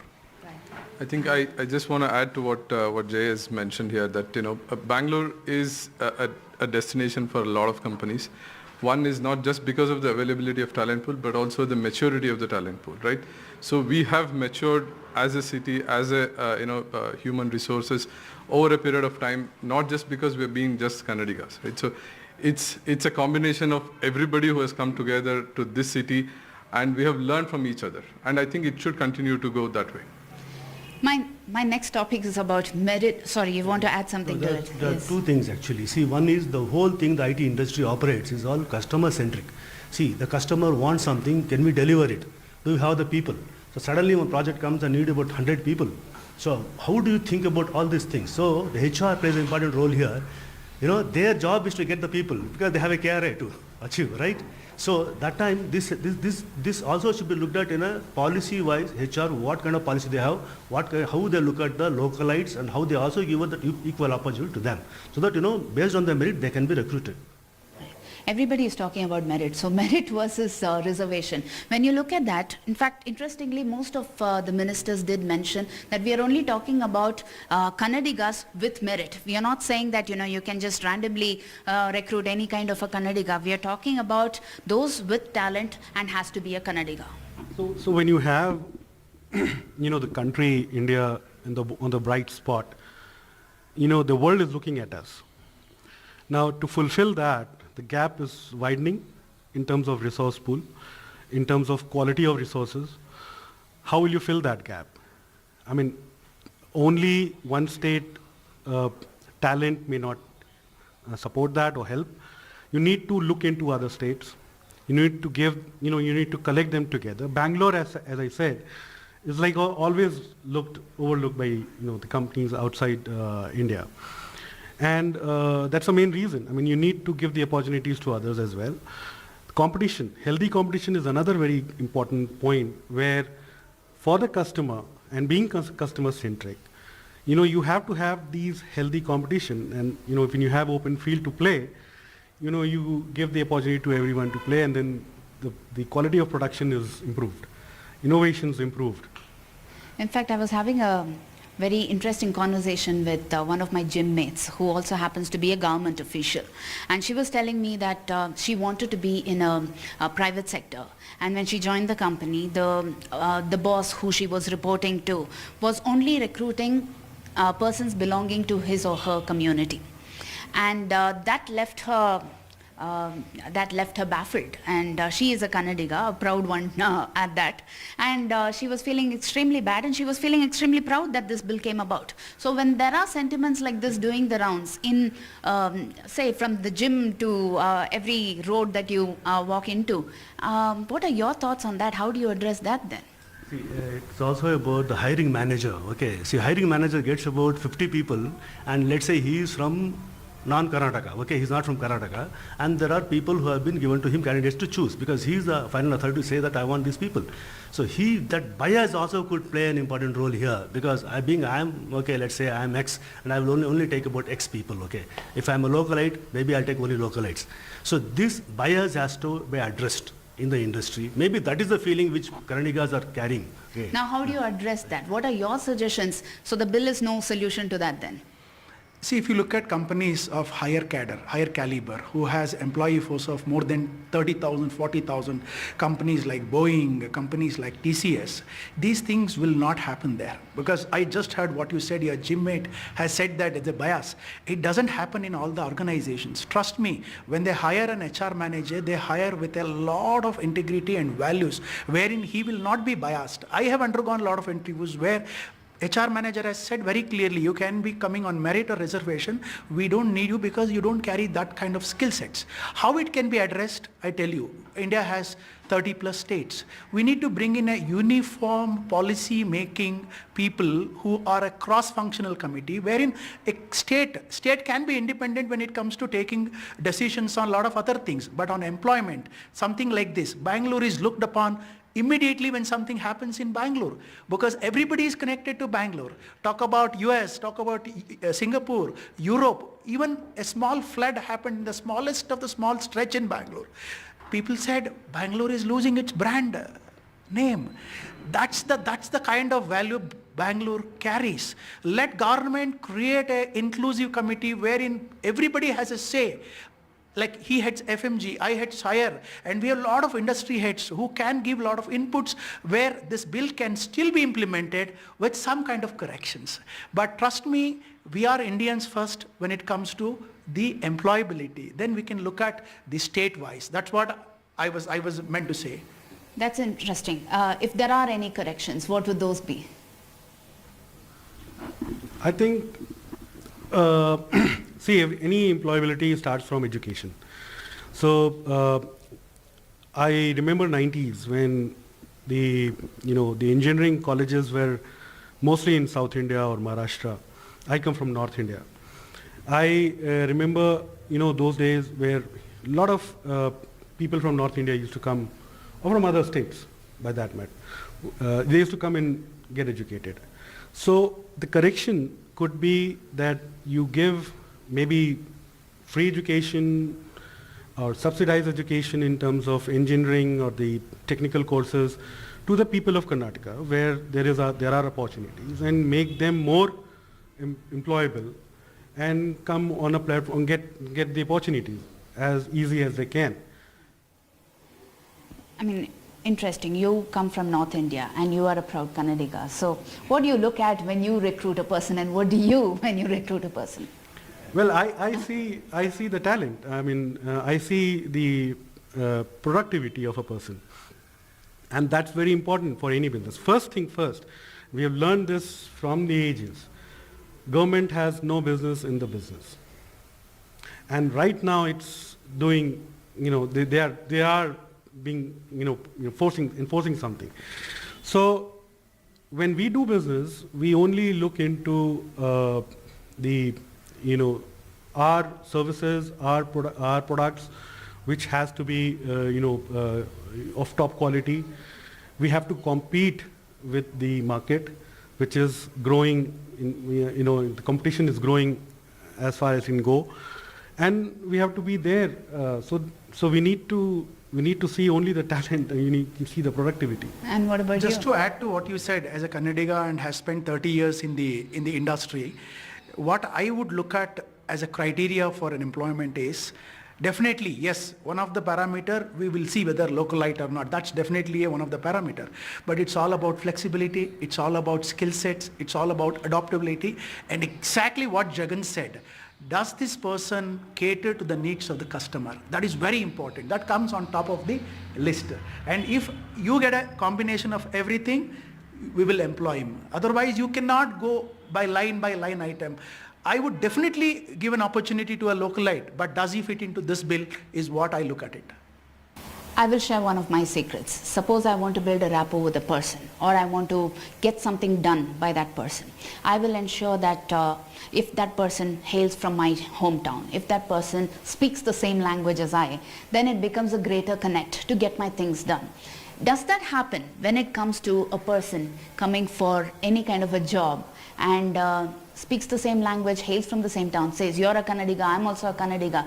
Will he be able to get that job?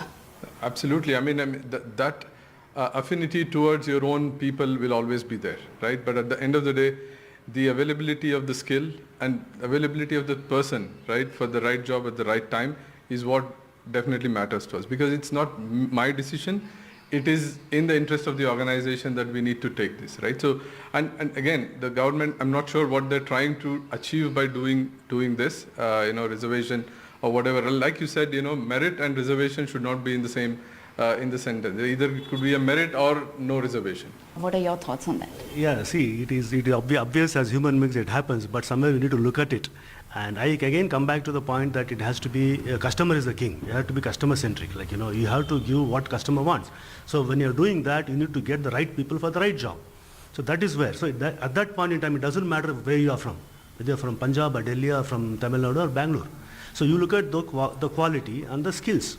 So at the same time, having said that, you have to promote localites, give them kind of a priority to them. Maybe we can give some training, something like that, or maybe you can promote the language Kannada in the offices where they can have some speaking kind of a thing, training and all. It can be given. Well, it's not like the bill did not have exemptions or provisions for you to look at other options if there is a dearth of local talent, with the caveat that you need to provide enough training for the locals here within a span of 3 years. So, I mean, is that not enough leeway that you can play around with? That's exactly I said. When you do something like this, which is a kind of a decision maker, you need to ensure that you do a deliberation with the stakeholders. I'll give you a live example. I was working with an automobile company. And yes, we were pushing, even our managing director said we should recruit Kannadigas. There is a certain department called painting divisions. When we went around all the ITIs and diplomas in Karnataka, we were not able to get the painters. We need to go to Maharashtra or we need to go to Tamil Nadu to get the painters. So imagine we have this bill implemented, and how do you expect companies to work out from Karnataka? This becomes a very difficult proposition, and it has to be deliberated. People need to take cognizance of what they're doing it. Otherwise, as brand Bangalore, we would go much behind our progress. Does language ever become a barrier when it comes to recruitment? Not really. I don't think so. I think all the corporates follow the English as their language of communication across, right? So there is no reason for any of us to feel otherwise. Suppose there is a person who has studied in Kannada medium but has enough talent when it comes to coding and can actually get recruited, but would language or the fact that he cannot communicate in English, does that become a barrier then? I don't think so, as long as he can deliver. Among top cities with employable talent in the age of 18 to 21, Bengaluru stands second, which is 72.18%, and Karnataka commands highest availability of English talent in India. Then why is there an employability gap? I do feel that, I mean, most of the talent that comes out of the college that do pursue, outside of Karnataka, not just because the availability is less, but the opportunities outside are much better. It may not be within India, it could be most likely outside of India in the other countries. So that could be the reason. Yeah, the quality of education could be is the problem in India. Infosys had to open, to upgrade their own employees' employability in Mysore. So once we finish our graduation in engineering, we join Infosys. We have to go back to the institute in Mysore, get ourselves trained more to be more employable or increase our output for Infosys. So there has been a gap existing for a very long time in the colleges, the quality of education which is being provided. So this is the first point. The other one is actually the language, which definitely comes as a play, because see, India itself has so many languages, and to communicate we need to have one common language, which is English. So most of the states and people coming from the from the villages and all, they face these difficulties, and I think that has to also overcome by knowing the language or learning the language. I mean, you go and work in Russia, you need to know Russian, right? So we need to be a Roman when you're in Rome. So that's the theory here. But also when it comes to recruiting people, what do you really look at in case they have this language barrier? They cannot communicate in English. What are the things that you look at? There is so much goes into the selection of a candidate. Trust me, language is not a barrier. We don't even put in an advertisement saying that you need to know Kannada, English. But imagine a BE candidate. You just met our team inside. If you look at, this is a combination of people from all over India. The primary criteria is, as Manju said, the basic language should be English. But there are organizations, look at companies like TCS and Infosys, even people do not know English, they put them on an induction, onboarding for first 3 to 4 weeks. They teach them basic etiquettes of communication, language. So we have all these tools which people can learn and then start getting onto the main job. But the challenge here is that you just mentioned that Bangalore stands number 2 in terms of the young population which are employable. Today if you see Gen Zs who are born after 2000, they have an immense talent pool. I can be very honest, this particular generation has some kind of a limited focus. I think we're running short of time, so I'll have to wrap this, but I have my final question, which is a two-part question. One is, when it comes to investments, there is also an investment summit that is scheduled to happen in February 2025. How do you think that will play a role, especially given the recent developments? And the second part of it is that when it comes to these kind of driving investments, what are the challenges that you face? I'm sure investment is the ease of doing the business itself, right? Ease of doing the investment itself is a challenge, right? So if you can address that, I mean, I know it's a big word or a big sentence, but then it has a lot of intricacies that we need to address instead of working around the other options that they're taking at this time. Just to answer your first question, it doesn't really affect the investment. These things have happened in the last 30 years. Things will happen, things will die, but Bangalore as a brand will never lose its charm. Only thing is that we need to be extremely cautious when we are communicating. That's my answer to your first question. The challenges, what you mentioned. The challenges is that when government wants to do something like this, it needs to be extremely cautious. And also, as I said, I keep repeating that it needs to consolidate and include the big wigs of the Bangalore IT industry. That's where you as a government will be seen as a neutral body in implementing this kind of policies. I'm glad you ended it on a positive note, because we are talking of brand Bengaluru remaining unaffected, and that's the message that we need to carry as far as this recent development is concerned. Thank you so much. I want to thank the set of guests that we have today. I want to thank the viewers. I want to thank camera persons Kumar and Govind. This is Pratibha Raman signing off for NDTV.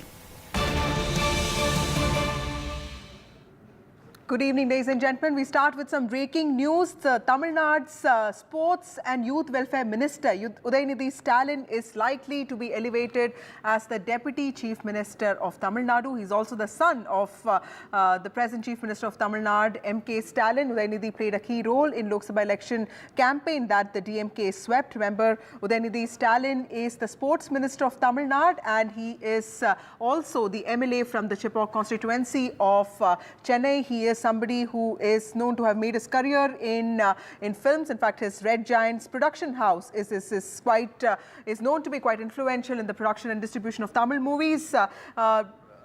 Joining me now is Sam Daniel, our reporter, our correspondent from Chennai. Sam, tell us, how is the DMK thinking of something like this? Is this in line with the DMK ensuring that it doesn't make the same mistake as it did with this delayed, coronation of Stalin, because he was always seen as a CM in waiting. In fact, he got a ministerial post only when he was, in his 50s. Udayanidhi is 46 years old. Is it also to counter the rise of someone like Vijay?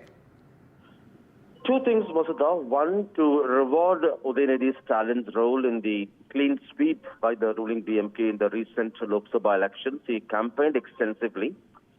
Secondly, this is also to counter actor Vijay's political entry in the 2026 assembly elections. And the party doesn't want to be seen merely rewarding Udayanidhi Stalin just because he is M.K. Stalin's son. But for quite some time, he was showcased contributing to the party's victory in a significant way. Earlier it was the assembly elections, then the by-polls, now the Lok Sabha elections, before that 2019 Lok Sabha elections. So it becomes a kind of from the DMK leadership's point of view, a justified elevation. Right. Sam, and also what are you hearing from your sources on when is this likely to happen? Is this likely to happen in the next few days or next few weeks? Is there a specific date that the DMK is looking at? It could be in August, but it could be sooner as well. But the word has just been let to spread, so it could happen anytime. One possibility is perhaps ahead of M.K. Stalin's foreign tour in August. That could be a perfect timing in terms of elevating him, and also he would be in charge as second in command when Stalin is away. That's one possibility. But at the moment, senior party sources are not giving any particular timeline in that sense. Okay. Also, Sam, tell us a little bit about Udayanidhi Stalin, because in the last 1 year, he has also emerged as a very powerful counter to Hindutva. He, in some ways, was also projecting himself as this inheritor of Karunanidhi's legacy by taking on Sanatan Dharma, by giving those controversial statements, which have also had allies of India bloc, in fact, criticize the DMK. How is Udayanidhi sort of poised to take up this role, and how do you think the politics of, something like this, a move like this, will play out in the alliance between DMK and also Congress? Within the DMK and with the allies, it's not going to have any kind of impact, because in political circles, this was very much expected. He has been a strong youth wing leader in the party, and in that sense, he has a huge following. And in some way, it was projected that way to drum up support within the party. Yes, he was a reluctant politician to begin with. He was busy acting, producing films, distributing films, and then after the DMK won elections and captured power, 2 years ago, less than 2 years ago, he was elevated as sports minister. Right. He's the first time MLA. In that sense, he has not really gone through the grind his father went through. Getting elected as an MLA, then becoming the mayor, and then a minister, then the deputy chief minister. He's, in that sense, been fast-tracked. Right. But no impact within the party or the allies. But certainly, the larger question of family politics and dynastic politics, this will actually open up criticism. But the DMK has always countered that, saying that he has worked, earned, and also has been democratically elected. There's no question of dynastic politics in this. Right. Thank you, Sam Daniel, for joining us with those details. Stalin Jr., Udayanidhi Stalin, the sports minister of Tamil Nadu, likely to be elevated as the deputy chief minister of the state in the coming weeks. We'll keep getting you all details and more. On the other side of the break, a discussion on what is happening in Karnataka and what is the significance of what the court said today in the NEET case. Time for a short break. More news and updates on the other side.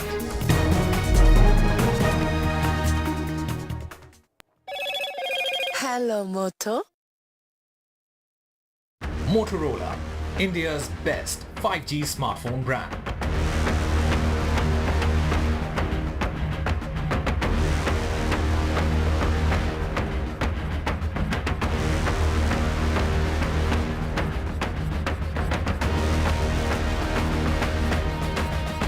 Co-powered.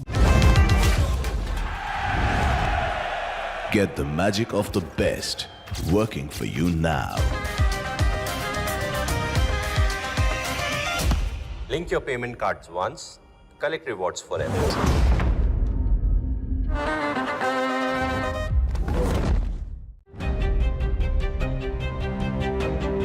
Hello and welcome to India Sense, where I speak with global opinion makers. The United States has made a strategic decision over the last 20 years to move closer to India. So a $7 trillion economy seems a perfectly conceivable number. If you want to be a national party, it's that you sort of accept the way the world is rather than want to endlessly hark back to how it was. Modi is promoting the digitization of the economy, which is accelerating growth in the country.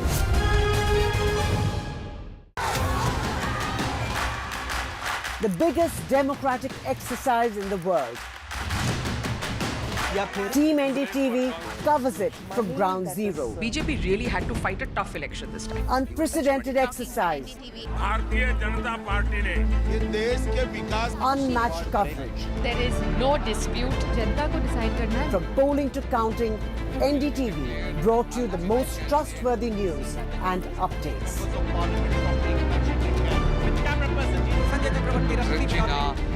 Elections mean NDTV.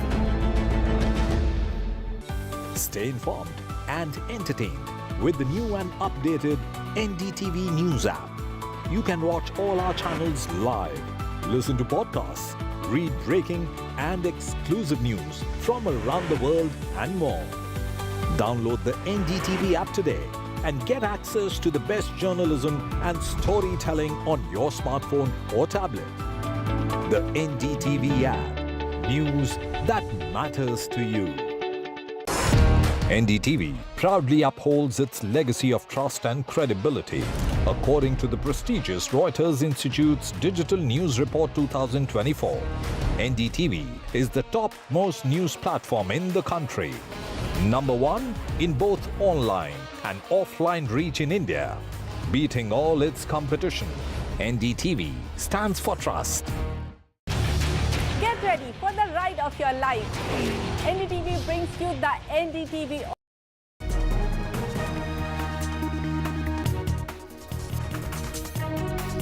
Supreme Court has asked the National Testing Agency to publish city and centre-wise results of the NEET UG examination by 5 p.m. on Friday, keeping the identity of the students masked. In fact, the next hearing will take place on Monday.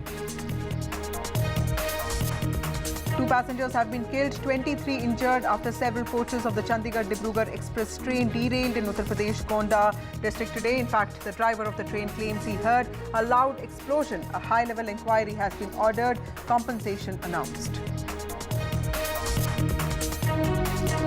Possibility of a key reshuffle in Tamil Nadu government. DMK is mulling elevating Udayanidhi Stalin as Deputy Chief Minister. Prime Minister Narendra Modi has chaired a special meeting of the Cabinet Committee on Security. This comes after a series of terror attacks in Jammu which left several army men dead. In fact, the opposition has hit out at a series of deadly attacks. Uttar Pradesh Police's latest directive asking eateries on the Kawar Yatra route in Muzaffarnagar to display their owners' names has stirred a row. In fact, the opposition has called it a social crime, likened it to Nazi Germany.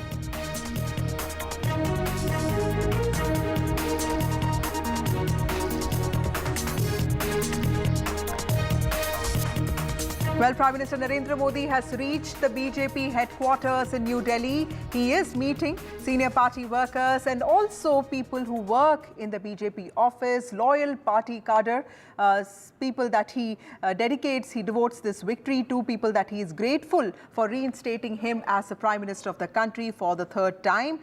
This is, of course, his second visit to the BJP headquarters. Remember, there was a speech that he delivered immediately after results there, and he is going to, in fact, also spoke to workers a few days ago, and this is his way of saying thank you to the workers and to also supporters of the party, people who have been with the party in all its years of struggle and also resistance, and in the last 10 years of its victory and being in power. That's the Prime Minister there speaking to JP Nada, who's also the Health Minister now, but continues being the BJP National President.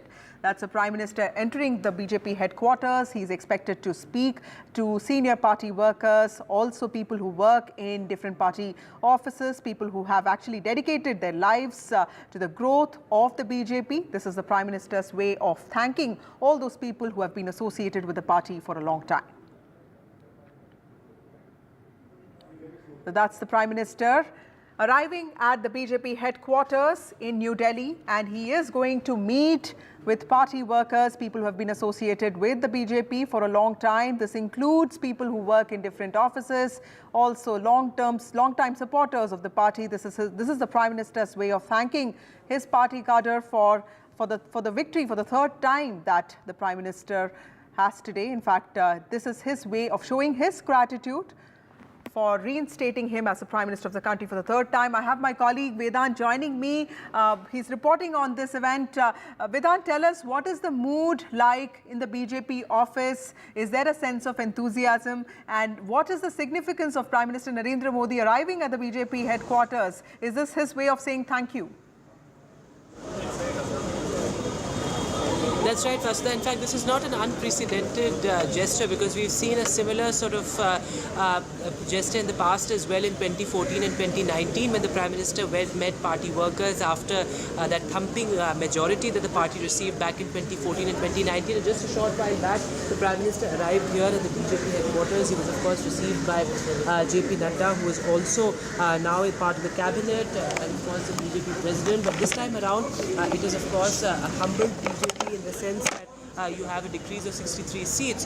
So, of course, the focus today, as per BJP sources, is, in the sense to boost the morale of the cadre. Of course, BJP is a worker-based party. It's a cadre-based party, and the importance of the cadre is absolutely sacrosanct and paramount as far as the BJP is concerned. And this is, as you rightly point out, the Prime Minister's way to thank, booth-level workers, karyakartas, who are really, in a sense, the backbone of the BJP. And this time around, of course, all these reports also came from various state units, Vasudha, where there was some sort of complacency, as many have pointed out, that crept in, especially when it comes to booth-level workers, karyakartas, who became, as many have pointed out, complacent. So, of course, this is the Prime Minister's way of, in a sense, thanking them, but also boosting their morale. Because remember, there are crucial state assembly elections coming up as well. Of course, Haryana and Maharashtra, two crucial seats where the performance of the BJP was not as it expected. So, of course, all of those things extremely crucial, and the timing of this particular event also extremely interesting. It comes close on the heels of some sort of an organizational reshuffle that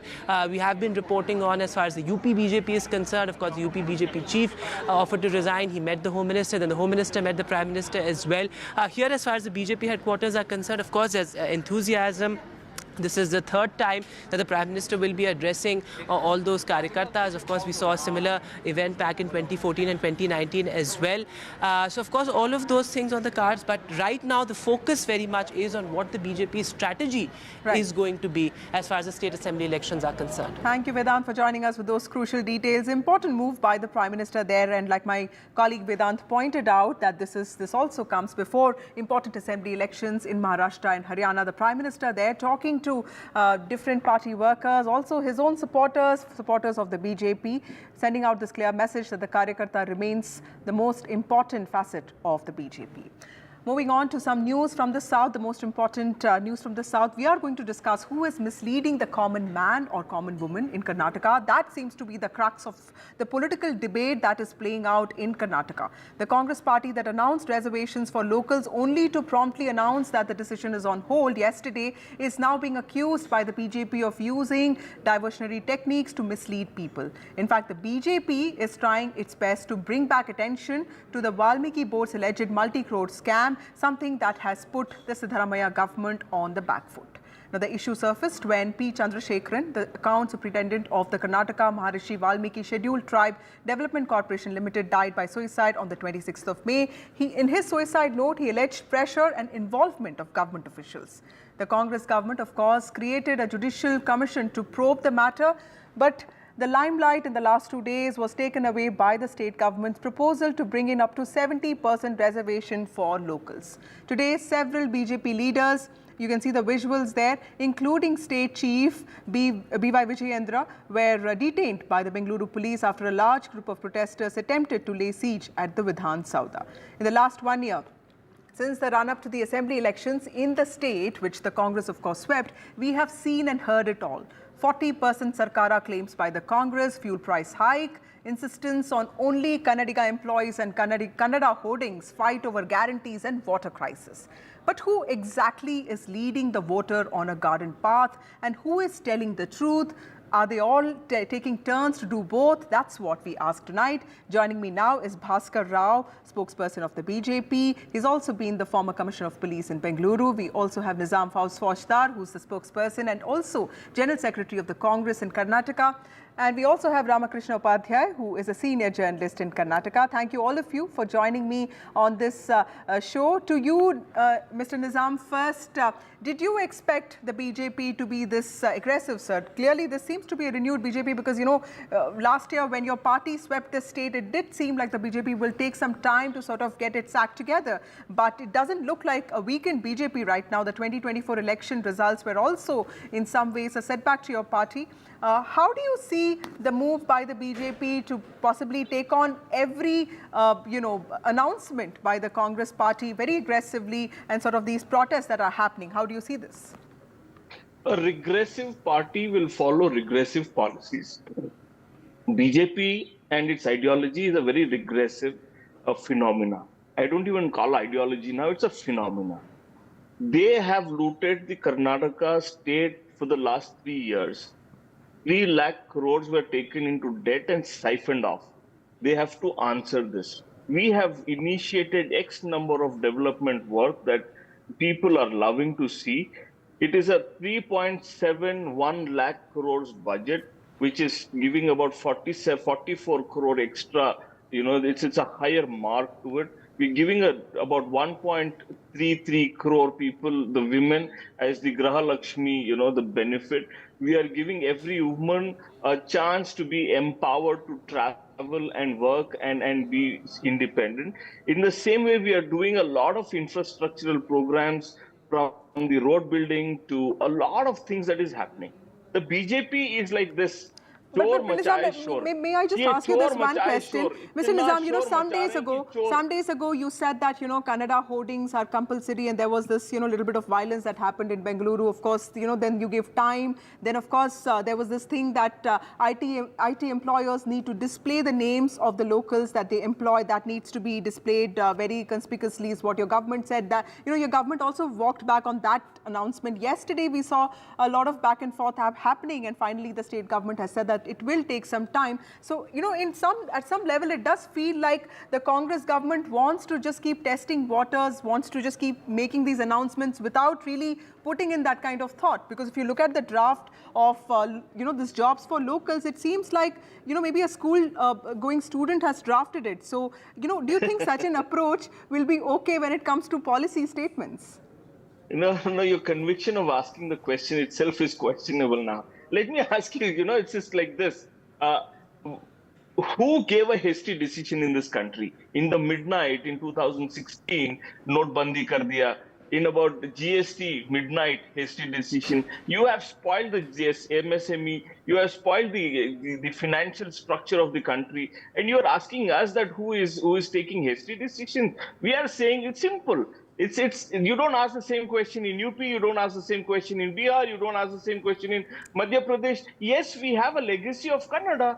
The people who are working here, people who are doing business here, needs to display a name in Kannada. So what's wrong in that? Absolutely, there's nothing wrong in that. It's just that the government keeps going back on this, which is No, it's not going back and forth.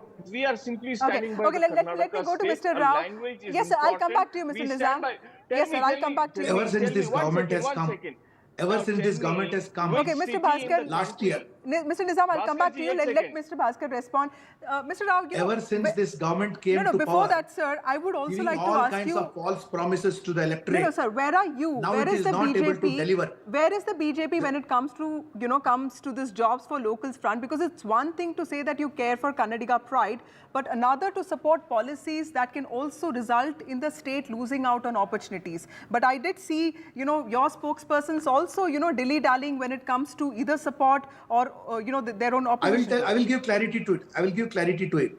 See, at this point of time, Congress is trying to play politics with a very sensitive issue like states' asmita and jobs for the youth. It is taking away the narrative from its own corruption, misgovernance, and messing up and creating turmoil. Jobs cannot be created overnight by the stroke of a pen or by a law. It needs time. And if we are going to make reservations, we need to have given money to such organizations, or it should be state sponsored. You cannot bulldoze anybody to say that you hire so and so, otherwise I'm going to give a penalty. We acknowledge that Kannadigas should be given jobs, they should be supported, but the way a legislation is brought about and a U-turn is made, that itself speaks the kind of unprepared way and no consultation with the industry and they had to cut a hasty retreat to bring some kind of a change. This is absolutely an unplanned thing which they did and they have gone back. Okay, Mr. Nizam, would you like to respond to that? They are only trying to divert attention out of things like Valmiki Development Corporation, Buddha, but Mr. Nizam, let me also ask you. They have no intention of creating employment.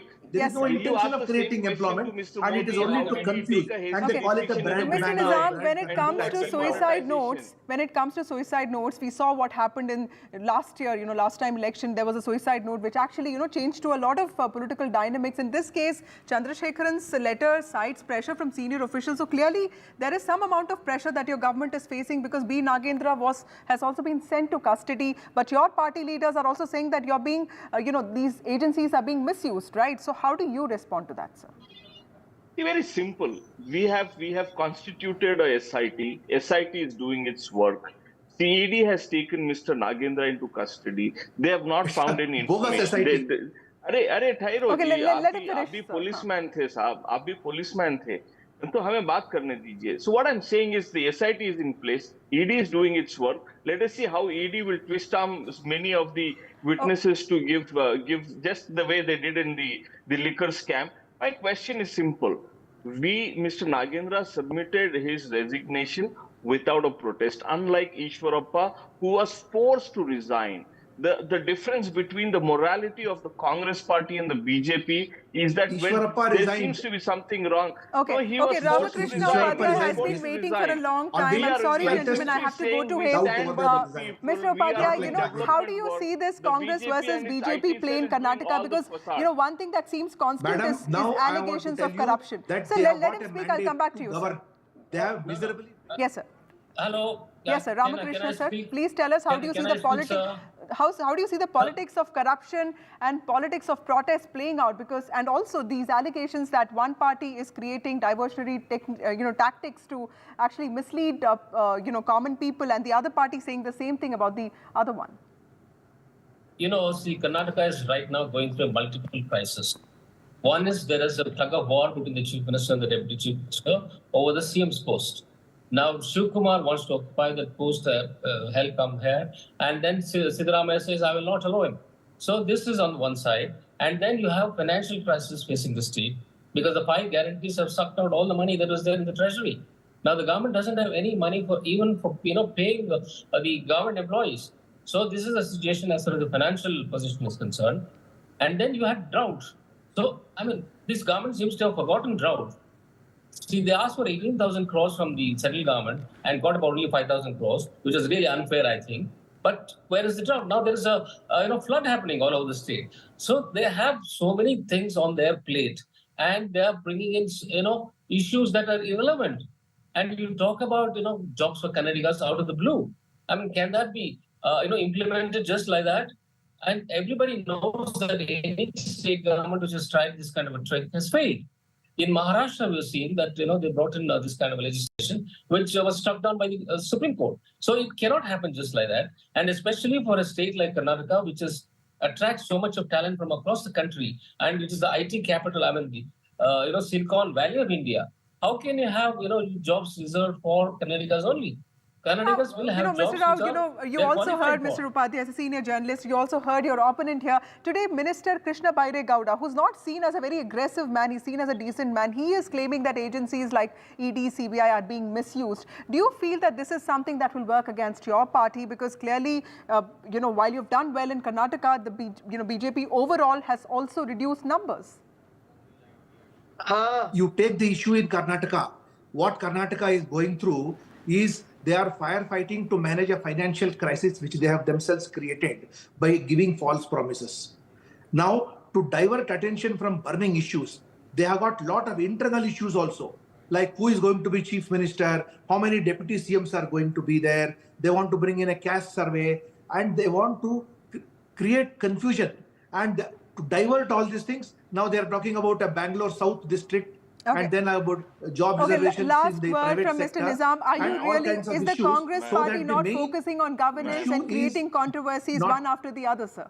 I'm sorry, I'm running out of time, Mr. Nizam. Diversionary tactics, that's all. No. The main issues are not being addressed. Yes, sir, please let me also tell you, our senior journalist was saying that we have sucked out all the money from the system for the guarantees. It's 3.7 lakh crores is the budget, and only 55,000 crores is for the guarantees. The rest of 3.2 lakh crores is for the development and various expenditures for the state. So please don't mislead the state by saying that guarantee is eating everything from the plate of the state. It's guarantees are also not being fulfilled. It is been fulfilled. I don't think so. You do a ground level study application. How many guarantees are fulfilled? Bhaskarji, if you are not getting the 2,000 rupees as Gralakshmi, please send it. If you're not a tax-paying person, I will get it done for you. But the question is, the money is there in the state. It's a surplus employment. You wanted to say something, sir. You wanted to come in here. Please. Money is we are only saying Madam, money is only being looted and plundered brazenly from the treasury. Okay, Mr. Upadhyay, let him speak, sir. Let him speak. State in which okay, he's a senior journalist, Mr. Upadhyay. Mr. Rao, Mr. Nizam, we heard you out. Let Mr. Upadhyay have the last word, please. Have you ever seen how corruption... Okay, Mr. Upadhyay, please. No, I think the Chief Minister has forgotten about administration, and he's have this multiple scams that come up in the way, like this 1 week is a ST corporation scandal, and then his own wife is involved in this Moda scandal. Nobody expected the Siddaramaiah to be getting into this kind of a scandal, and where you give up a land which is not worth nothing, and then you take 17 sites, for that in a prime locality. So this is not done, and I think he's trying to divert attention from that, and he has appointed some IAS officers to look into it. I think if he means business, he should ask a sitting High Court judge to look into it and give a report in 2 months. And he has said he will do that, and wait for it for 6 months. Why wait for 6 months? ask him to get it quickly. And then my suggestion is he should cancel all the illegal sites, including those given to his wife. That is the only way, he can, restore some normalcy in this thing, and then people will get he will get the credibility back. So point taken, that's So an important point. Thank you so much, all of you, for joining me. I'm sorry, I'm running out of time. So the BJP and the Congress party in Karnataka are blaming each other for distracting the common man's attention from real issues. Congress party, of course, has said that it will speak to industry leaders and other stakeholders on the issue of jobs, a proposal that has been criticized by the industry. But the BJP has said that the Congress party is only distracting voters, distracting people from real issues. Moving on to the other important story from the south of India today, Tamil Nadu Sports and Youth Welfare Minister Udayanidhi Stalin, also the son of the present Chief Minister of Tamil Nadu, M.K. Stalin, could be elevated, could be elevated as the Deputy Chief Minister of Tamil Nadu in the next few weeks, is what NDTV has learned from its sources. Udayanidhi Stalin is an MLA from Chepauk. He is the sports minister. He's also the son of M.K. Stalin. This is an important move by a party that is often criticized for only promoting dynastic interest. My colleague Sam Daniel, who has been tracking this story, who has the scoop for us, joins us with more details. Sam, tell us, why do you think the DMK is thinking about this? Because when Stalin, became a minister, he was in his 50s. He was seen as a CM in waiting for a long time. Do you think this is one way to not let that mistake happen again? And also, is this one way of exerting family control on the party? That's very true, Vasudha. And this time, they've been building a narrative of promoting Udayanidhi Stalin, campaigning for the 2019 Lok Sabha elections and then the 2021 Assembly elections, the by-polls later, and then the most recent Lok Sabha elections, which the DMK swept. And in a sense, this has drummed up support within the party, particularly among the youth in the DMK, of a fitting elevation, as they call it, to Udayanidhi, regarding his work in terms of leading the party to a huge victory recently. Politically speaking, this also is in preparation to the possible entry of Active Vijay ahead of the 2026 Assembly elections. He has already announced that he would make electoral politics foray in 2026 before the Assembly elections. And to counter that, this is also, in a way, the party preparing. Secondly, this is another way of the party preparing a second rung of leadership. Of course, this will lead to criticism that the DMK is nurturing family politics, dynastic politics, and setting the ground ready for the mantle to be passed on later from M.K. Stalin to Udayanidhi Stalin. But the DMK argues that, well, it's not that way. He has fought elections, won elections, he has been accepted by people, and he has been, whenever the elevation happens, would be democratically done within the party and then at the government level. That's what the DMK argues. But the timing at the moment, it's not sure. Some suggest it could be in August when M.K. Stalin is scheduled to fly overseas on official work, and that could be one possibility. Otherwise, it could be any time now, taking advantage of the positive mood in the party following the recent clean sweep in the Lok Sabha elections. Thank you, Sam Daniel, for reporting all those important details. Udayanidhi Stalin, the sports minister of Tamil Nadu, also the son of M.K. Stalin, the chief minister of Tamil Nadu, could be elevated as the deputy chief minister of Tamil Nadu in the coming weeks. That's the scoop we have for you. That's all we have for you in this bulletin. Keep watching NDTV for more news and updates.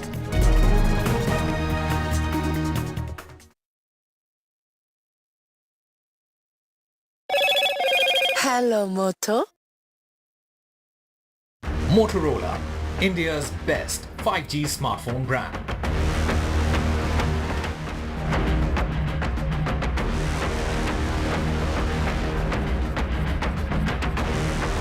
UP train derailment. 2 people have been dead, and this happened in Gonda district of Uttar Pradesh. Rescue teams have been rushed to the spot. DMK leadership months elevating Udayanidhi Stalin. He could become the Deputy Chief Minister of Tamil Nadu in the next few weeks. He will be the second in command in Tamil Nadu. Prime Minister Narendra Modi presided over a key security meet in the midst of attacks in Jammu today. Home Minister Amit Shah and Defence Minister Rajnath Singh were also part of the meeting.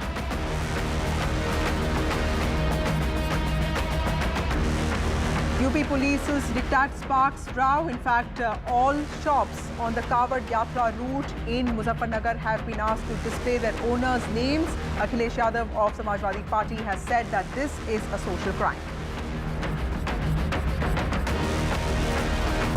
Loan मिलेगा या नहीं ये आपके credit score पे depend करता है। आज ही जाइए पैसाबाजार.com पर और अपना क्रेडिट स्कोर चेक कीजिए फ्री में, क्योंकि लोन की जरूरत किसी को भी कभी भी पड़ सकती है। चल एक्टिंग थोड़ा भेल बनो।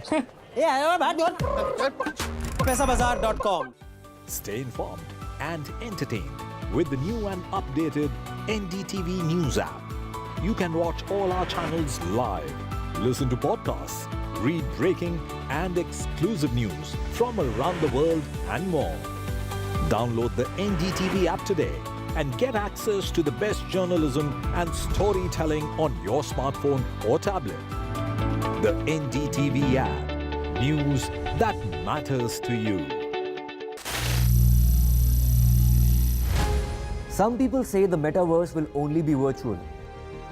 One day this lecture hall will be made of code, and driverless cars would be trapped in intersections. But even in this maze of the future, you can't wish away health. It's time to become more resilient.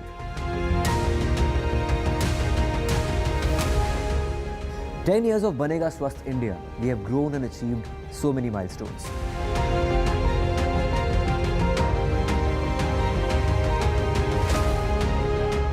And now I have a plan to beat the urgency, to stop breathing with difficulty, to relieve getting choked with inactivity.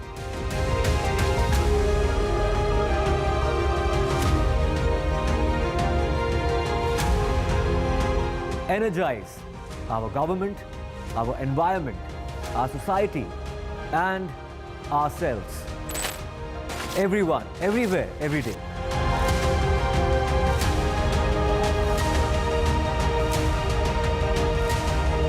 Banega Swasth India.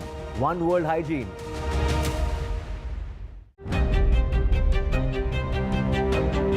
Hello and welcome to India Sense, where I speak with global opinion makers. The United States has made a strategic decision over the last 20 years to move closer to India. So a $7 trillion economy seems a perfectly conceivable number. If you want to be a national party, it's that you sort of accept the way the world is rather than want to endlessly hark back to how it was. Modi is promoting the digitization of the economy, which is accelerating growth in the country.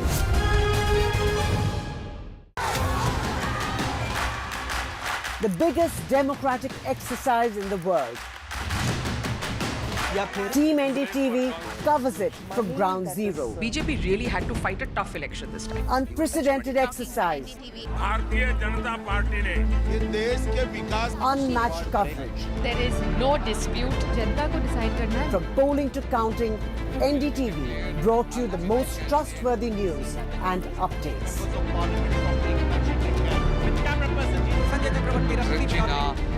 Elections mean NDTV. Stay informed and entertained with the new and updated NDTV news app. You can watch all our channels live, listen to podcasts, read breaking and exclusive news from around the world and more.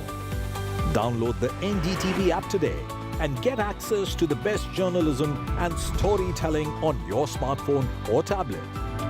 The NDTV app. News that matters to you. NDTV proudly upholds its legacy of trust and credibility. According to the prestigious Reuters Institute's Digital News Report 2024, NDTV is the top-most news platform in the country. Number one in both online and offline reach in India. Beating all its competition, NDTV stands for trust.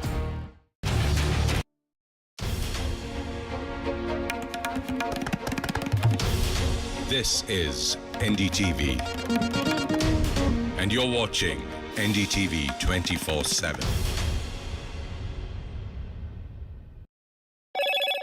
Hello, Moto.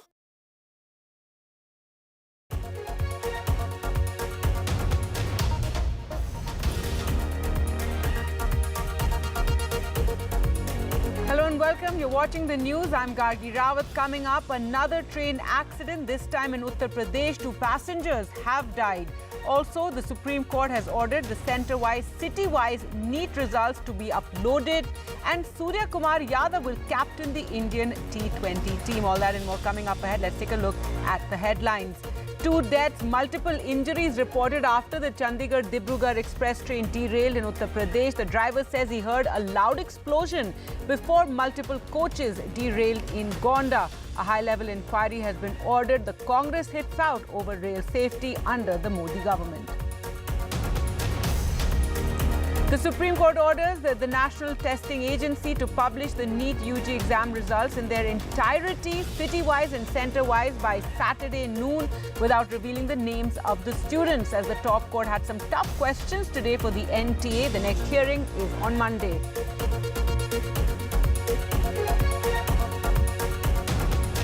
The Prime Minister is meeting BJP workers and partymen at the headquarters in Delhi. BJP President JP Nada is also at the meeting. He will thank workers for their efforts in the Lok Sabha election victory. 2 soldiers were injured in Doda today after terrorists attacked a temporary army camp. A massive cordon and search operation in the area. 2 terrorists killed in the Kiran sector. The Prime Minister chaired a top-level security meeting on the spurt of attacks. Troubles mount for US President Joe Biden's re-election bid as he tests positive for COVID for a 3rd time. The US President hints he may drop out of the race amid pressure from top Democrats to step down. And big hitting batter Surya Kumar Yadav is named captain of the Indian T20 team for the 3-match series against Sri Lanka, while ODI skipper Rohit Sharma and Virat Kohli were included for the 50-over series against the same team next month.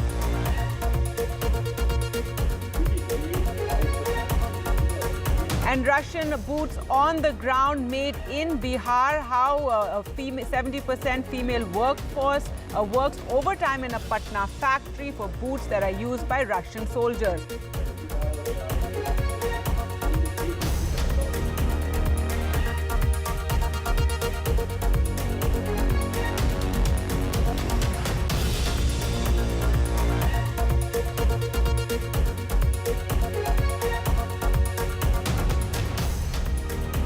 Our top story now, at least 2 passengers have died and several are injured after several coaches of the Chandigarh-Dibrugarh express train derailed in Uttar Pradesh's Gonda today.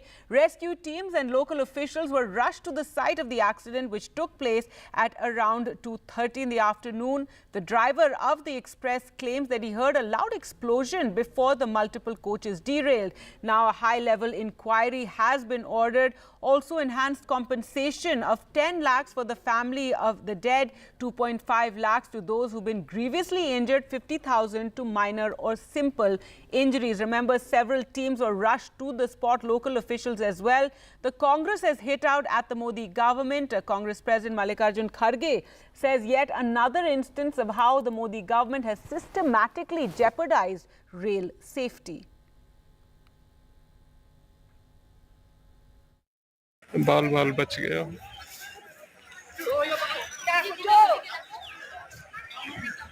एक train accident हो गया जिसमें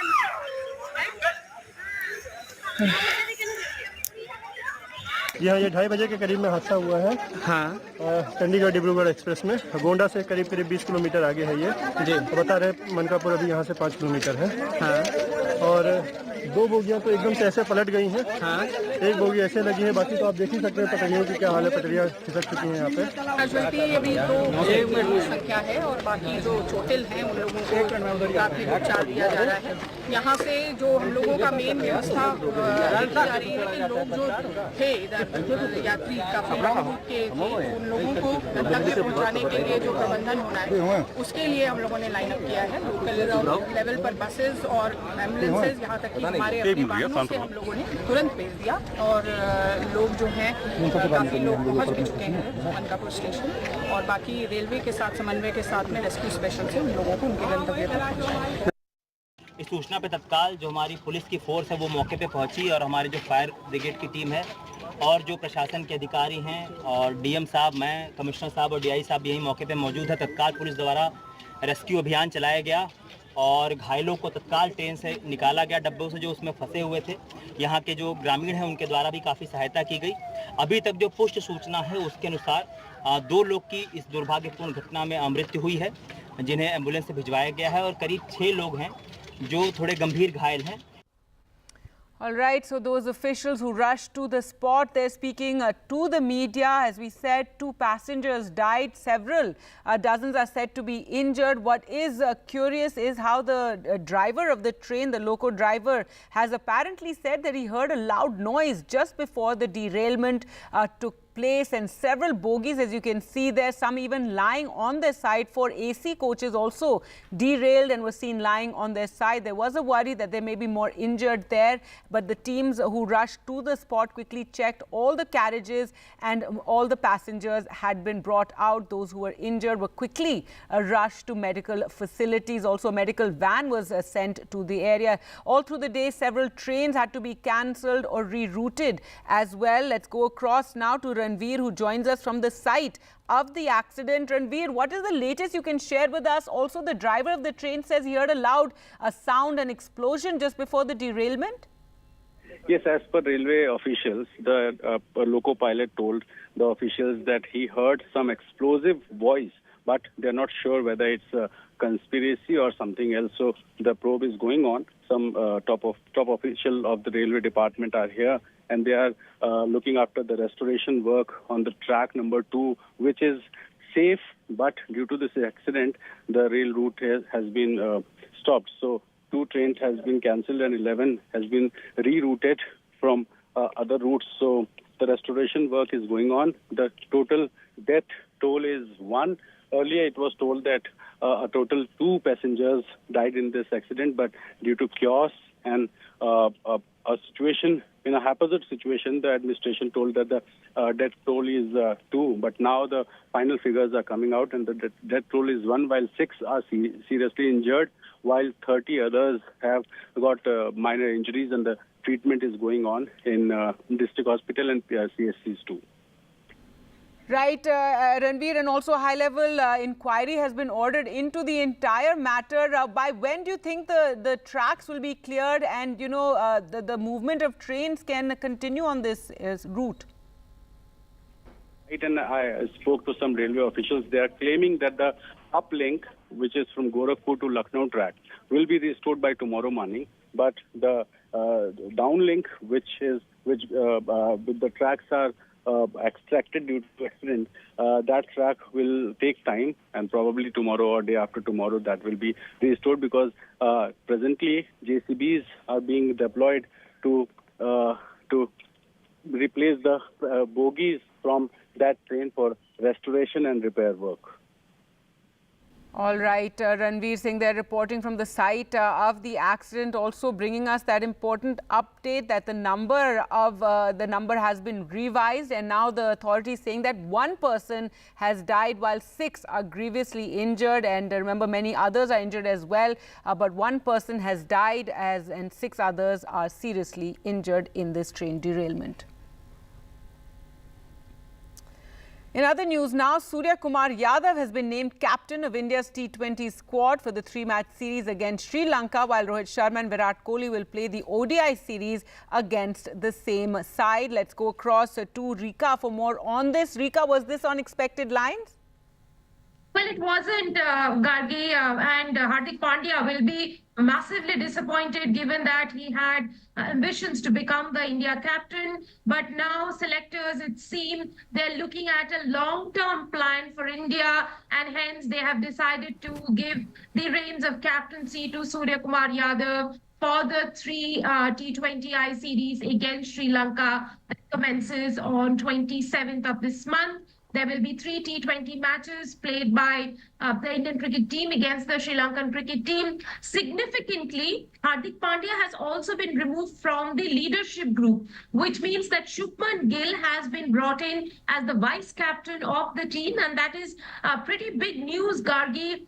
given that Hardik Pandya played a significant role in India's World Cup victory, that he has now been removed. What I'm hearing from the selectors is that there are concerns over his form and fitness. He wasn't fit during the ODI World Cup for a very long time. He had an injury layoff. He came back to play in the T20 World Cup, which India eventually won. But apparently Hardik Pandya has not done enough to warrant that leadership position in the team. Thereby, Surya Kumar Yadav and Shubman Gill, who was lately seen captaining India, has been brought into the leadership positions. Now, this isn't going to be the first assignment for Surya Kumar, because last year he had led Team India to a series win against Australia in the T20 format when India won 4-1. He has captained India before, but it seems that this time it will be more of a long-term experiment that the selectors and new coach Gautam Gambhir is prepared to do with Team India. Though Surya Kumar will not be seen playing the ODIs, and as you rightly mentioned, Virat Kohli and Gautam Gambhir will make a comeback. Virat Kohli and Rohit Sharma will make a comeback to the ODI team. Surya Kumar and Hardik Pandya will take a break from the ODIs. All right, so something of a shake-up there in the team. Thanks so much, Rika. And this is Team India's journey now under Gautam Gambhir's leadership. Now, the Supreme Court had some tough questions for the National Testing Agency today. This is as the hearing took place over the NEET controversy, as it heard a clutch of petitions asking for a NEET re-exam with allegations of paper leak and violations plaguing the all-important exam. NEET UG exam results will be published in their entirety, is what the Supreme Court has ordered. Cross-reference by city and centre by noon on Saturday is what the National Testing Agency was told. The identities of the students will remain masked, and this is to provide some transparency to students who can get a sense of the results. Though the move was opposed by the centre in the Supreme Court, now the next hearing in the matter will be on Monday. Now, as the Karnataka government puts a pause on the job quota bill after much uproar, the BJP put the focus back on the Congress with the alleged scams. Did the Congress press the panic button in 24 hours? Pratibha Raman reports on the political face-off that continues to rock the assembly session.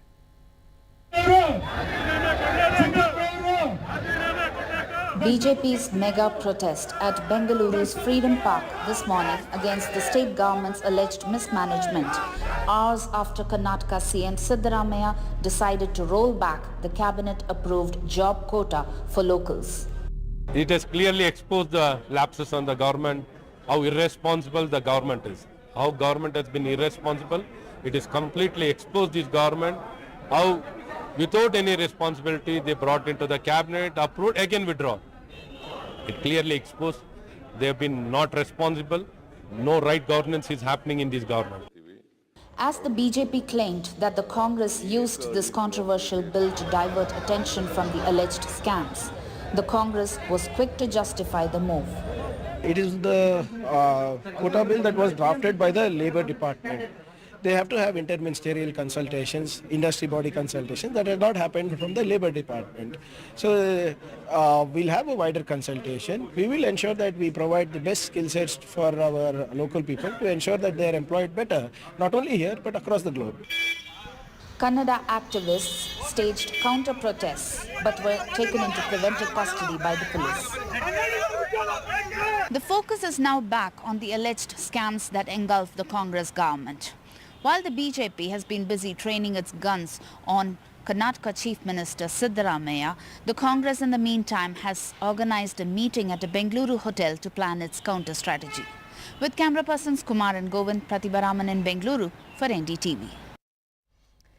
News now from Maharashtra, where political parties are strategizing and several key meetings took place today. One by Ajit Pawar, the beleaguered leader with leader after leader, then quitting the NCP and returning to the Sharad Pawar faction. Also, the Shiv Sena had a meeting which took place in the presence of Chief Minister Eknath Shinde to discuss strategy and the roadmap for elections, as well as the BJP's two in charges for the Maharashtra Assembly polls. Bhupendra Yadav and Ashwini Vaishnav also held a core committee meeting. Let's go across to Radhika now for more. And Radhika, so several meetings there taking place in Maharashtra. Give us more details. That's right, multiple strategy meetings in Maharashtra today. In fact, it started with Ajit Pawar meeting his set of leaders post the setback that he suffered yesterday after 20 corporators, former mayors and many unit heads from Pimpri Chinchwad went to Sharad Pawar camp. This is of course seen as a huge setback. Multiple leaders not really happy with the alliance with BJP. They've been sidelined post their joining with the Mahayuti alliance. Therefore, people quitting. Of course, Lok Sabha election defeat also leading up and adding up to this. So today he held meeting with the remaining leaders, taking them into confidence, assuring them that their issues will be addressed and that they will get appropriate representation during assembly elections. Eknath Shinde also meeting his set of leaders, strategy being discussed ahead of assembly elections. They'd like to negotiate as many seats as possible during assembly elections, simply because they came across as the big brother post Lok Sabha election with a better strike rate than the BJP. BJP also holding its set of meetings with BJP in charge Ashwini Vaishnav and Bhupendra Yadav, along with top Maharashtra leaders including Devendra Fadnavis. This is BJP core committee meeting. Again, blueprint for Maharashtra Assembly being discussed, strategy being discussed, plans to sort of have outreach programs, as far as wooing the voters are concerned, that also being discussed. Also trying to ensure that Lok Sabha election defeat is not repeated. So hence looking at problem areas as far as BJP is concerned, where their strong points, where their weak points are, addressing issues as far as certain constituencies are concerned. So all of this being discussed. So all parties in a huddle at this point, even within the opposition, Sharad Pawar holding meeting, Sanjay Raut of UBT Sena also holding meetings. So several such meetings will take place in the days to come. Of course, Mahayuti looking to not repeat the Lok Sabha defeat as far as assembly is concerned, and MVA wanting to keep its momentum alive. That's right. Thanks so much, Radhika. So all parties, they're gearing up for the assembly elections. Now, in a shocking incident, a member of ex-Andhra Pradesh Chief Minister Jagan Mohan Reddy's YSR Congress Party's youth wing was hacked to death in the middle of the road. This was in the Nadu district on Wednesday night. Prohibitory orders have been enforced in the area, but the police say that it was personal rivalry that led to the brutal murder, not politics. Shocking visuals caught on camera. A young man attacked by another repeatedly with a machete, his hand severed, before a fatal blow on the neck and head killed him in the middle of moving traffic on a busy road at Vinukunda in Andhra Pradesh Palnadu district on Wednesday evening around 8:30 p.m. The victim of the brutal attack was identified as Sheikh Rashid, a member of the YSR Congress Party's youth wing, and the assaulter was Sheikh Jilani, who was said to be a supporter of the Telugu Desam. District Police Chief Kanchi Srinivas Rao said interpersonal rivalry and not political differences had led to the murder. ఈరోజు 8:30 సమయంలో వినుకొండ టౌన్లో జిలాని అనే వ్యక్తి తనకి రషీద్ అనే వ్యక్తికి ఉన్నటువంటి వ్యక్తిగత కక్షల వల్ల రషీద్ అనే వ్యక్తిని నరికి చంపడం జరిగింది. ఇటువంటి చర్యలు ఏమైనా కూడా ఎక్కడైనా ఏదైనా రిపీట్ అయితే చట్టపరంగా చాలా కఠినమైనటువంటి చర్యలు తీసుకోవడం జరుగుతుంది. Prohibitory orders have been enforced in the area as it is known to be politically hypersensitive. With inputs from Venu and Lakshman in Palnadu, Uma Sudhir, NDTV. News now from Jammu and Kashmir, and more terror attacks today in Jammu. 2 soldiers were injured after terrorists attacked a temporary army camp set up inside a school in Doda. This amid a massive cordon and search operation by security forces in the mountains in the area. Prime Minister also chaired a top-level security meeting today in Delhi where the series of attacks in Jammu were discussed. On the heels of one terror attack in Jammu's Doda, another one today, where 2 soldiers were killed. This amid a massive cordon and search operation by security forces in the mountains in the area. Terrorists attacked a temporary camp set up by the army inside a school at Kastigarh in Doda. The injured troops have been evacuated and airlifted to the Army's command hospital in Udhampur. Coordinated operations have been launched by all the security agencies in Doda to track down the attackers, and there has been contact with militants yesterday and today as well.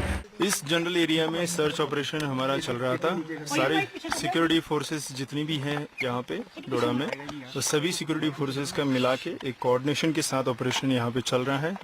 आप सब लोगों ने देखा होगा कल भी जो hiding terrorist है उनके साथ हमारा कांटेक्ट हुआ था और आज भी उनके साथ हमारा कांटेक्ट हुआ है। सर्च ऑपरेशन प्रोग्रेस में होने की वजह से अभी मैं आपके साथ सारी डिटेल शेयर नहीं कर सकता हूं। This is the third attack on the army in less than 10 days in the Jammu region. On Monday, 4 soldiers including a captain were killed during an encounter in Doda. Earlier, 5 soldiers were killed and 5 injured in an ambush by terrorists in Kathua. With an upswing in terror in the past few weeks, the Prime Minister chaired a cabinet committee on security meeting today, which was attended by Home Minister Amit Shah. The army has killed 2 terrorists after they foiled an infiltration attempt along the line of control in Keran sector of Kupwara district. This is the second infiltration bid that has been foiled in the last 4 days. With Nazir Masoodi in Srinagar, NDTV Bureau Report. Home Minister Amit Shah today chaired the 7th Apex meeting, a level meeting of the NCORD, and launched the National Narcotics Helpline Manas in Delhi. Addressing the gathering, he said we're resolved to realize Prime Minister Modi's vision of a drug-free Bharat. नशा मुक्त भारत का प्रधानमंत्री जी का संकल्प ये बहुत बड़ा संकल्प है, चैलेंज भी है और लक्ष्य भी है, मगर साथ में सबसे बड़ा मौका भी है। और मौका क्या है? मौका ये है एक ऐसे जंचर पर हम जागरूक हुए हैं, अगर डट कर लड़े, मिलकर लड़े और संकल्प के साथ लड़े तो ये लड़ाई हम जीत भी सकते हैं। विगत 5 सालों में हमने 3 पिलर्स पर ये लड़ाई को बिल्डअप करने का प्रयास किया था। स्ट्रक्चरल रिफॉर्म किए थे, इंस्टीट्यूशनल रिफॉर्म किए थे और इंफॉर्मेशनल रिफॉर्म भी किए थे। जागरूकता के लिए भी बहुत काम किया था और होल ऑफ गवर्नमेंट अप्रोच के साथ हम आगे बढ़े थे। News now from the US, and troubles mount for President Joe Biden's re-election bid as he tested positive for COVID for a 3rd time, bringing his campaigning to a halt. The US president has hinted, however, that he might drop out of the race to the White House if doctors advise, this amid pressure from top Democrats to step down. Is there anything that you would look to, you personally, not anybody else, not other pundits, not even perhaps family members, that you would look to say, if I see that, I will reevaluate? If there had some medical condition that emerged, if the doctors came to me and said, you got this problem, that problem. The first instance of US President Joe Biden hinting he might drop out of the race to the White House amid increasing pressure from top Democrats to step aside. Top Democrats and fundraisers have been lining up to coerce Biden into stepping away. From Hollywood actor and top fundraiser George Clooney to top Democrat leader Adam Schiff, 81-year-old is feeling the heat from all corners. More than 20 Democrat lawmakers have publicly expressed their desire for Biden to abandon his re-election bid. According to the new APNOC poll, nearly 2/3 of Democrats say President Biden should withdraw from the presidential race and let his party nominate a different candidate. The pressure suddenly started to mount on Biden after his dismal performance in the debate with Republican presidential candidate Donald Trump last month. Trouble seems to be only piling up as Biden tested positive for COVID-19 on Wednesday. This will keep him away from the public eye and cancel events during crucial campaigning days.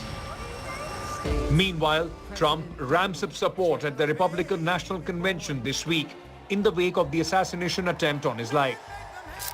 As some push Biden to quit the race, others are looking to hold a virtual vote to make him their party's nominee in the first week of August, according to Associated Press report.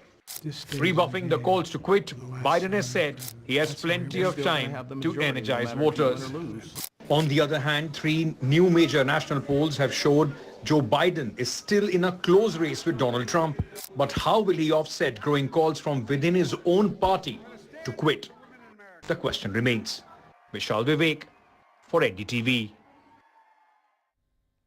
And finally, here's a report on a shoe factory in Bihar that's producing all-weather, non-skid fur-lined boots that keep Russian soldiers warm even in minus 40 degrees Celsius in their war with Ukraine. मेरा जूता है Bihari. That may not have been the tune to which the Russian soldiers marched as they went to war with Ukraine. But for the last 2 years, it is this shoe factory near faraway Patna that has supplied them with boots. Army और safety में army में ज़्यादा use होता है. This unit at Hajipur industrial area has been working overtime to meet the soaring demand. These are all-weather, non-skid, fur-lined boots that keep the Russian soldiers warm even in minus 40 degrees Celsius.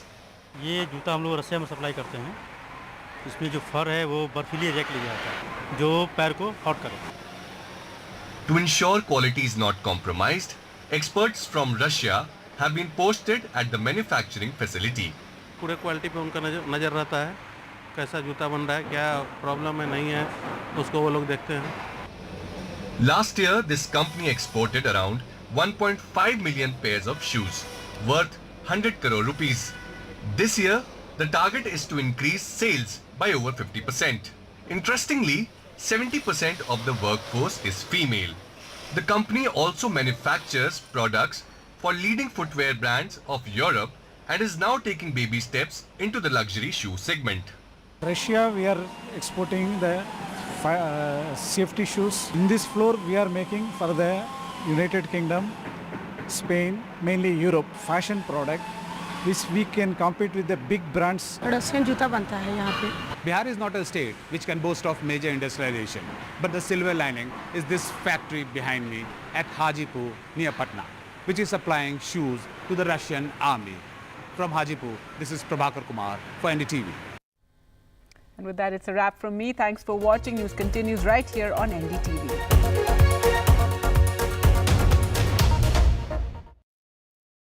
Loan मिलेगा या नहीं ये आपके credit score पे depend करता है. तो आज ही अपना क्रेडिट स्कोर चेक करें फ्री में पैसाबाजार.com पर. लोन की जरूरत कभी भी किसी को भी पड़ सकती है. ठीक से एक्टिंग नहीं. पैसाबाजार.com. Stay informed and entertained with the new and updated NDTV News app. You can watch all our channels live, listen to podcasts, read breaking and exclusive news from around the world and more. Download the NDTV app today and get access to the best journalism and storytelling on your smartphone or tablet. The NDTV app. News that matters to you. Some people say the metaverse will only be virtual. One day this lecture hall will be made of code.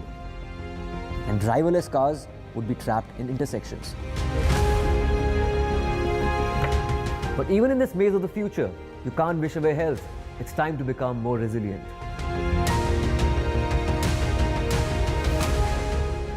"10 years of Banega Swasth India, we have grown and achieved so many milestones.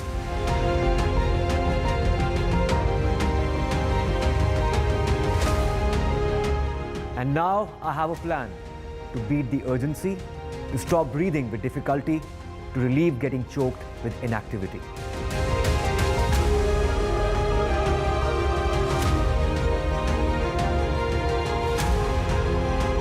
Energize our government, our environment, our society, and ourselves. Everyone, everywhere, every day.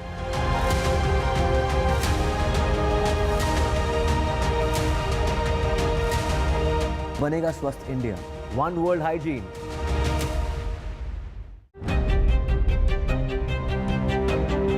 Hello and welcome to India Sense, where I speak with global opinion makers.